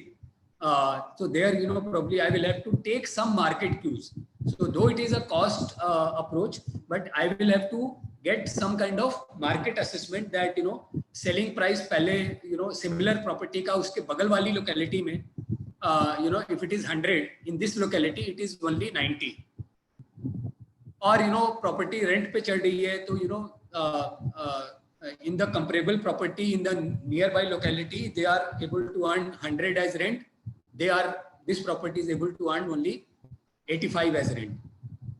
Properties in this locality are able to earn only as 85 rent. So based on these factors, I will need to assess that what is my, reduction in value. So it might be 10%, 15%, 20%, whatsoever is my assessment and calculation. And then I will apply this 20% reduction to my already calculated DRC. And then I will get final DRC. Because earlier DRC took into account physical and functional depreciation. And after I apply this calculated figure of 20%, so I further reduce it by 20%. So it will become economic obsolescence. So I apply economic obsolescence also, and then the final figure is my true value, which I will report. So again, coming back to, so this, you told me the entire valuation thing, how to value by cost approach. My question was only how to calculate the replacement cost or reproduction cost of the building. So very simple. One very detailed method is that since it is a 3-story apartment, I can do it. So what I do, it is a 1500 square feet plinth area, 3-story. So I, I do a rough design that, okay, it will have, whatever, 8 columns of size 300 mm by 600 mm. And then these many beams will be there. So I complete a structural frame. Then, these, 3 roof slabs will be there. 1 roof slab will be there. 2 floor slabs will 3 floor slabs will be there, ground floor, first floor, second floor, and then I calculate how much concrete will be there, how much reinforcement steel will be there, how much brick will be there, and rest whatever architectural item and things like that. I mean, I prepare complete BOQ. So that is a very time consuming and involving exercise. So probably if I am being paid for my time, then probably I might go for this kind of detailed estimation and engineering.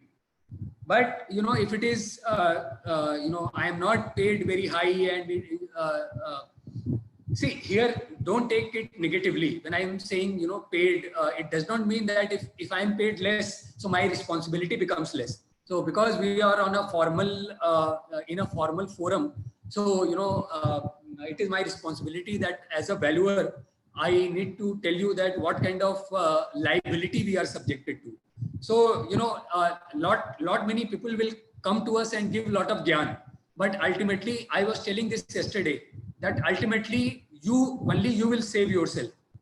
In fact, this is not the forum, but I take the liberty of saying this, that till date, most of the RBOs and they have not been found up to the mark to be able to convey the aspirations and the concerns of the valuers, because the valuation till now has not been a kind of regulated and structured community. So financial valuation, CA and CMA and merchant bankers, they come from a different background. And P&M and land and building fixed asset valuers, they come from a different background. So there is no entity, which there is no regulator, I would say, or no entity, which actually is fully representative and which fully can really appreciate all the fears, concerns, and excuses, even excuses of the valuers. Because you cannot say that valuer cannot give a disclaimer. You can hold me responsible that, in the whole India, there is no metro, but holding me responsible for the job, which is, job of the whole government, will not actually serve any purpose. So right now in valuer community, there is valuers, Vishwesh will be able to tell, valuers do a lot of valuation with the banks, and banks try to, in their empanelment, banks try to, get indemnity bond, indemnity signed by the valuer, that, valuer is responsible for everything. You are giving 5,000 crore and 10,000 crore rupees loans to, all these big groups, Adani and, JSW and whatever, Airtel and all these big groups. And if they default, a valuer whose not even yearly income is 50 lakh, he is responsible for 10,000 crore loan. And you are making mockery of macroeconomics or what?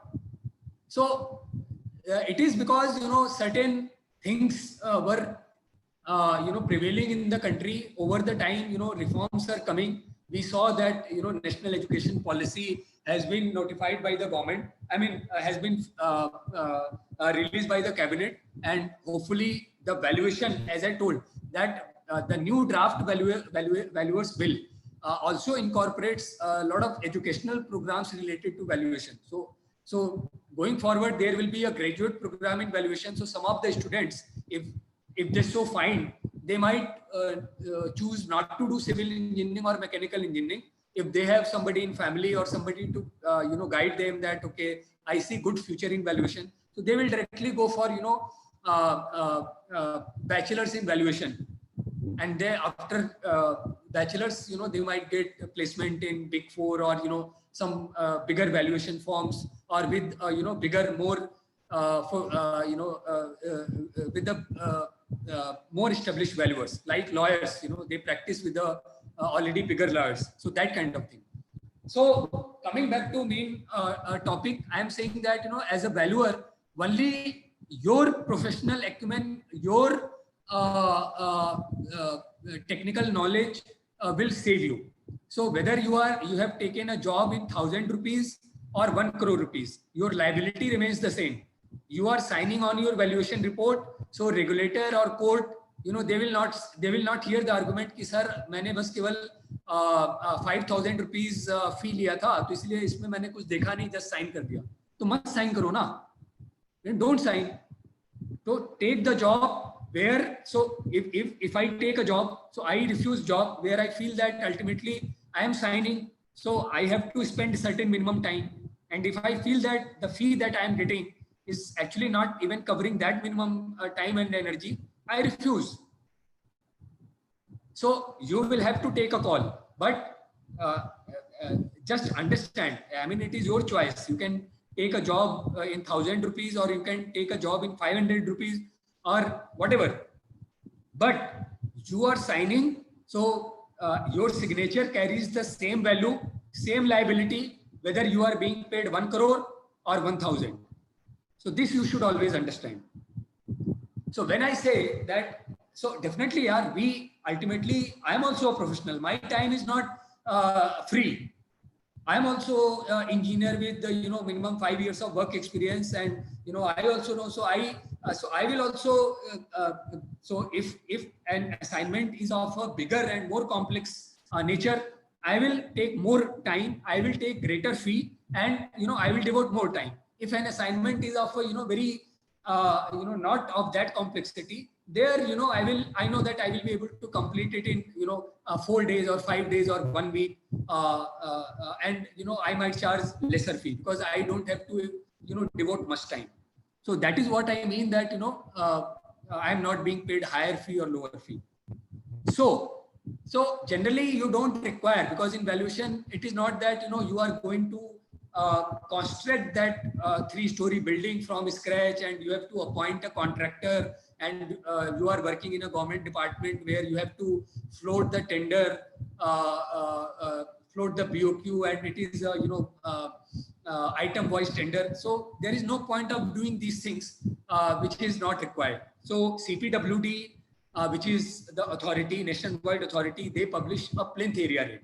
So plinth area rate I will show you plinth area rate. It is freely downloadable.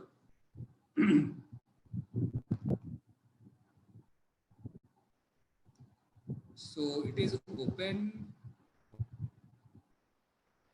I don't know.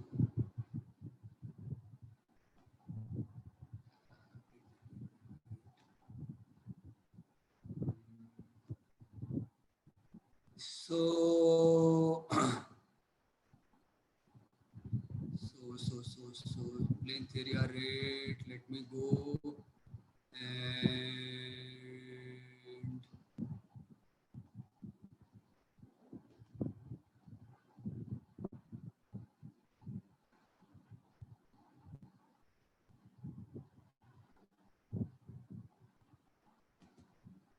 so this is plinth area rate. So the latest revision 2019 was notified last year. So you see here, I will enhance it. Okay, so you see there that they have divided into 2 categories: non-residential building and residential building. So they say that if it is RCC frame structure and floor height is up to 3 meter, then residential building you can take 19,500 rupees per square meter, rate in rupees per square meter. So let us say it is a 3-story building. Okay, so it is a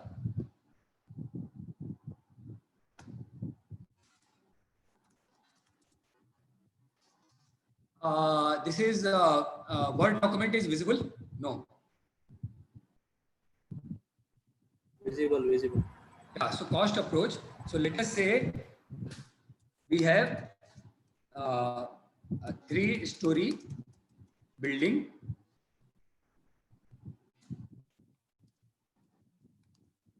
and each floor is of the same area, symmetrical plan. Plinth area is equal to 1500 square feet. So total plinth area here will be how much? 1, 2, and 3. So to 1500. 4,500. 4,500 square feet. And what is the rate for residential building? 19,500 rupees. PAR 2019 rate for residential building is equal to 19,000, or what it was, let me again check, 19,500.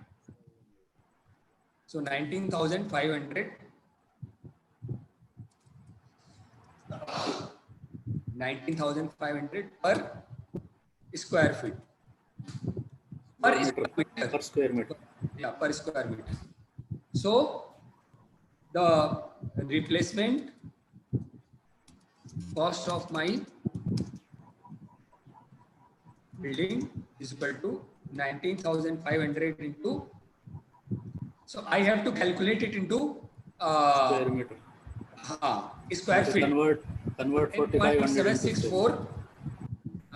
So Yes. it will become square feet. So into 4,500. So it is like, somewhat around, you can say 19, let us say 1900 something.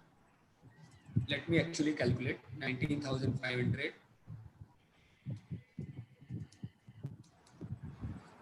So 1811. So it is like 1811 into 4,500 is equal to 1811 into 4,500 divided by 10 to the power 5 is equal to 81.5 lakh. Please, 81.5 lakh. Looks reasonable. A 3-story building with 1,500 square meter plinth area, 81.5 lakh looks reasonable. Then we have to add other things. So you can see again. Let's go. This is only the cost of brick, foundation, steel, concrete. Now, if you go to so if you go here, PDF is visible now.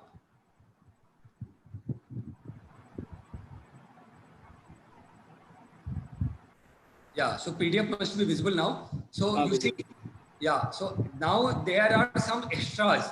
So if there are so this is only up to 6-story. So if you are valuing a 10-story apartment, then for every story, you have to add to this rate. Okay. And then for factory and a non-residential building, the rates are different. Then if you are doing very any extra arrangement for earthquake forces, then you have to add more.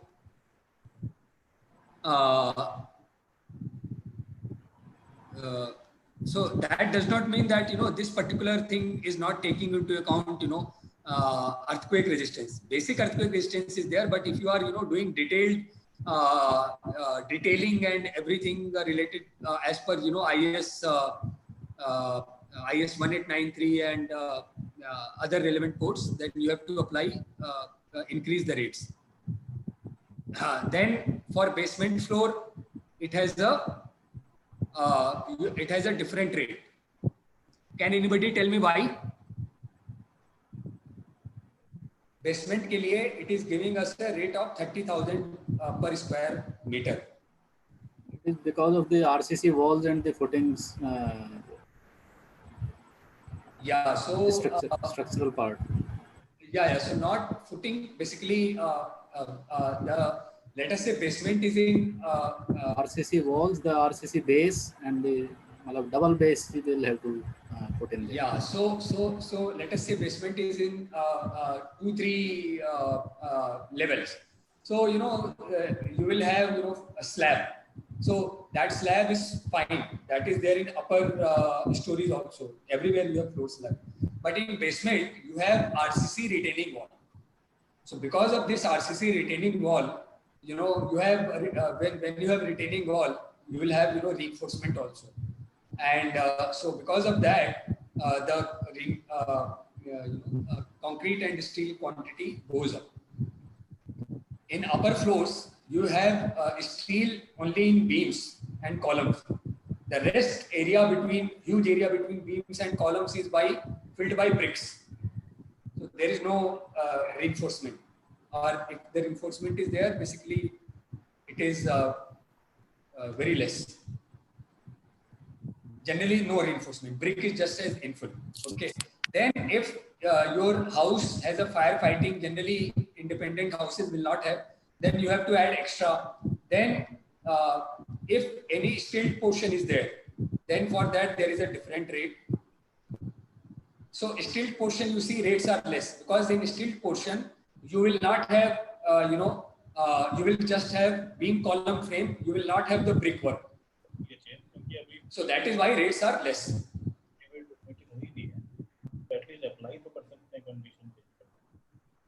Hello.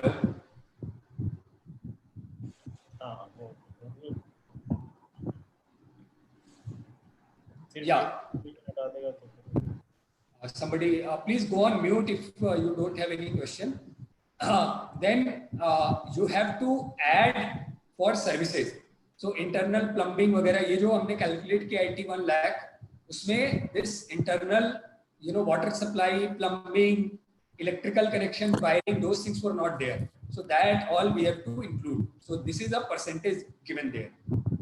So this might come around 10 or 15 or around 15%, 15-20%. So let us say where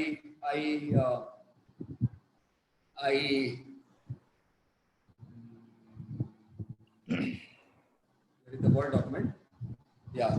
So add 20% for plumbing, wiring, water connection, water pipes, other other architectural works. So is equal to 81.5 into 20% is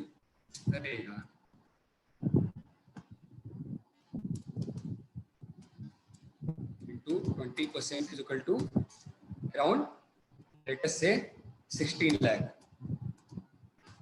So total replacement cost is equal to 81.5 plus 16 is equal to 96.5 lakh. So around 1 crore rupees, which looks to be quite realistic for a 3-story apartment, in good place. Okay, this might be little higher side. So if you have better information about rates, you can change these rates. If you do not have any information, you can use these rates. And not, this 20% might be 10% or 12%, because not every feature you will have in your house. Power, central call bell system, lightning conductor, telephone conduit, third-party quality assurance, internal electric installation. So this might not be 12.5%. This is depending on how much, what kind of electrical system you are going with. So this might be maximum 20%, minimum around 7 to 10%. Okay. So this is how we use. Then if your apartment is having a lift, so it also give you rate for lift. It also give you rate for overhead water tank. And if you have an apartment complex, then for internal roads, internal storm water drains, rainwater harvesting, paving, internal horticulture. So it all gives you rate per square meter of the plot area.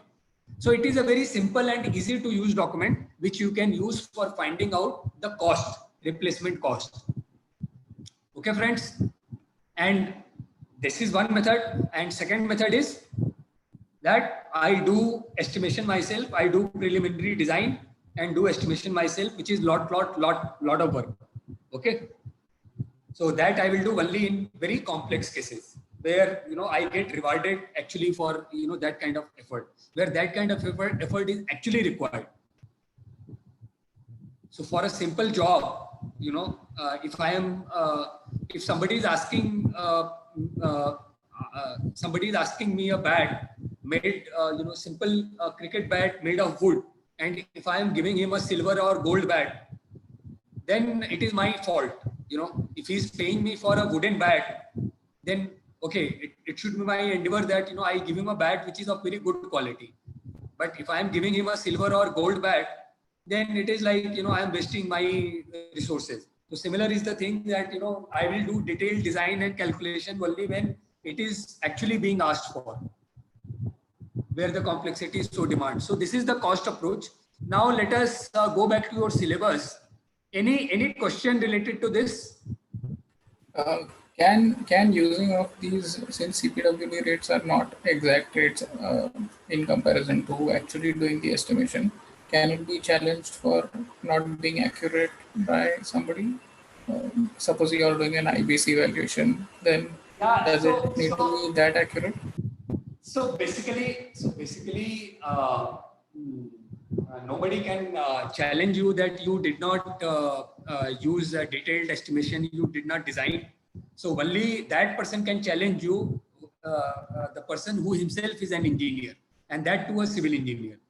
Because if a non-engineer is challenging you, then he can challenge only on the basis of fraud or some some kind of fraud. Other than that, he is technically not qualified to comment on your work. Only an engineer with sufficient experience can actually review your work. So always feel confident on that front. So, but somebody can question that as a professional you have not done your due diligence or your job. But he cannot say that you did not design the beam size should be this and that. Probably they will not be they will not be have that kind of detailed knowledge to pass on this kind of comment. But again, somebody might say that you did not do a good job. Now let us see what do they mean by not you did not do a good job.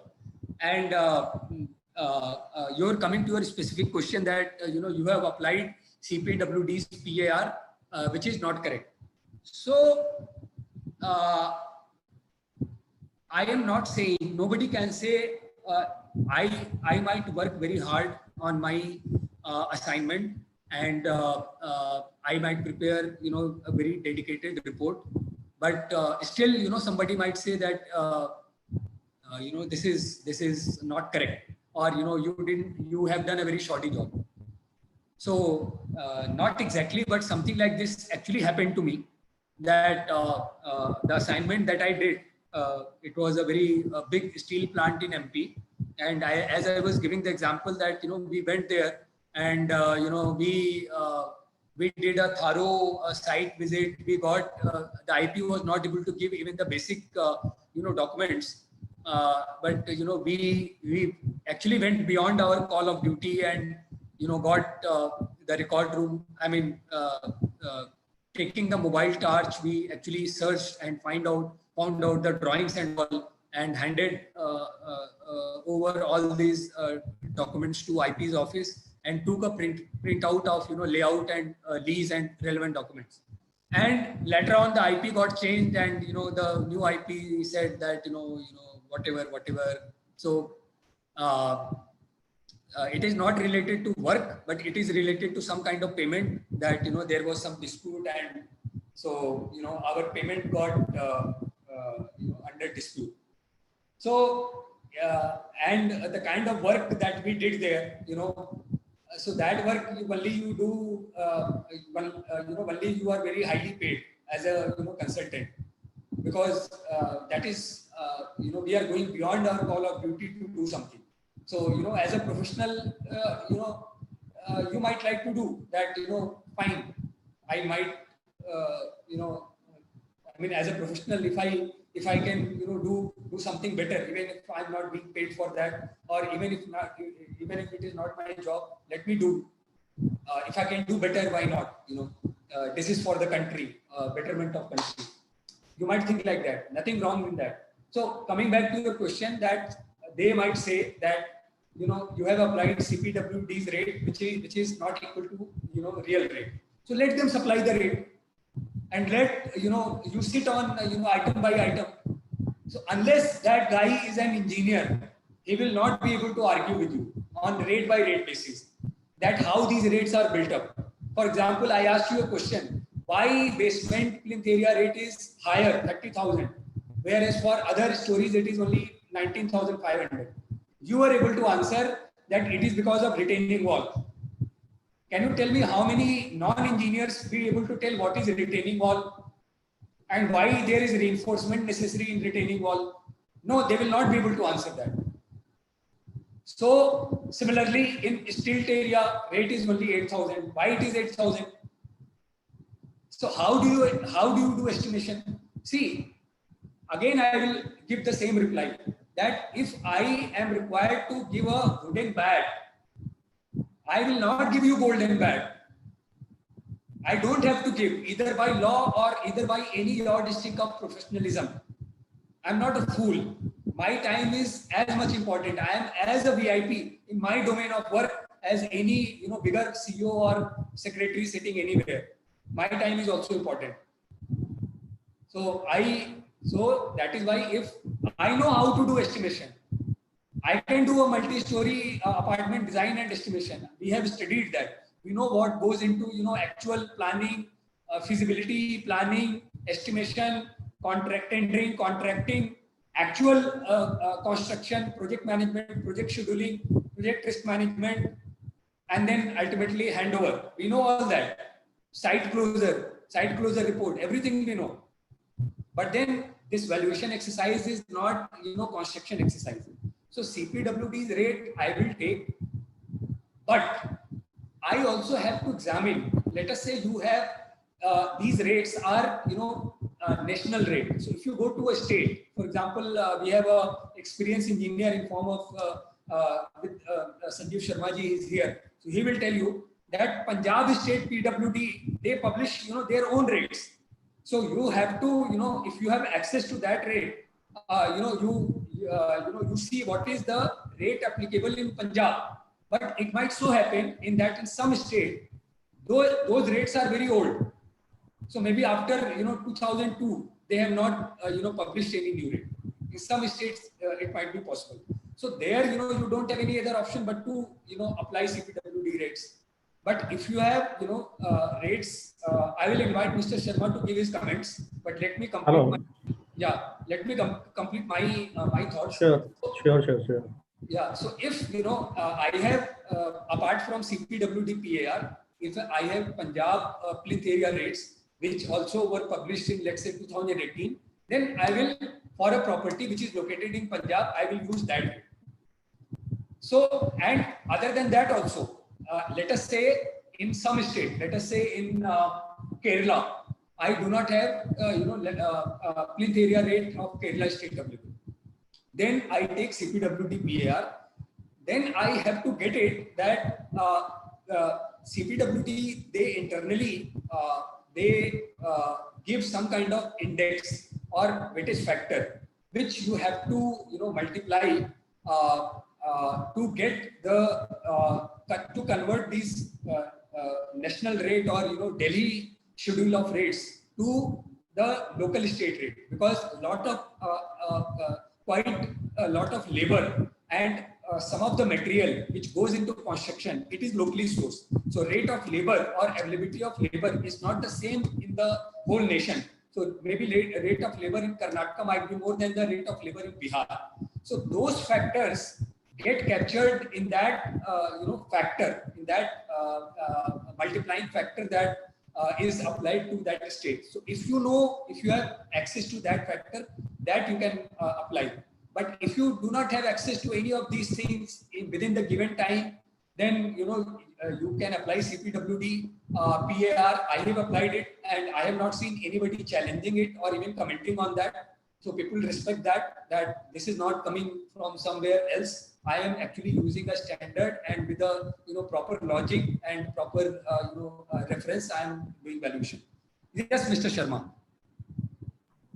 Hello. just like CPWD, we people have a common schedule of rates. Correct. So that book contains rates for all the items to be executed. Correct. Corresponding to those basic rates, every year or whenever there is change in rates in the market, government issues one premium list. Correct. So in case of increase in item rate of any item to be executed in the building or at roads anywhere, so that premium is added to the basic rate given in the common schedule of rates. Very good. Correct. So this is for execution, tendering, BOQ. This is for this thing. Correct. And just like CPWD, you have explained just now, PWD people also have plinth area rates. Yeah. So for any new proposal, we use that plinth area rates for construction for estimation and demand of funds. Okay. Okay. Right. Right. Great, great. Very, thank you, sir. Thank you. So, very correctly said. Actually, when I was in Pathankot, in my last assignment, that I was executing two small hydropower projects. So there, some of the, so it was some canal lining work and some small work we had given to a local contractor. And since I was from a private party, so I didn't have to go through a detailed tendering process. So to speed up work, we had given to local contractor, and there we were having this issues related to what should be rate and all. So there I used somebody gave me that Punjab state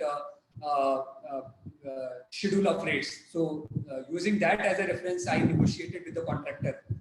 But Mr. Sharma, this Punjab plinth area rate, is it freely downloadable from the site PWD? Yes, yes. CP, this plinth area rates, every document is on the PWD site. Okay, okay, great. So friends, now we have the answer that if your property is located in Maharashtra, you go to Maharashtra PWD website and see if you can get a plinth area rate or these schedule of rates and use that. And if it is very, very old, if it is not revised, then probably you do not have any other option but to apply CPWD national rates. Okay. So, and also I will say that, you have this network. After you become valuer, you will be part of, you will be added to so many other WhatsApp groups. So there you have a fellow valuers. So we should not hesitate in, taking help. Sometimes if you are getting confused, so you can post your query and lot many people will come to, tell you which approach and what method to use. So this is the cost approach, not very difficult, very simple. So if you have any question, otherwise we can take a break and then we come back. And then since we have almost, touched every topic of our syllabus, so we will then do some exercises and then, we'll do question and answer. Okay. Okay, sir.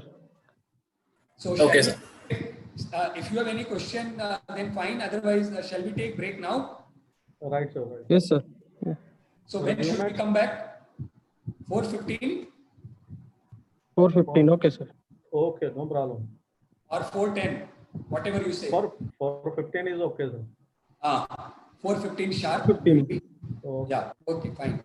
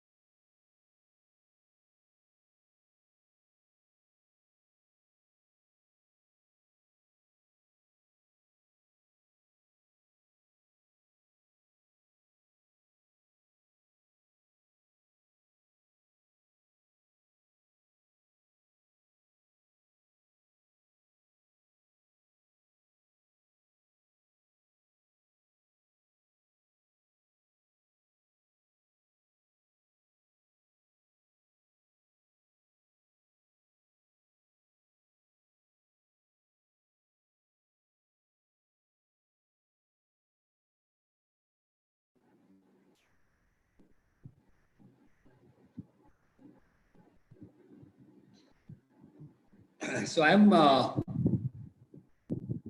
audible? Yes, sir. Okay.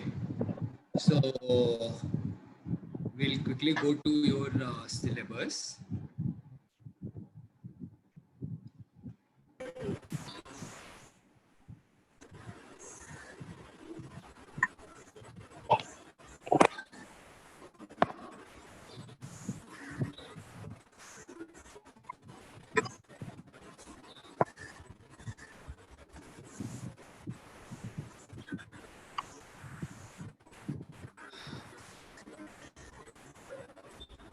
So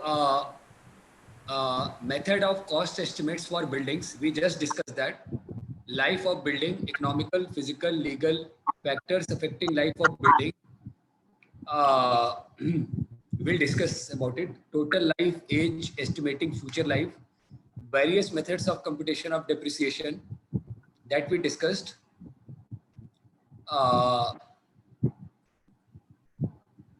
What is technological obsolescence?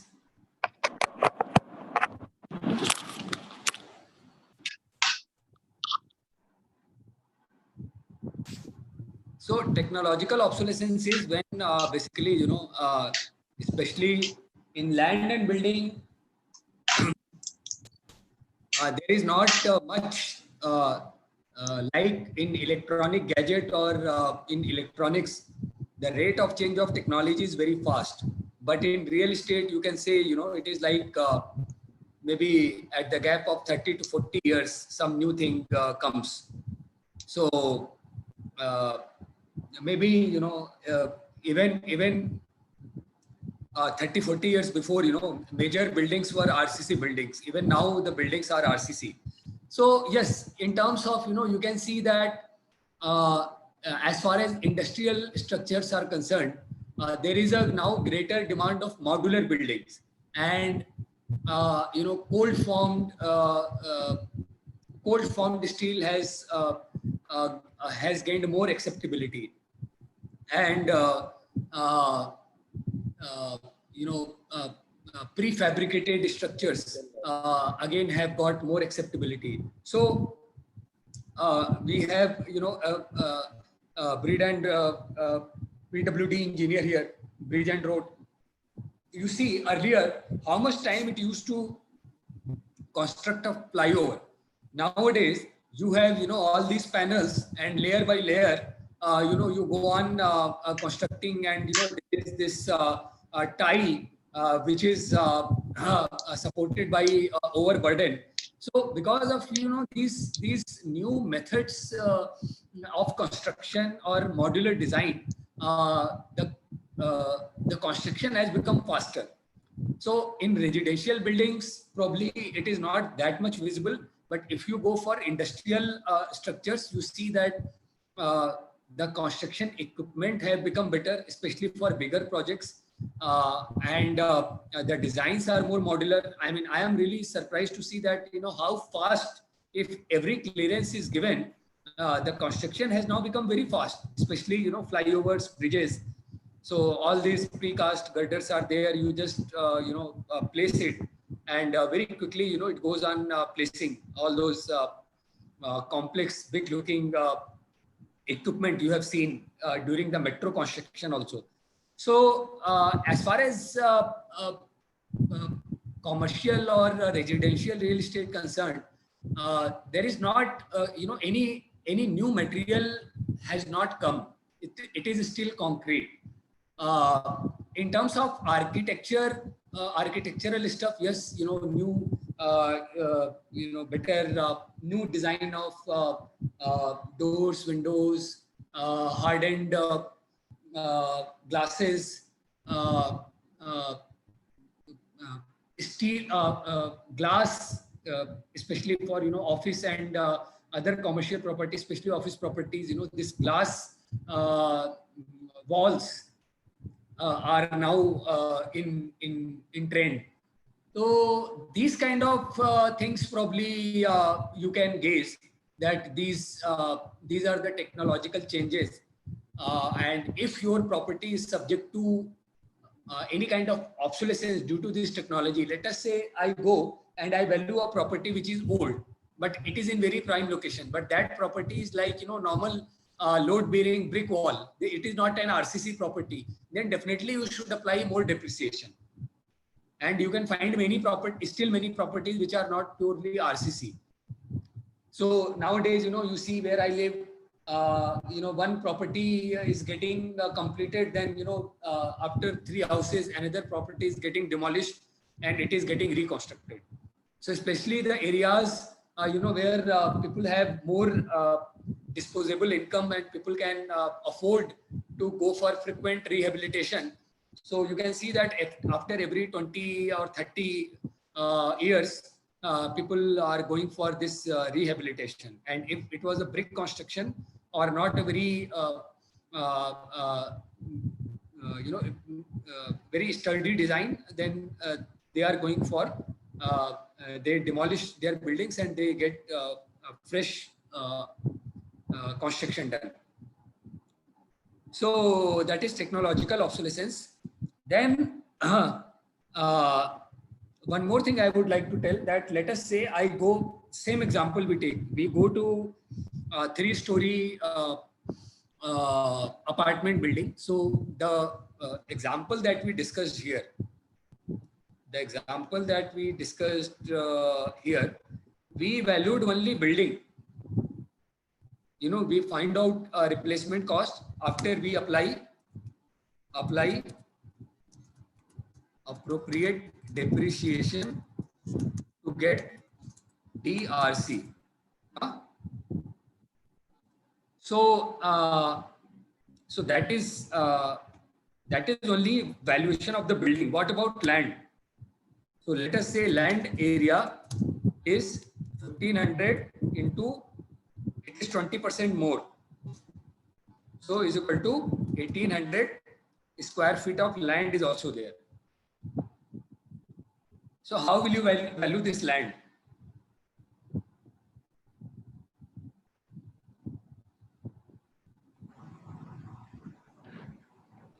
Generally rates fixed by collector rates.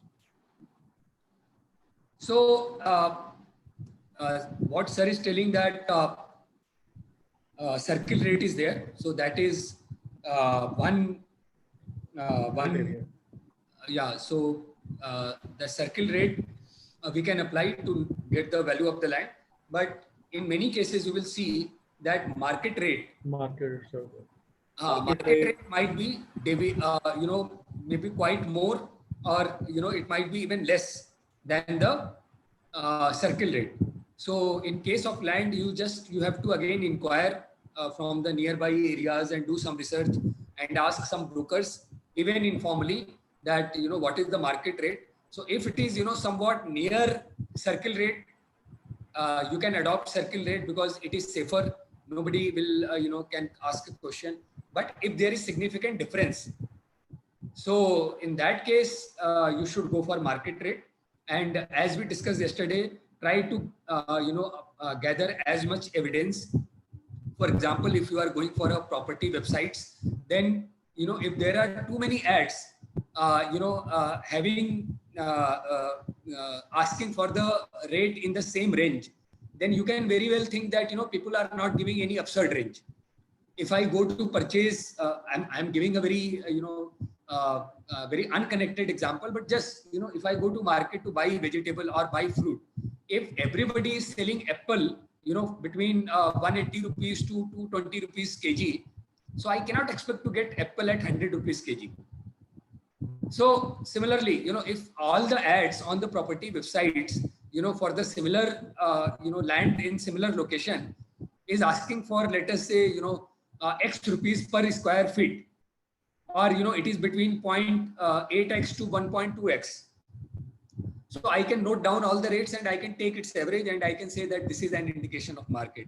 And I can also, you know, try to, from my friend or, you know, from some website, I can get number of some property dealer, and I can just call and I can say, bhaiya, just I'm a valuer and or whatever, you know, I just want to know. So kya bata sakte hain?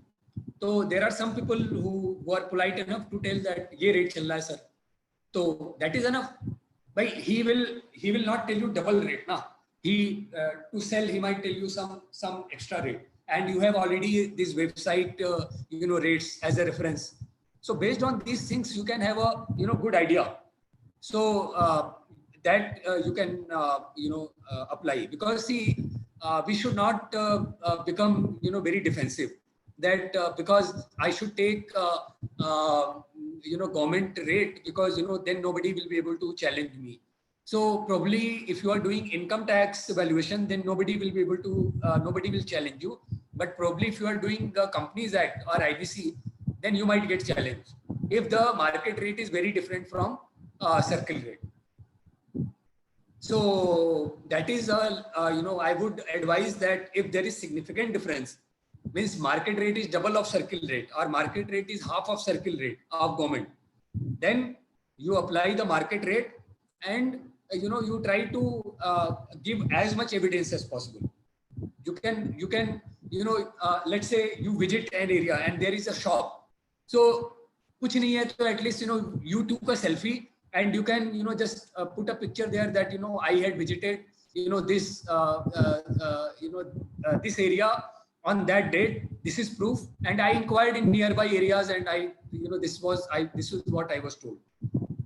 And unless significant time passes, if let us say after 1 month or after 3 months somebody is trying to verify, then they can themselves call and do their research in that area, and they will come to know that exactly that is the market rate which you have chosen. So I don't think it pays to be extra defensive like bureaucrats. Some of the bureaucrats, let me not blame the whole community, but sometimes there is tendency. I also worked in a PSU, so I can somewhat relate that you have all kind of people in all kind of places. So not everybody in private sector is very efficient. There are also people who try to pass the buck and try to play safe. So we should try to play safe, because we have to save ourselves.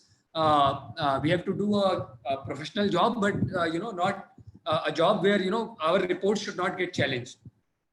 And even if it gets challenged, our report is a speaking report where if somebody is challenging it, that person has to be equivalent to us, or have be more knowledgeable than us technically, to be able to technically challenge that. So so don't shy away from adopting the market rate if there is significant difference, at the cost of being very repetitive. Again, I am telling that don't be too defensive.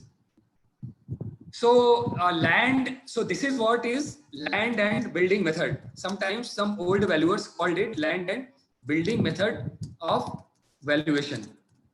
So here land by market method. Sir ये land को हमने 20% से increase क्यों किया था? Land को just it is a value. Let's say land area, land area is 1800 square feet. This is an input value. Okay, because you will have some area for gates and all, some small gallery, some circulation area, you can say. Yeah, some setback.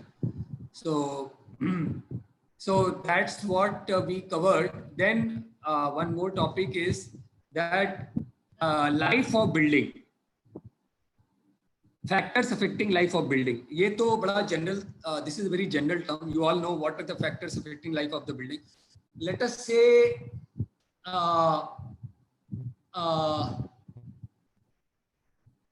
what will affect the life of the building? Quality of construction, design. So design and quality of construction. Then some extraordinary event. So if there is a massive earthquake, so that depending on what damage that earthquake did, it might so happen that that building might have to be totally got destroyed, and I will have to build a new building. So these factors will affect the life of the building. Also, sometimes government regulation might affect the life of the building. So government might say that this particular area is basically we are government wants it for some very strategic defense purpose. I am telling you, it will not happen in metros or very. So suppose you have a village, and in village you have a property which is all legal, all the permissions are there, but government might say that this is an area where we want to have some strategic defense installation or thing like that. So then they will compensate you. They will take over your house and they will compensate you for your land and building. So that also will affect life of your building, but that is a very very rare phenomena. So generally, design and quality of construction will affect the life of the building. Then uh, life of building, economic, physical, legal. What does that mean? Economic, physical, legal.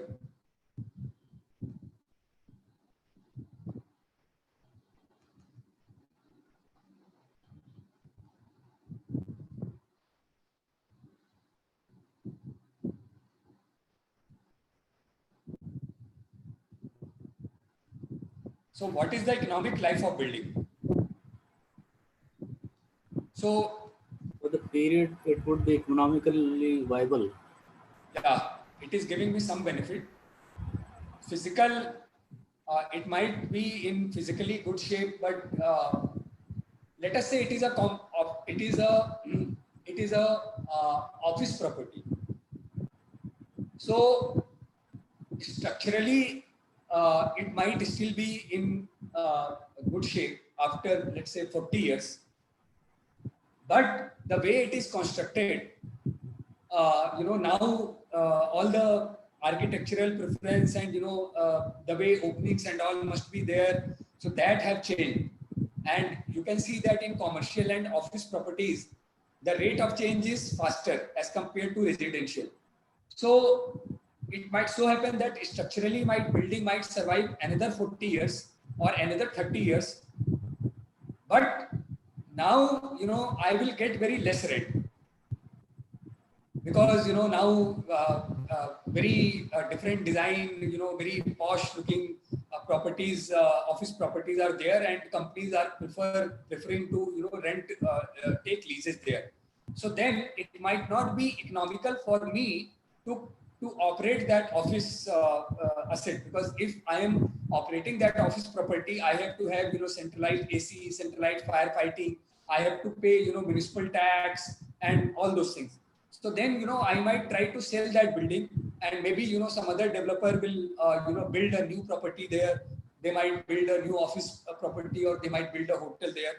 So this is, one very general example of economic life restricting, physical life of building might be 80 years, but economic life is just 30 years or 35 years or 40 years.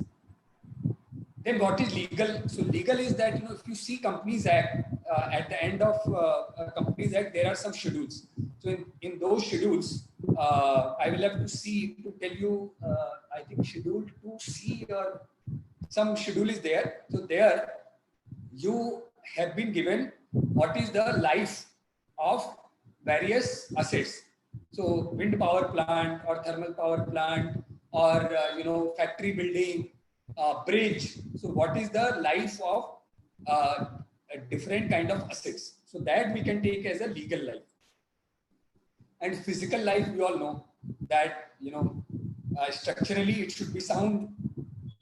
It should not fall off. So physically, internally also, it should not happen that plasters are falling over my head.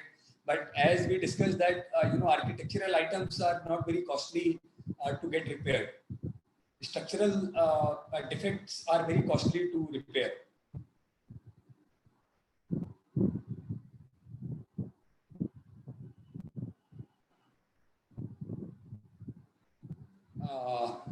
What else? So let us do some problems.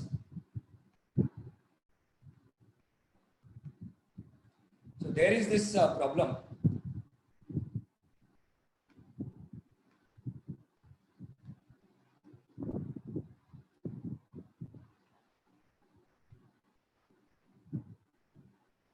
So let us take a 12-year-old industrial property. It has an effective age of 15 years. There are cracks in the foundation that are not feasible to repair. So it is an incurable physical depreciation. The appraiser, in some foreign countries, valuer is called appraiser. So the valuer believes that it has a 60-year remaining economic life. So 75-year is the total economic life, means it can give me benefits till 75 years. 15 years have already passed, so the balance economic life is 60 years. The building was constructed using a greater ceiling height than users require in the current market. So here, it is kind of a functional obsolescence. It would cost $27 million to reproduce the building with the same ceiling height, but $25 million to construct a replacement property with the same utility but a normal ceiling height. Okay. The higher ceiling results in increased heating and air conditioning cost of $50,000 per year, and you cannot do anything about this because this is incurable functional obsolescence, because you cannot change the height of the building. So the additional air conditioning electricity cost that you have, that also you cannot eliminate. The building was designed to include a cafeteria that is no longer functional. This area can be converted to usable space at a conversion cost of $25,000. So because you can reconvert it, so it is a curable functional obsolescence. The roof needs to be replaced at a cost of $250,000, and other necessary repairs amount to $50,000. So these are all examples of curable physical obsolescence. So foundation is difficult to cure, but roof can be still repaired. A capitalization rate that would be used to value the property is 10%. The road providing access to the property is a 2-lane road, whereas newer properties are accessible by 4-lane roads. So this has a negative impact on rent. So negative impact on rent or rate is an economic obsolescence, as I described. So which is estimated to reduce net operating income per year by $100,000. Based on comparable sales of vacant land, the land is estimated to be worth $5 million. Now, do the valuation of this whole thing by cost approach. So we have created this table.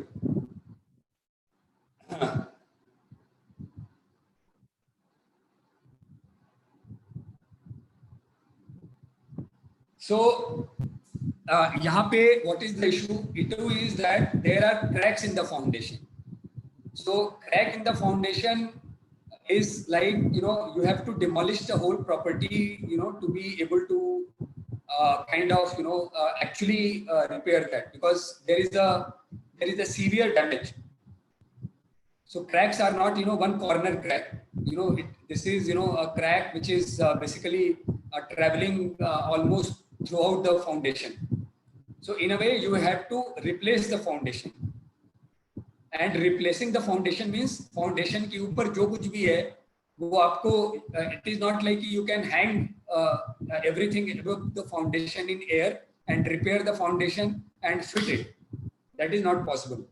Probably that might be possible in some future modular designs, but in a normal construction, if you have to replace foundation, you have to demolish the building. So what it is saying that replacement property with the same utility but a normal ceiling height would cost $25 million. So we are not taking $27 million because $27 million is reproduction cost of the same building with the same ceiling height. But this building had a higher ceiling height, and that higher ceiling height is nowadays not desired. So again, the same example, why should I give you silver bat when your requirement is wooden bat? So similar kind of property with similar utility, similar function, I can get it done in $25 million. So I should not spend $27 million. So here you can see it is a $25 million is the replacement cost. Now physical obsolescence, roof and repair.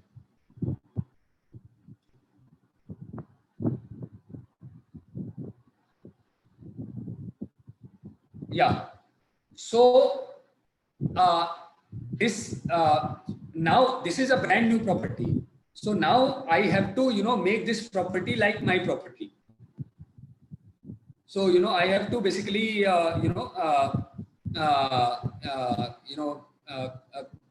devalue it. So physical obsolescence is roof and repairs are total 250,000 and 50,000. So total 3,00,000. Then physical obsolescence incurable.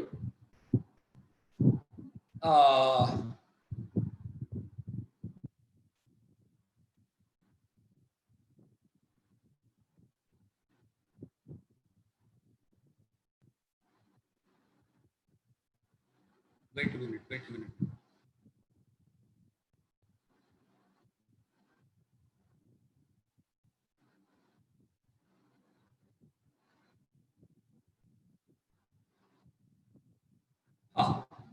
So what it is saying that to kind of do this extensive foundation work, I have to invest very heavily, So then I require 49 lakh $40,000 to be able to correct these cracks in the foundation.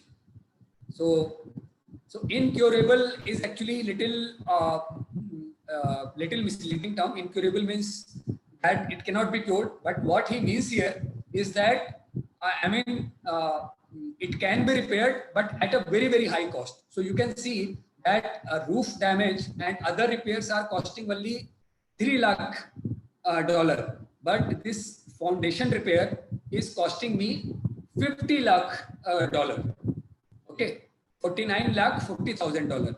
So I add all these things, roof plus repair plus foundation repair. So total physical obsolescence is 52 lakh $40,000. Then functional obsolescence, 25,000 is kitchen, this cafeteria replacement, and $50,000 is that due to higher air conditioning cost. So that so functional obsolescence is 25,000 and 50,000.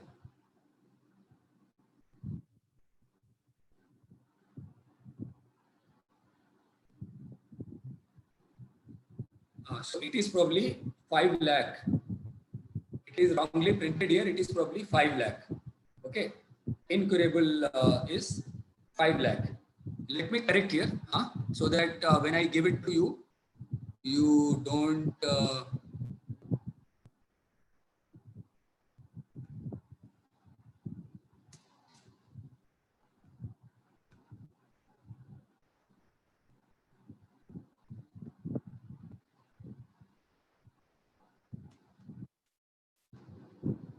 Okay. So total functional obsolescence is $5,25,000. Then economic obsolescence. So every year, my so how to calculate economic obsolescence? So economic obsolescence. Okay. Sorry. I'm really sorry.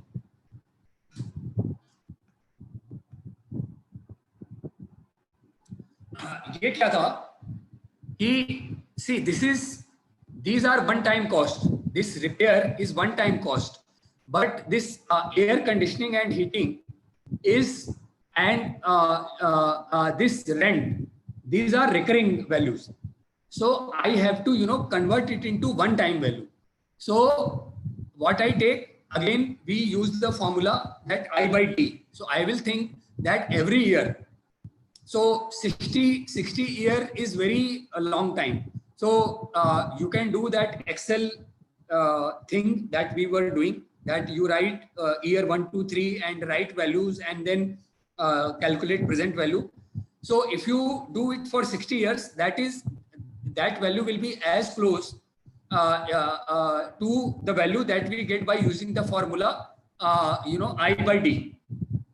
So if I use, so here what I do, that every year $50,000 is the extra cost that I paid in air conditioning. And what is my capital? What is my discount rate? It is 10%. So I do 50,000 by 10%. So it will give me that for 60 years, or 60 years is as good as till infinity. There will not be, there will be some difference, but this difference will not be much. So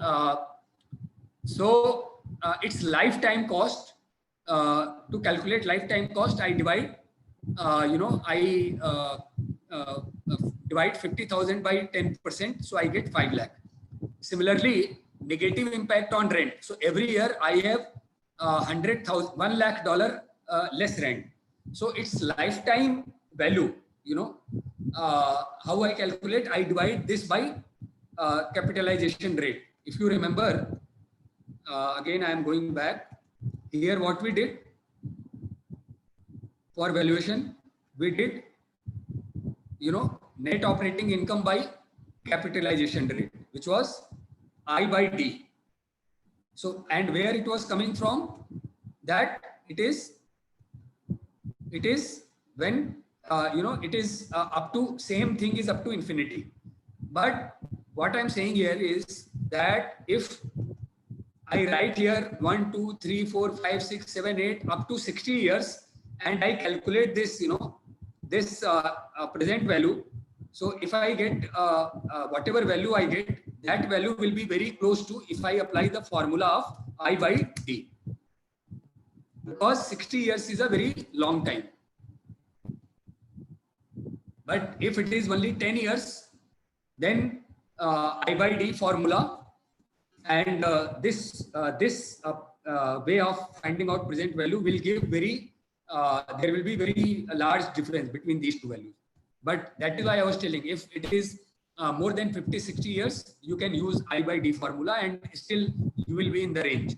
So again, coming back to our example, so I converted this recurring cost due to functional obsolescence to one-time cost, and that is 50,000 by 10% is 5 lakh, and economic obsolescence is 1 lakh divided by 10% is equal to 10 lakh.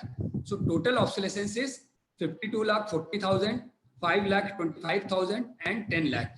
So it is 67 lakh 65,000. So I deduct from 250 lakh or 25 million, I deduct 67 lakh 65,000 and I get depreciated replacement cost of building, and value of land is given $5 million. So 50 lakh, and that I add to the building, and then I get total value of the property. So this is how I value it. And how I calculated physical obsolescence. So there also the incurable physical obsolescence is age-related depreciation is equal to 15 by 75 into net replacement cost. So, what is happening here?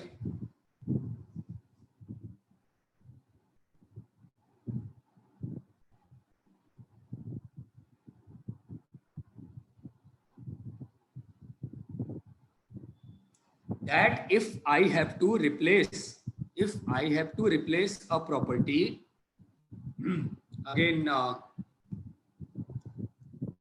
am revising myself again. So what again he's saying here, that there are cracks in the foundation that are not feasible to repair, incurable physical depreciation. So he means to say, I am revising myself again. So he means to say that in a way building will be demolished. So I will have to construct a new building which will cost $25 million. Fine. But this $25 million is a brand new building. So, but my building has some repairs to be made and roof to be repaired. So I, from this brand new building, I deduct these values to get 2,47,000. So this 2,47,000 is the value of my property, which is still new, but it has certain defects which are to be repaired. So my property has certain defects in roof and some other places. So by deducting this 3 lakh rupees from my property, I converted it into a brand new property, but with some defect in roof and other places. But it is still a new property. But this property is 15 years old. So to convert this new property with some defect in roof to a 15-year-old property, so what I have done, I have taken one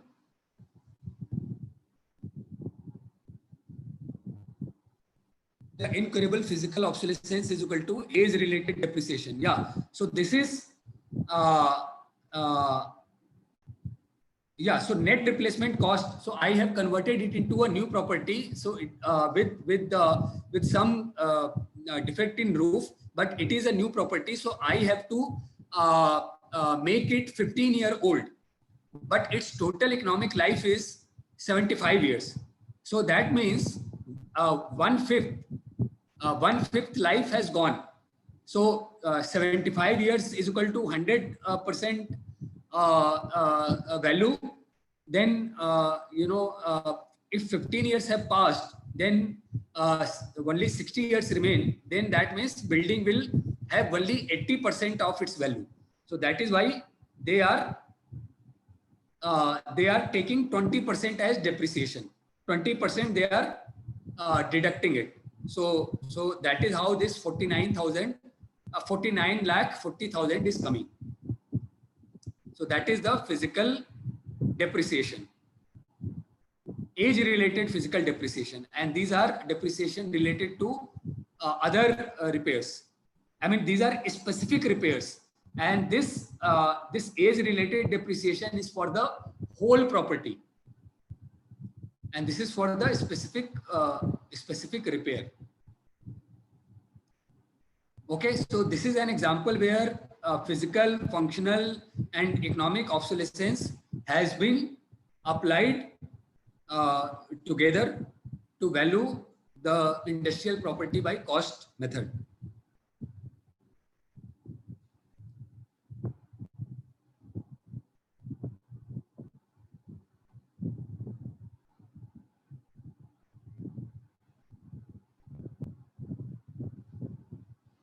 So why it is saying physical obsolescence incurable here? This physical obsolescence incurable is not the same as this incurable physical depreciation. What he is saying here, physical obsolescence incurable means that you cannot reverse its age. It is 15 years old, so you cannot make it young. So you have to treat it as a 15-year-old property. So what again and again, because it is a little it is very good example. So again I'm coming back here. So here there are cracks in the foundation that are not feasible to repair. Incurable physical depreciation. So he's not taking any cost due to this because it cannot be repaired. But still, building can be used in for the next 60 years. Otherwise, he will not be valuing this building. Otherwise, we will not be doing this, all these calculations. Otherwise, so replacement cost is $25 million and land value is 50 lakh. So I add this and $30 million will be the value of the property. So again, I am once again correcting myself. So here it means that there are some cracks in the foundation that are that cannot be repaired. So maybe building is still usable, but in a limited form. So and in the limited form, the building has a 60-year life, and then other things, other impact on rent and everything has been captured here. Okay, so he is saying that this crack cannot be repaired. So that is why there is no cost they are taking, but definitely this crack will have some effect because it is in the foundation. So it will have some effect on the utility of the building. So they have not given any other data for this, but because this rent is not due to that crack. This reduction in rent is due to this 2-lane and 4-lane road. So that data is missing from this example, but what we can get here is that if there are cracks in the foundation that cannot be repaired, so it is incurable physical depreciation, but building is still usable and it still can be used for next 60 years, and that is why we are doing all this calculation. Otherwise, we will just say what is the cost of the demolition of the building, what is the cost of the replacement of new property, and what is the cost of the land. So it will be 30 lakh minus cost of demolition will be the valuation. So that is not the case. That means that so some additional data has to be here that building is still usable in a limited form, and due to that limitation, buildings, rent will get reduced by some value. So some additional rent reduction also should be there. Okay, so this is the complete interpretation of this example. Any question you have? Sorry, I corrected myself 2-3 times here, but then I'm sorry. So if it is not clear, you can ask.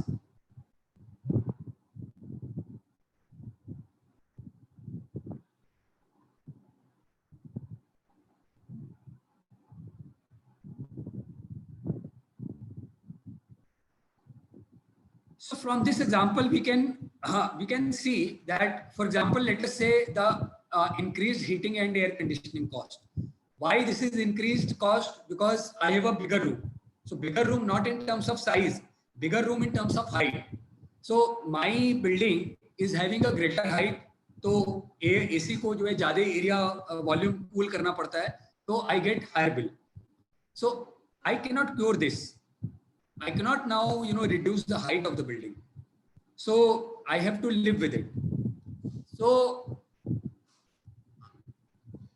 you see, I can quantify that because, so I am not here in curable physical obsolescence. I am investing money to cure it. So you see, there is a value given that this much money will be used to, yeah, somebody is saying something. Yeah, little complex it is, but you will understand once you do it again. 1-2 times you will understand. So in curable obsolescence, the cost of cure is given. In incurable obsolescence, again here cost is given, which we converted to lifetime cost. But for this incurable physical depreciation, the cost is missing. So let me write here.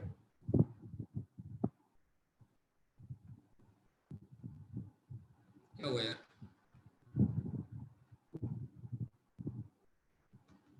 So let me write here.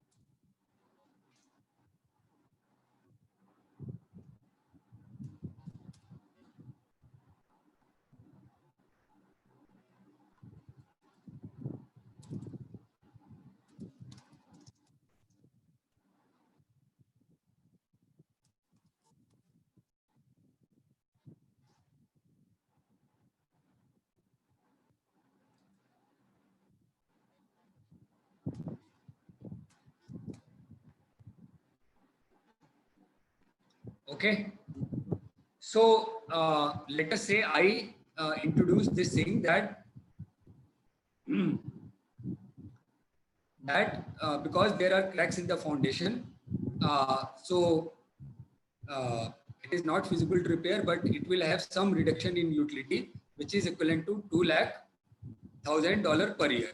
So here what I will do, I will convert uh, uh,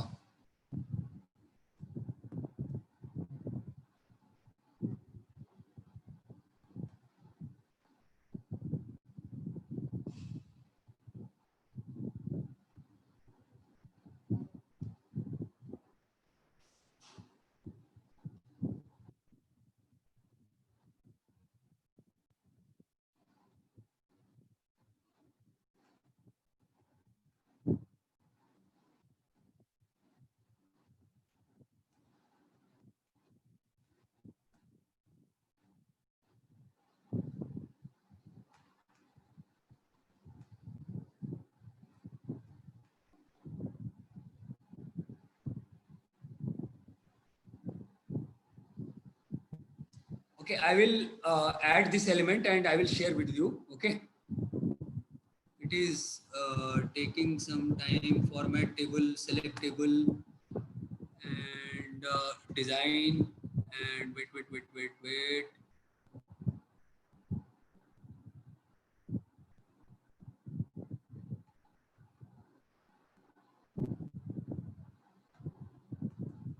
So what I will do, I will convert it into physical obsolescence, age related. Okay.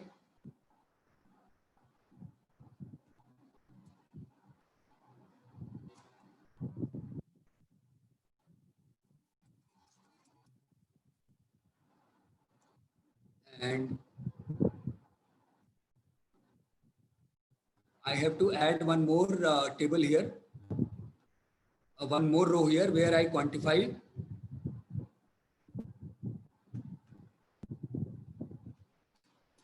Let me take it to Excel. Huh?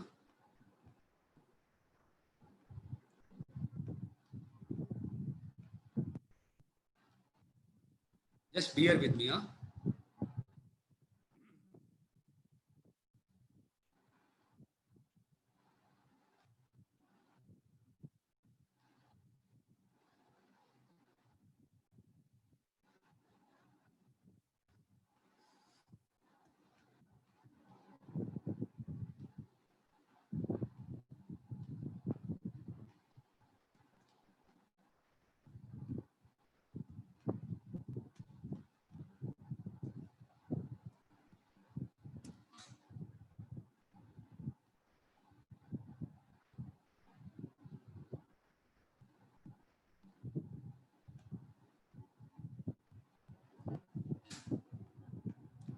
So यहाँ पे I write. आपका Excel file visible नहीं है. अच्छा, okay, wait.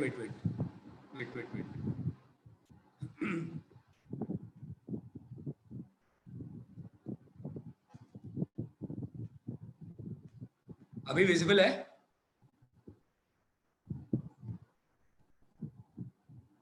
Yes. हाँ. So I do. I make it 3.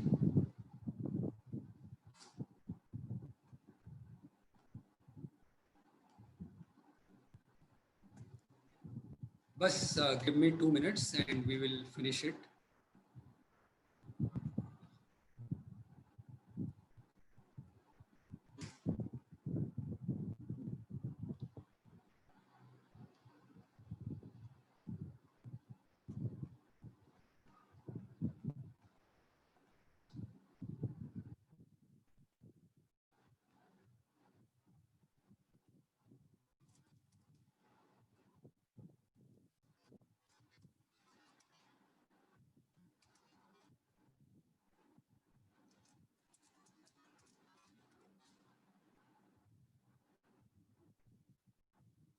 So 2,00,000 per year divided by 10%. 20 lakh. Okay. So what I do, I sum all.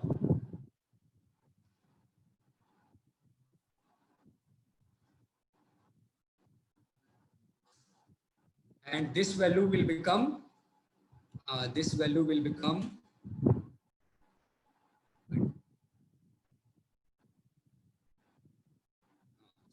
ये हो जाएगा is equal to 15 by 75 into, so this is replacement.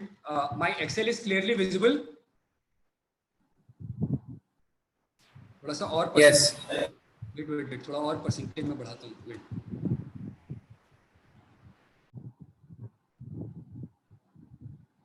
So अभी यहाँ पे मैंने क्या किया कि because we were getting confused with that missing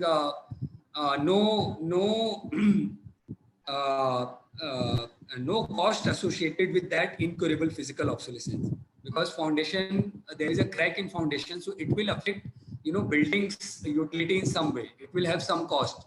So if they are not demolishing the building, that means the crack is such that still the building can be functioned, but maybe they will that part of the building they will kind of segregate, and they will kind of make it inert. They will think that that part of the foundation, whatever column is being supported, they will kind of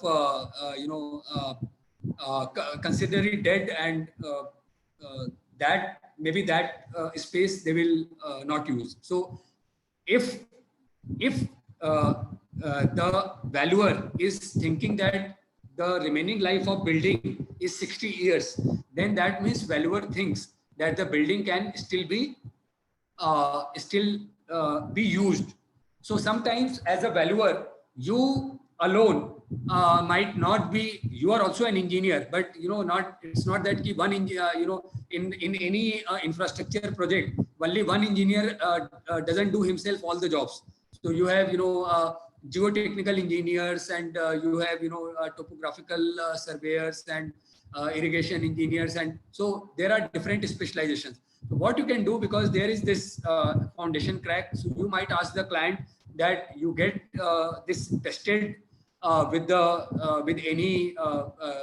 non-destructive testing, and with any structural firm, and get a report that whether the building can still be used and in what form. So client then will appoint a structural firm, and then they will give a report that okay, this crack is there. This crack cannot be cured unless you demolish the whole building, but still the building can be, you can use the building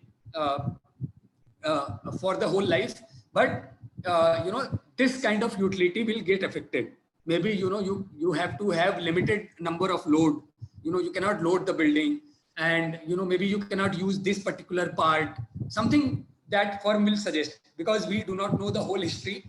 We are using it for valuation example purpose. So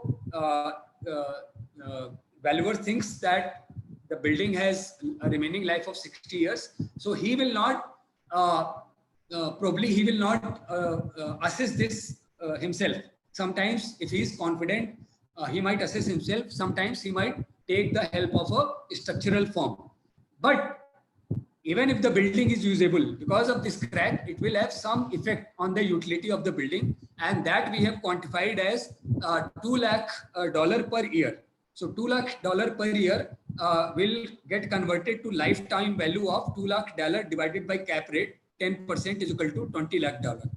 So now how do we calculate physical obsolescence? So how will first I have to, this is brand new property. So I have to convert it into a property which is having defect in roof, which is having some other defects which need repair, and which is having foundation crack, which has a lifetime cost of $20 lakh. So this is this 2 lakh 227 lakh is the replacement cost of my property, but it is still a new property. this 250 lakh I converted to my property in terms of physical damage, but it is still a brand new property, but I have to make it 15-year-old. So I have to apply 20% depreciation. So what I do, then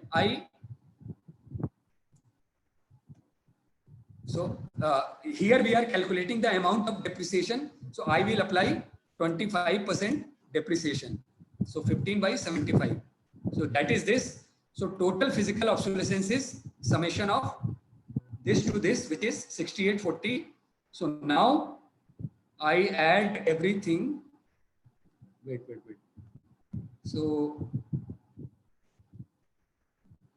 depreciated replacement cost of the building is total obsolescence. Total obsolescence is functional obsolescence, physical obsolescence plus functional obsolescence plus economic obsolescence. Okay. So total replacement cost of the depreciated replacement cost of the building is this minus replacement cost minus total obsolescence.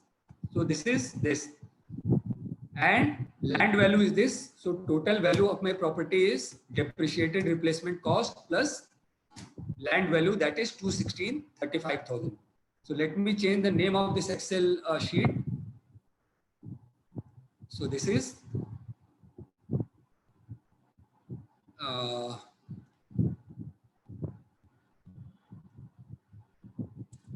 cost method example obsolescence. Okay. Now I have to take this Excel there so that it is there in PPT. I will share this Excel also, PPT also.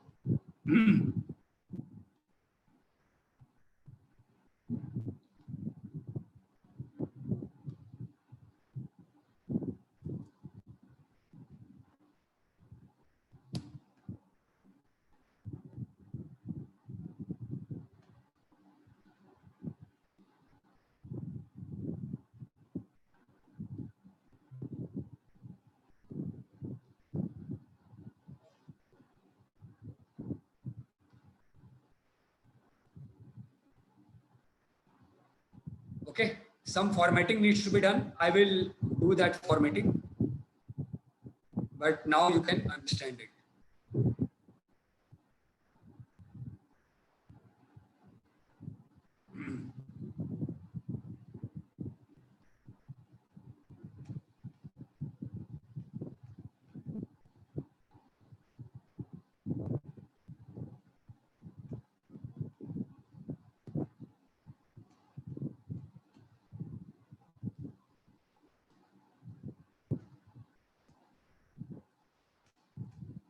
Okay, friends.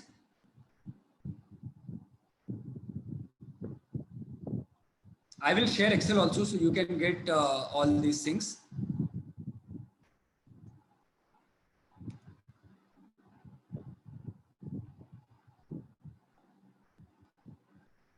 Only the Excel file is visible right now.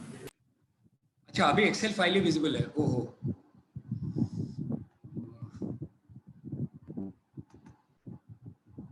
अभी हाँ अभी.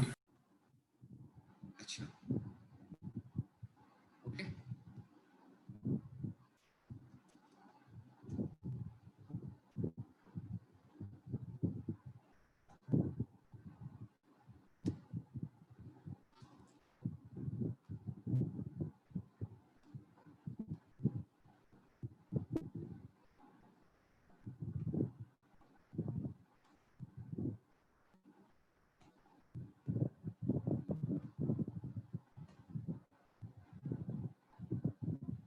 Fine.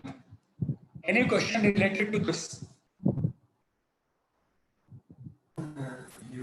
One doubt. Yeah. So for the replacement cost, we use the We've used 2.5 crores, right? So we've used as per a new building. Again, can you ask again? For the replacement cost, as per current standards, we've used 2.5 crores. Yeah. Okay, so that is considering that the roof height is lesser for a new building. Yes. Then why do we still consider the 5 lakh of the cooling, increased cooling? Why are we still considering it? Because we've anyways changed it to the new needs, right? Yeah, very good question. See, basically, replacement cost I'm using as a new new building, because when I replace it, I should not give any unnecessary feature.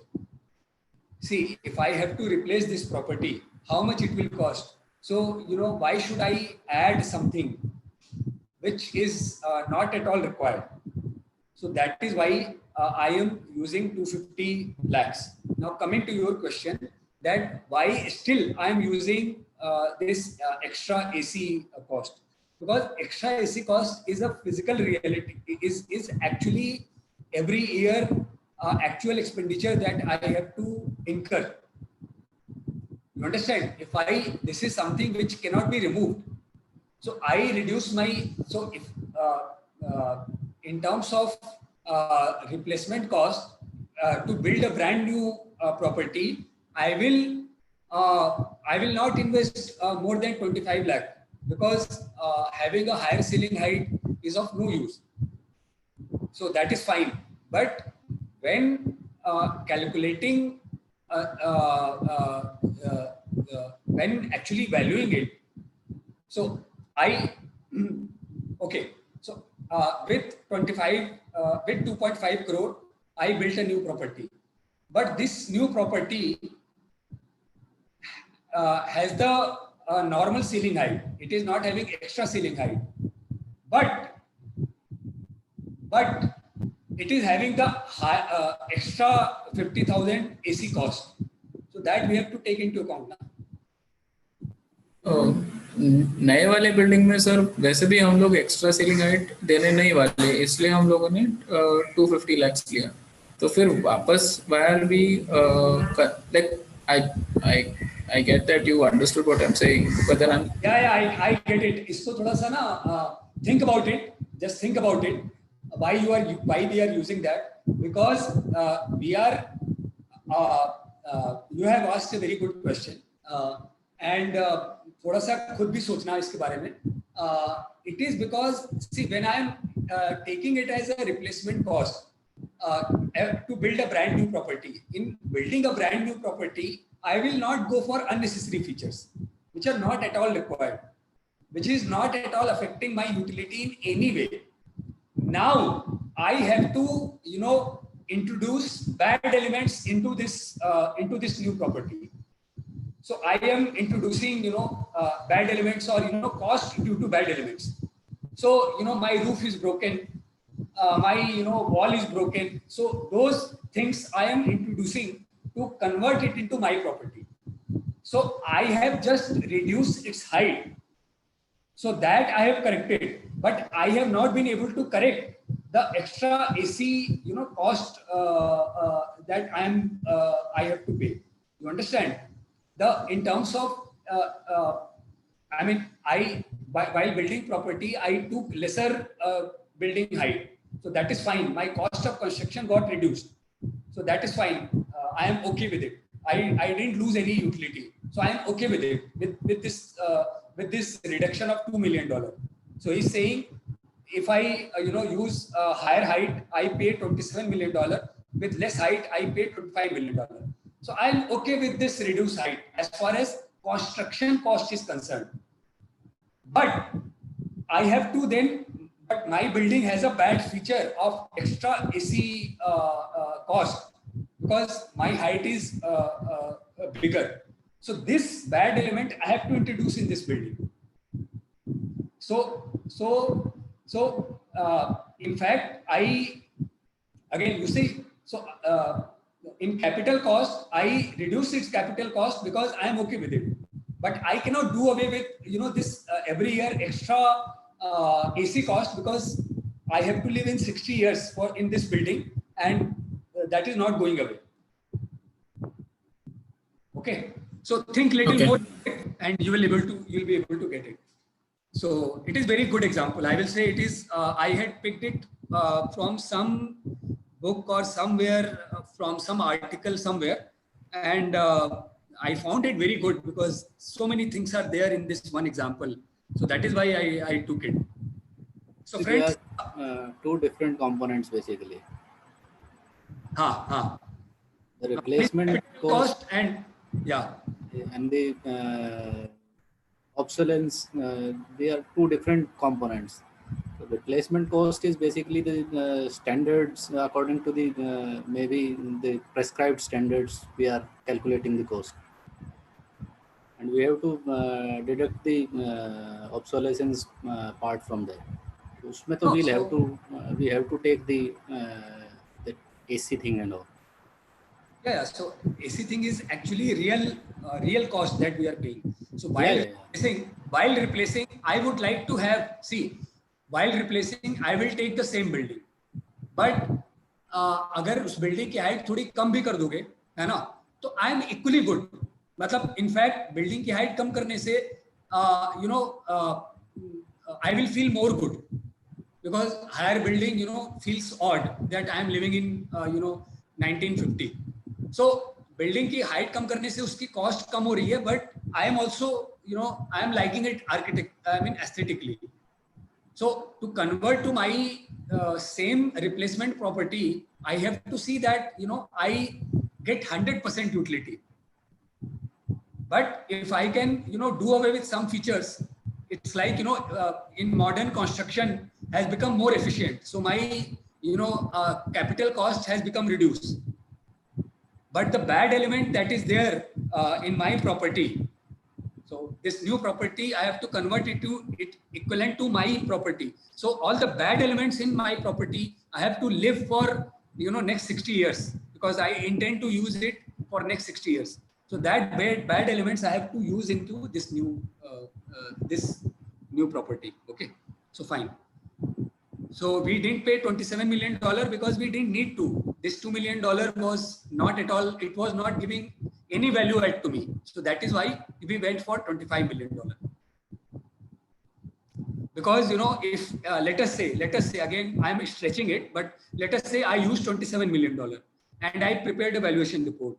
So somebody would say that यार इतने बड़े ये तुमने इतनी बड़ी ceiling की height बना दी, इससे तो मेरा एक कॉस्ट भी बढ़ गया और इसकी मुझे जरूरत भी नहीं है, तो इसके लिए तो मैं नहीं पे कर रहा हूँ. तो I mean, this is the value. Let us say this owner is trying to sell his property, so he will ask for this much, $2 crore 16,35,000. So if there are unnecessary features, no buyer will pay for that. So that paying for $27 million for that extra height, this $2 million extra is not adding any value to anybody, neither the buyer nor the seller. Hence, it is redundant. That is why we have not taken this into account.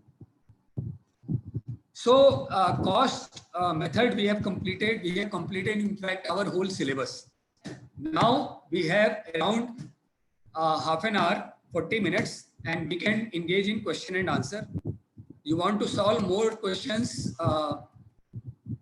So this is, I will trim it and I will give it to you.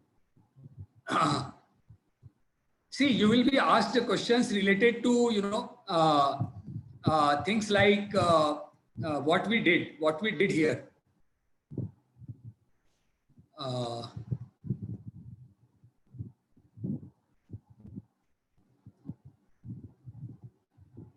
That plot area is given, FAR is given, ground coverage ratio is there,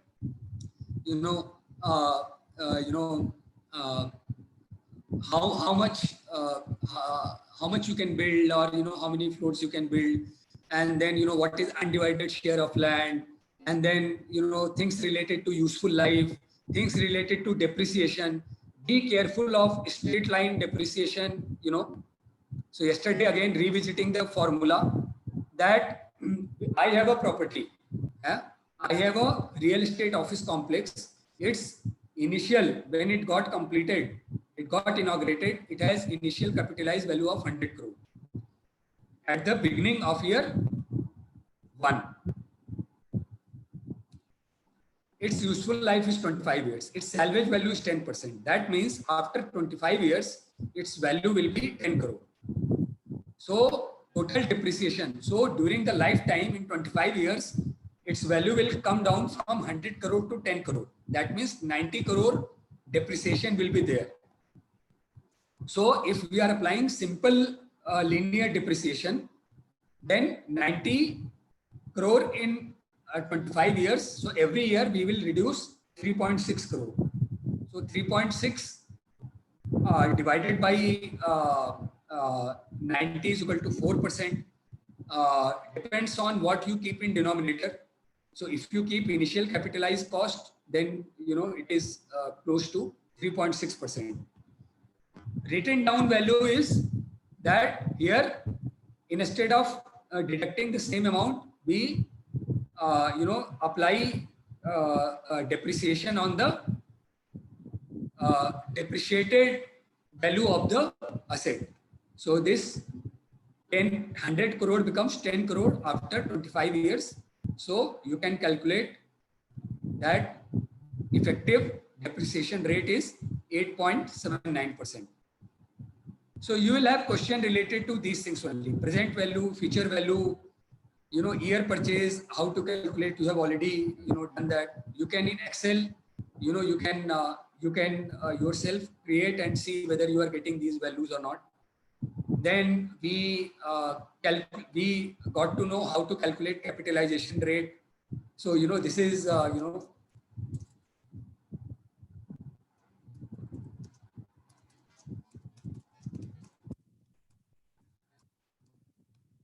built-up method where we used risk-free rate plus some risk premium.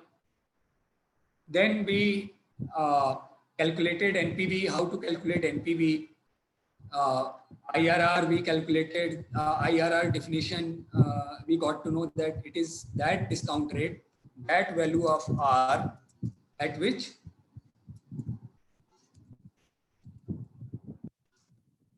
NPV is equal to 0. IRR is also called accumulative rate of interest or rate of redemption of capital. Capitalization rate is also called discount rate or yield rate or remunerative rate. Okay.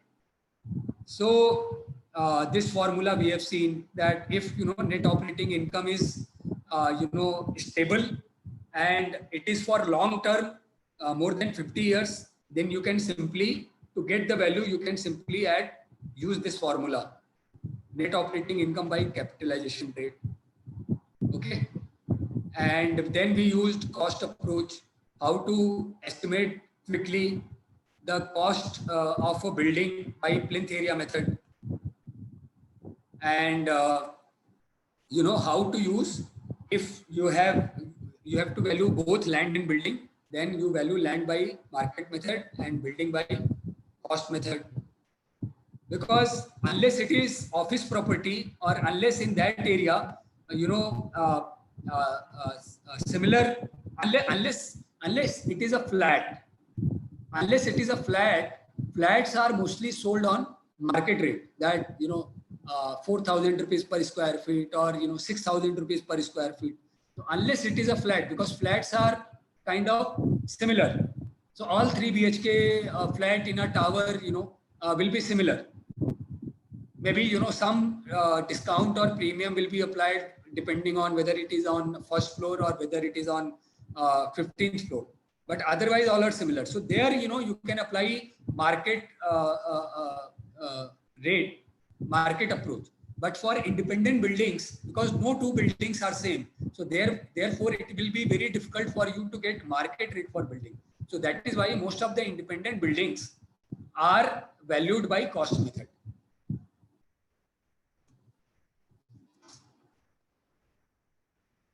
So any question you have?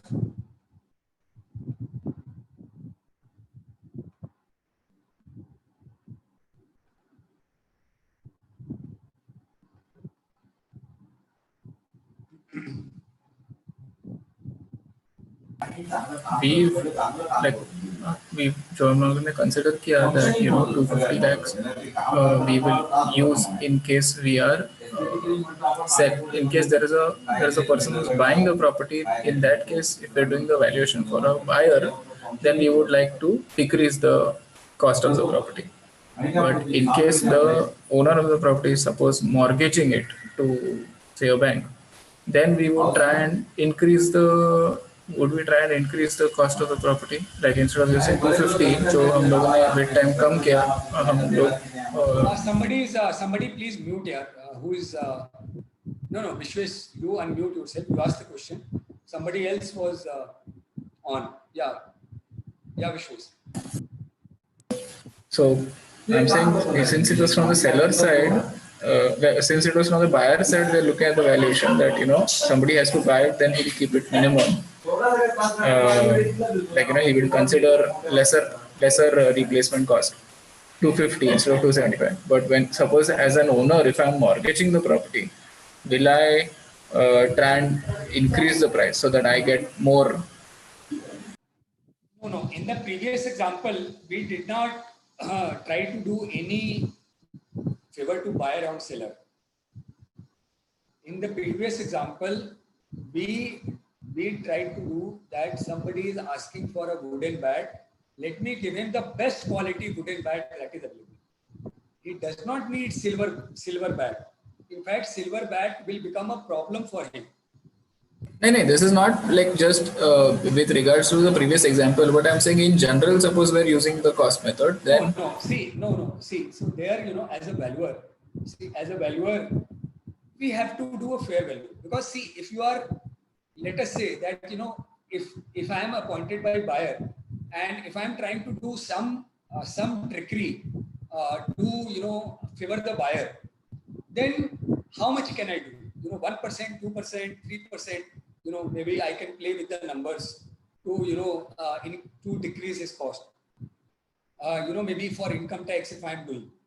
But we have to see. That is why we have to see what is our basis of value. If we have taken our basis of value as fair value, so then we don't have to think of a particular buyer and particular seller. If you are thinking for a particular buyer, then you have to choose a different basis of value. Then you can say that it is person specific value or equitable value. So if you read international valuation standard, so there many such definitions are given. So in equitable value, there is a identified buyer and identified seller. So there is a select buyer and select seller. Both know about each other's plans and future plans and risks. So it's like, if I am talking for merger and acquisition, so I know that why that company wants to buy my company, and that company knows that why I want to sell my company, because I want to exit this business or I want to pay debt. That company wants to enter into my business because it will further expanding my business. It is easier than setting up from scratch his business. So we know about, and it is transparent. So then it is different from a normal random market transaction, because here two much more informed set of players are interacting. So there I have much more detailed information available. When I am talking about market fair value, so fair value is like if I go to market, any market which is not just near my house. Near my house, probably the sellers know me. We have over the time each other. So maybe he can give me some concession. If I am going to a central market where I am like a stranger to other people, I am stranger to the seller. So there the seller is also knowledgeable as far as his self-interest is concerned. I am also knowledgeable in the sense that I don't want to unnecessarily pay high or buy some cheaper quality product.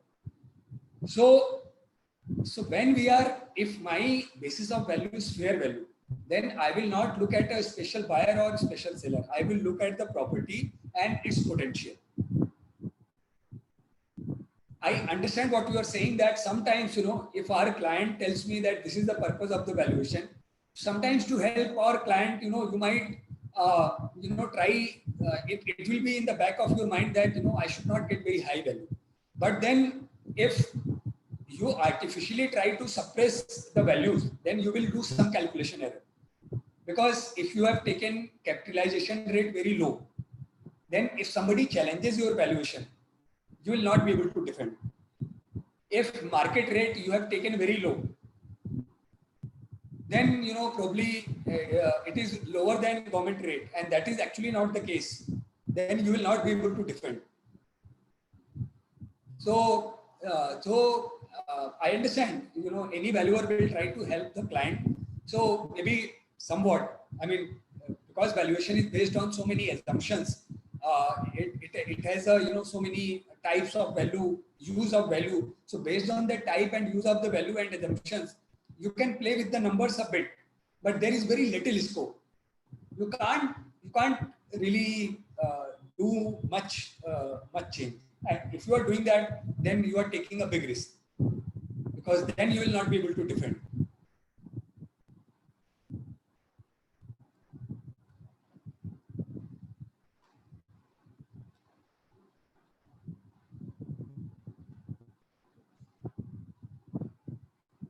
So anything which remains to be completed?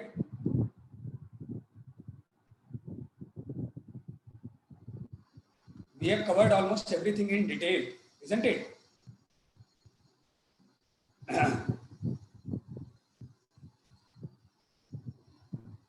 Sir, आपका कोई question है, mister Sharma?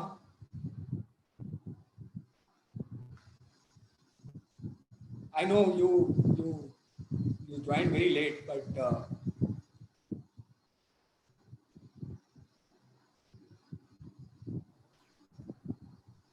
Hello. Yeah. I'm saying, sir, any question you have? I know you might have a lot of questions. Actually, I am not conversant about yesterday's lecture. Yeah. So let me watch that video on YouTube. Then I will share with you. Sure, sir. Sure. So what I will do, friends, I will share this PPT, and I will share the Word and Excel with you, and I will write my mobile number and my email ID. So from your group, I might exit because I'm part of the many groups and it becomes difficult to manage, very crowded. So I will share my mail ID and my mobile number. So let me write it here. Let me, in fact, give it here.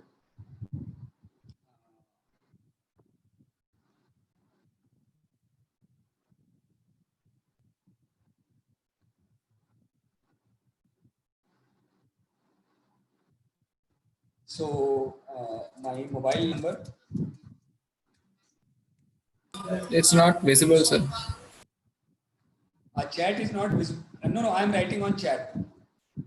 Okay, got it.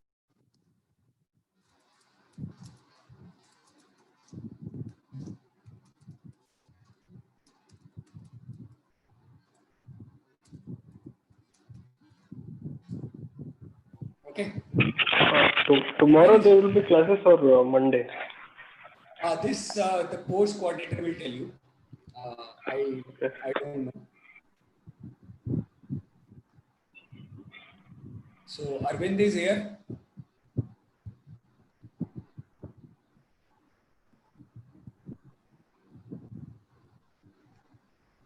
Maybe he's yeah. Yes, I am here, sir. So Arvind, any question, anything related to exam or something? Sir, I would request if you have some kind of practice questions, you please share that also with answers so that we can practice more about it. वो करते हैं. वो कैसे करेंगे? Maybe the organizer is having some practice question bank, or probably you are having somewhere with you some old data bank. You can share that. Sure. Why not? So ये कुछ IBBI के exam के questions हैं. Sample paper, old sample paper है. So इसके questions हम कर सकते हैं. And there is some. Can you send us via mail, sir? Yeah, I will share.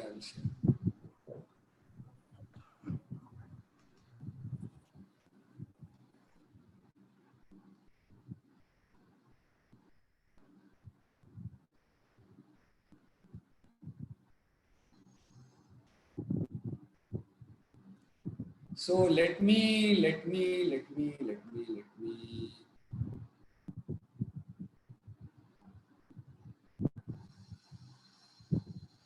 One general question, sir. When you have told that we can estimate the reproduction cost by the plinth area method. Yeah. If luckily the client is having an available engineer's estimate, can we use that for the valuation? Yes, why not? Somebody else's work, basically. Yeah, why not? You can review, and if you find that that work is good enough, use it. Okay. So we can attach that also with the report, saying that this is the reference we have taken and we have reviewed it. Yes. And we say that it is okay. Yes. Attach that. It is good practice to attach that. Okay. See, we have to see that in what capacity we have been appointed. That is what I am trying to say when I say that, a lower fee or something like that. That if you are appointed as a valuer and you need other data, the example that we were doing, that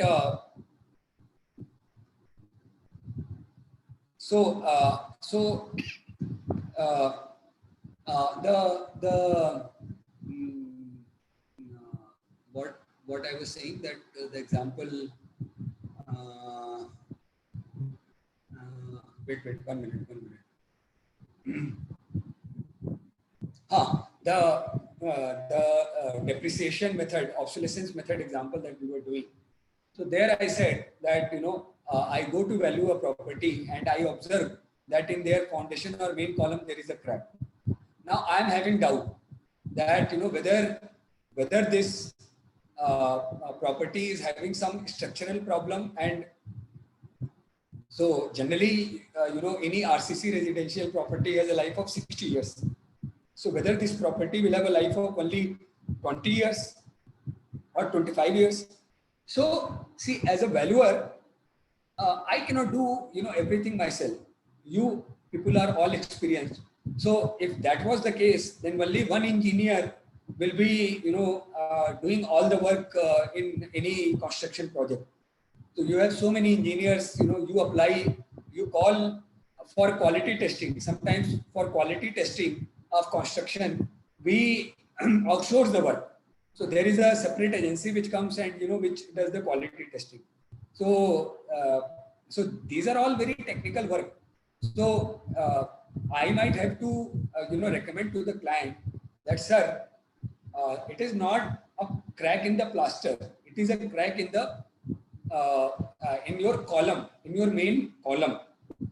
And column is a structural element. Your building might be in danger. So first you get a non-destructive testing done by a firm and get a structural report whether that can be corrected or not, how much cost it will take, and if it cannot be corrected, how dangerous it is, and what will have its impact on your life of the building or utility of the building.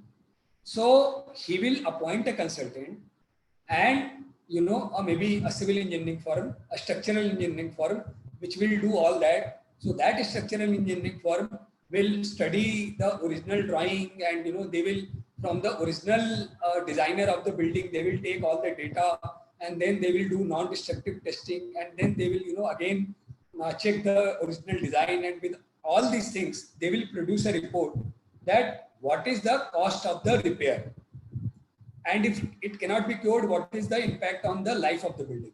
So that will be input in your valuation. It might so happen that you yourself are capable of doing all that structural analysis. So you might say that you give me another assignment where the scope of that assignment will be understanding the structural damage. And after I assess and submit that report to you, then I will take this assignment of valuation where I will use the previous report as input. You understand? Right, sir. Right, sir. Yeah.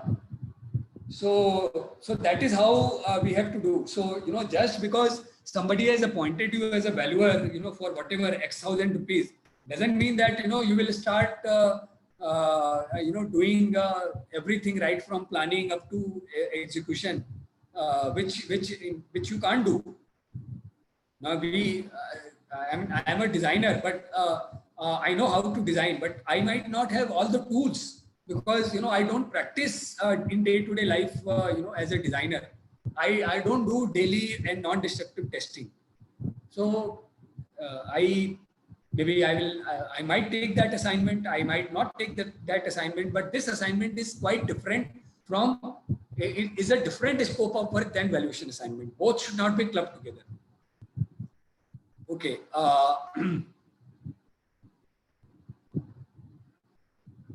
Yeah, sure. So there is a question.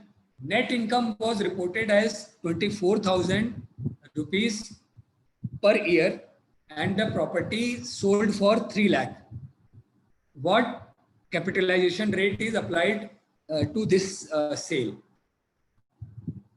You are seeing this screen?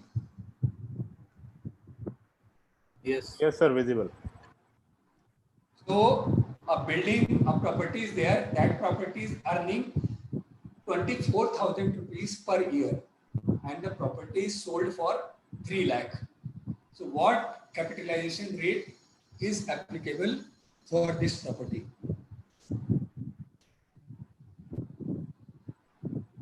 8%. 8%. How did you calculate? Formula you had discussed in the morning. S is equal to income over T, I over D. Yeah. So 3 lakh is equal to 24,000 divided by D.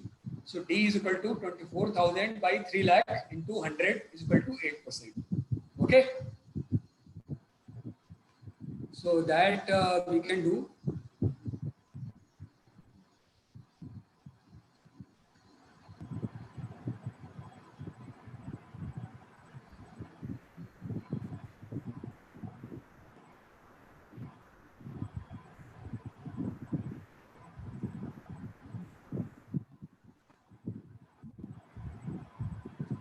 The age of the building is 20 years. The life of the building is 40 years.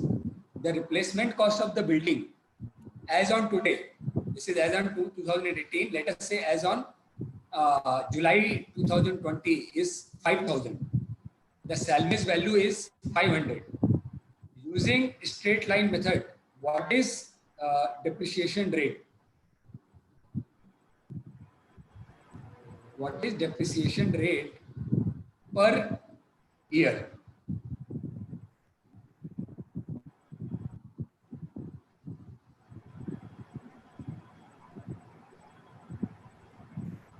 एक minute.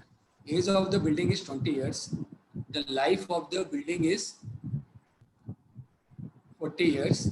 The replacement cost as on date is 5,000.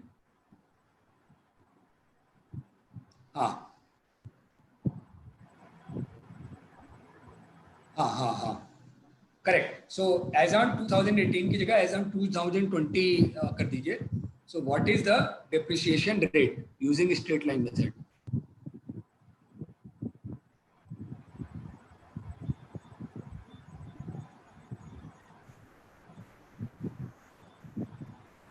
Actually, he is asking the wrong question. The question is, what is total depreciation? The question is, age of the building is 20 years as on July 2020. Total life of the building is 40 years. The replacement cost of the building as on July 2020 is 5,000. The salvage value is 500 rupees.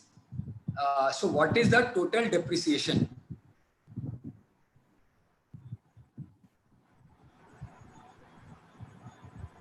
I mean, what is the total depreciation applied as on date, as on 2020?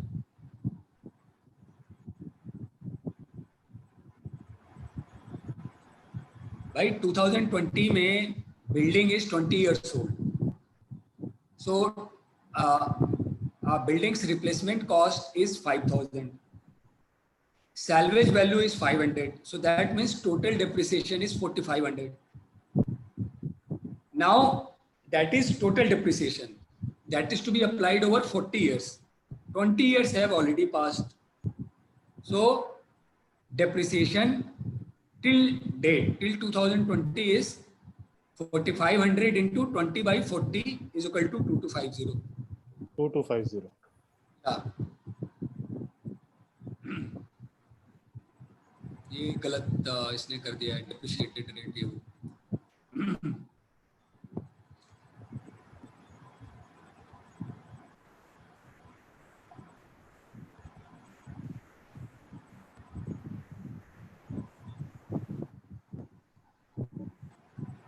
Some answers here. That is the problem with the. So you have to create your own questions. That is the problem.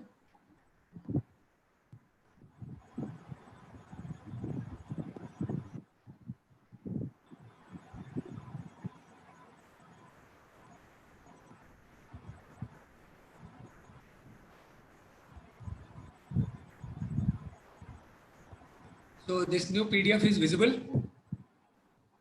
Yes, sir. If a person, तो ये तो economics का question है.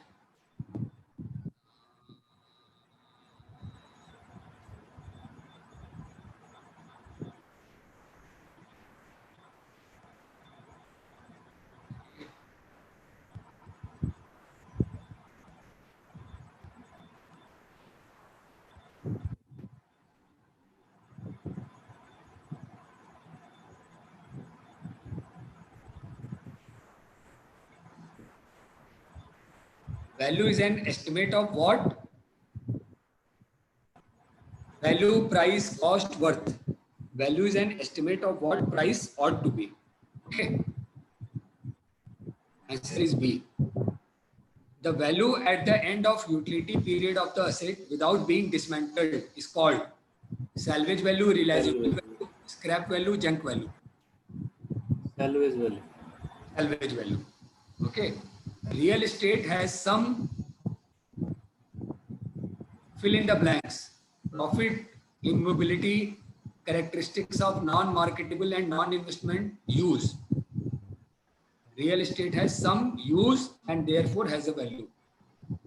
It might not give me profit if I am living in real estate. So, it has some use for me. Use, value or, benefit can should not always be in terms of, revenue or profit. It can be in terms of saving also.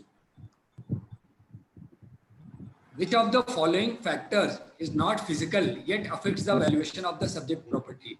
Damages to the building, gross domestic product, property location, neighborhood properties.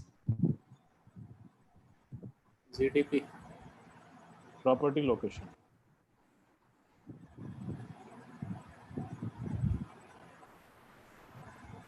Answer is GDP because property location is a physical factor.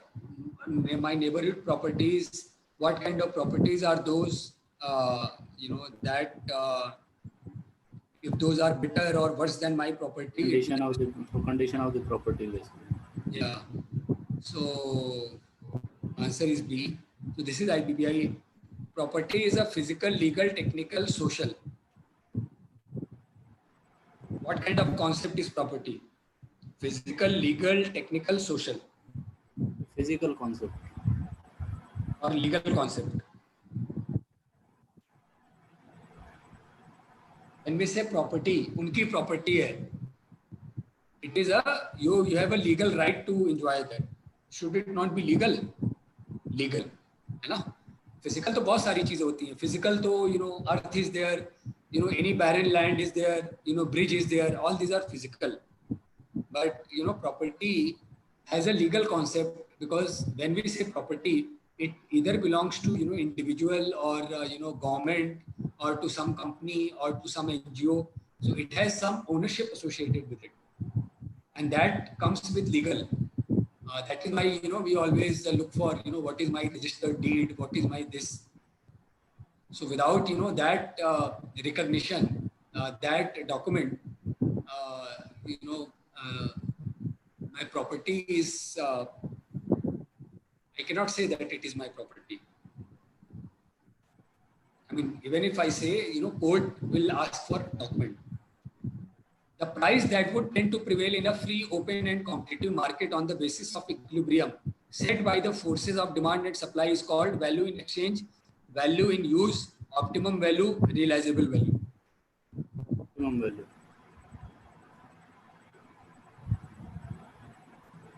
Answer is A, value in exchange. He should have given fair value. These are confusing terms, but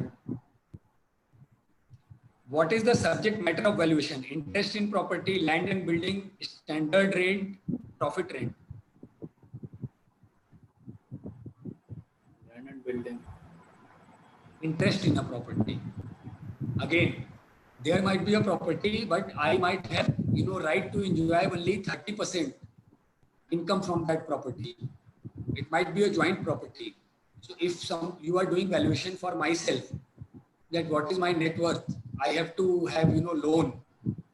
So you will take not 100%, you will not, you will value land and building, but then final value, you will take 30%, my share, to calculate, my share of the property. So interest in a property.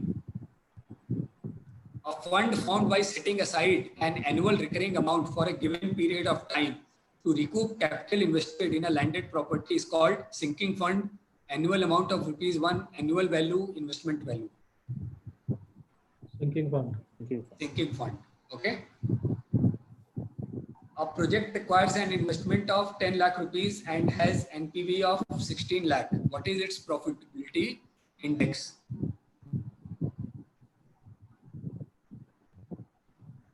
So it has a net profit of 16 lakh and it has B 1.6. 1.6, 16 by 10. Which of the following best defines annual sinking fund? Annual sum required to be invested to amount to ₹1 in specified years. ये यार चुपचाप के उल्टे question पूछ देते हैं. A proposed development of metro rail station in the city would decrease in supply of real estate in surrounding area, increase demand of real estate in surrounding area, decrease cost of construction of building in surrounding area, decrease demand of real estate in surrounding area. It's B. Increase demand of real estate. Yeah, B. Which of the following is not a characteristic of real estate market? No free flow of information, imperfect market, perfect investment market, and heterogeneity.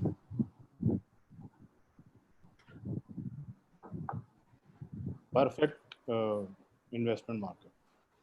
Yeah, so it is not a characteristic of real estate market. So what we studied yesterday, that real estate market में total transparency नहीं होती है, तो free flow of information नहीं है, imperfect market है ना, ये stock market भी perfect नहीं है, तो ये तो stock market भी यहाँ पे नहीं है, यहाँ तो it is not, it is very difficult to, if I want to sell my property, I will not be able to sell it tomorrow. It might take 1 month, 3 months, 6 months, 1 year. So that is why this market, a market will be called perfect when I get, a fair price. I am able to, anytime I am able to buy and sell, and, I have, complete information. So it is, real estate is not perfect. And heterogeneity means no two properties are same. So which is the characteristic? So it is not a perfect investment market, because neither it gives you 100% safety like a government bond, nor it gives you very high return like equity. In some cases, it might give you very high return, but in general, so it is somewhere in between. As we said, it is between government bond and mutual fund. Which factor would negatively influence demand in real estate? Low liquidity, potential of capital appreciation, regular income, redevelopment potential of the property. Low liquidity. Yeah, because all other are positive features. Under the rent capitalization method, value of property increases with higher property tax, higher capitalization rate, lower capitalization rate, longer duration. Longer duration. Yes. What about higher property tax? It will increase value or decrease value? Decrease. Higher capitalization rate, it will increase or decrease? Naturally, it will decrease. Decrease, because it is in Decrease. denominator. So if I have higher capitalization rate, value of my property will decrease. If I have lower capitalization rate, value will increase or decrease? Decrease. हाँ? Decrease. यार अगर denominator में lower value है तो decrease होगा कि increase होगा?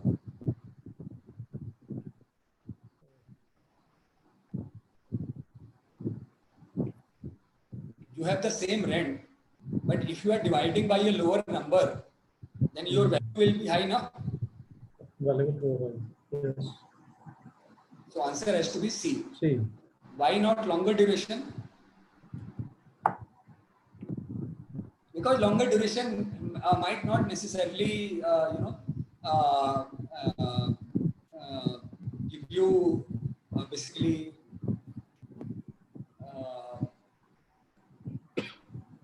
So capitalization rate has the maximum impact on the valuation of the property. So in capitalization rate, what you are doing, you are already taking into account that property is long term, up to infinity or up to 50, 60 years. So that duration part is already captured here. Okay. So C is better answer.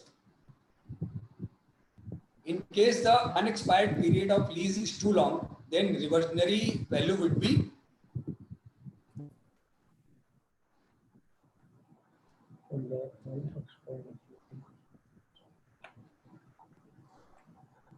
what is reversionary value? हमने कल discuss किया कि if I have given a lease to somebody, let's say I have given lease to Vishwesh. Now, if that lease is 100 years and 10 years have passed, but still 90 years are remaining. So, after 90 years, land, that lease will come back to me. So, let us say a building is also there. So, after 90 year, building's value will be zero. Building will be totally depreciated. So, I will get land. So, how do I value land? So let us say current rate of land is 1 lakh rupees per square meter. So let us say value of my land is 1 crore rupees as of now. But this 1 crore rupees I will get, see here, we are not talking about rate because we do not know what will be rate after 90 years. So we will take the current rate only. So once the land comes back to me with the current rate, value of my land will be 1 crore. But this 1 crore I will get when? After 90 years. So 90 years, 1 crore, you discount by 90 years. So its value will not be negative. Its value will not be zero, but its value will be very, very negligible. C. Okay. So the value, this 1 crore after 90 years is my reversionary value to the person who is giving lease to lesser. So friends, I will share this with you. You can do that. So I think we have completed everything. So if it is done, you don't have any question, then we can call it a day. And if you have my mail ID and mobile numbers are with you, you are always welcome. Till you clear the exam and after you become valuer also, then also you can please be in touch. We can share our expertise and knowledge, and we can help each other. And if I can help you in any manner, I will I will try my best to help you. So I will share this material on your WhatsApp group. Thank you. So that's it. Thank you. Yeah. And I wish all of you all the best. And as I said, there is no limit to number of attempts. So in the morning we discuss. So depending on your comfort level, your time, you can choose. You can book the exam date. And I wish you all the best. You clear exam as soon as possible. Thank you. Thank you, sir. Thank you, sir. Thank you. Thank you. Okay. Thank you, sir. Okay. All the best, students. Tomorrow morning at what time it starts? This organizer will tell you. Okay. Thank you.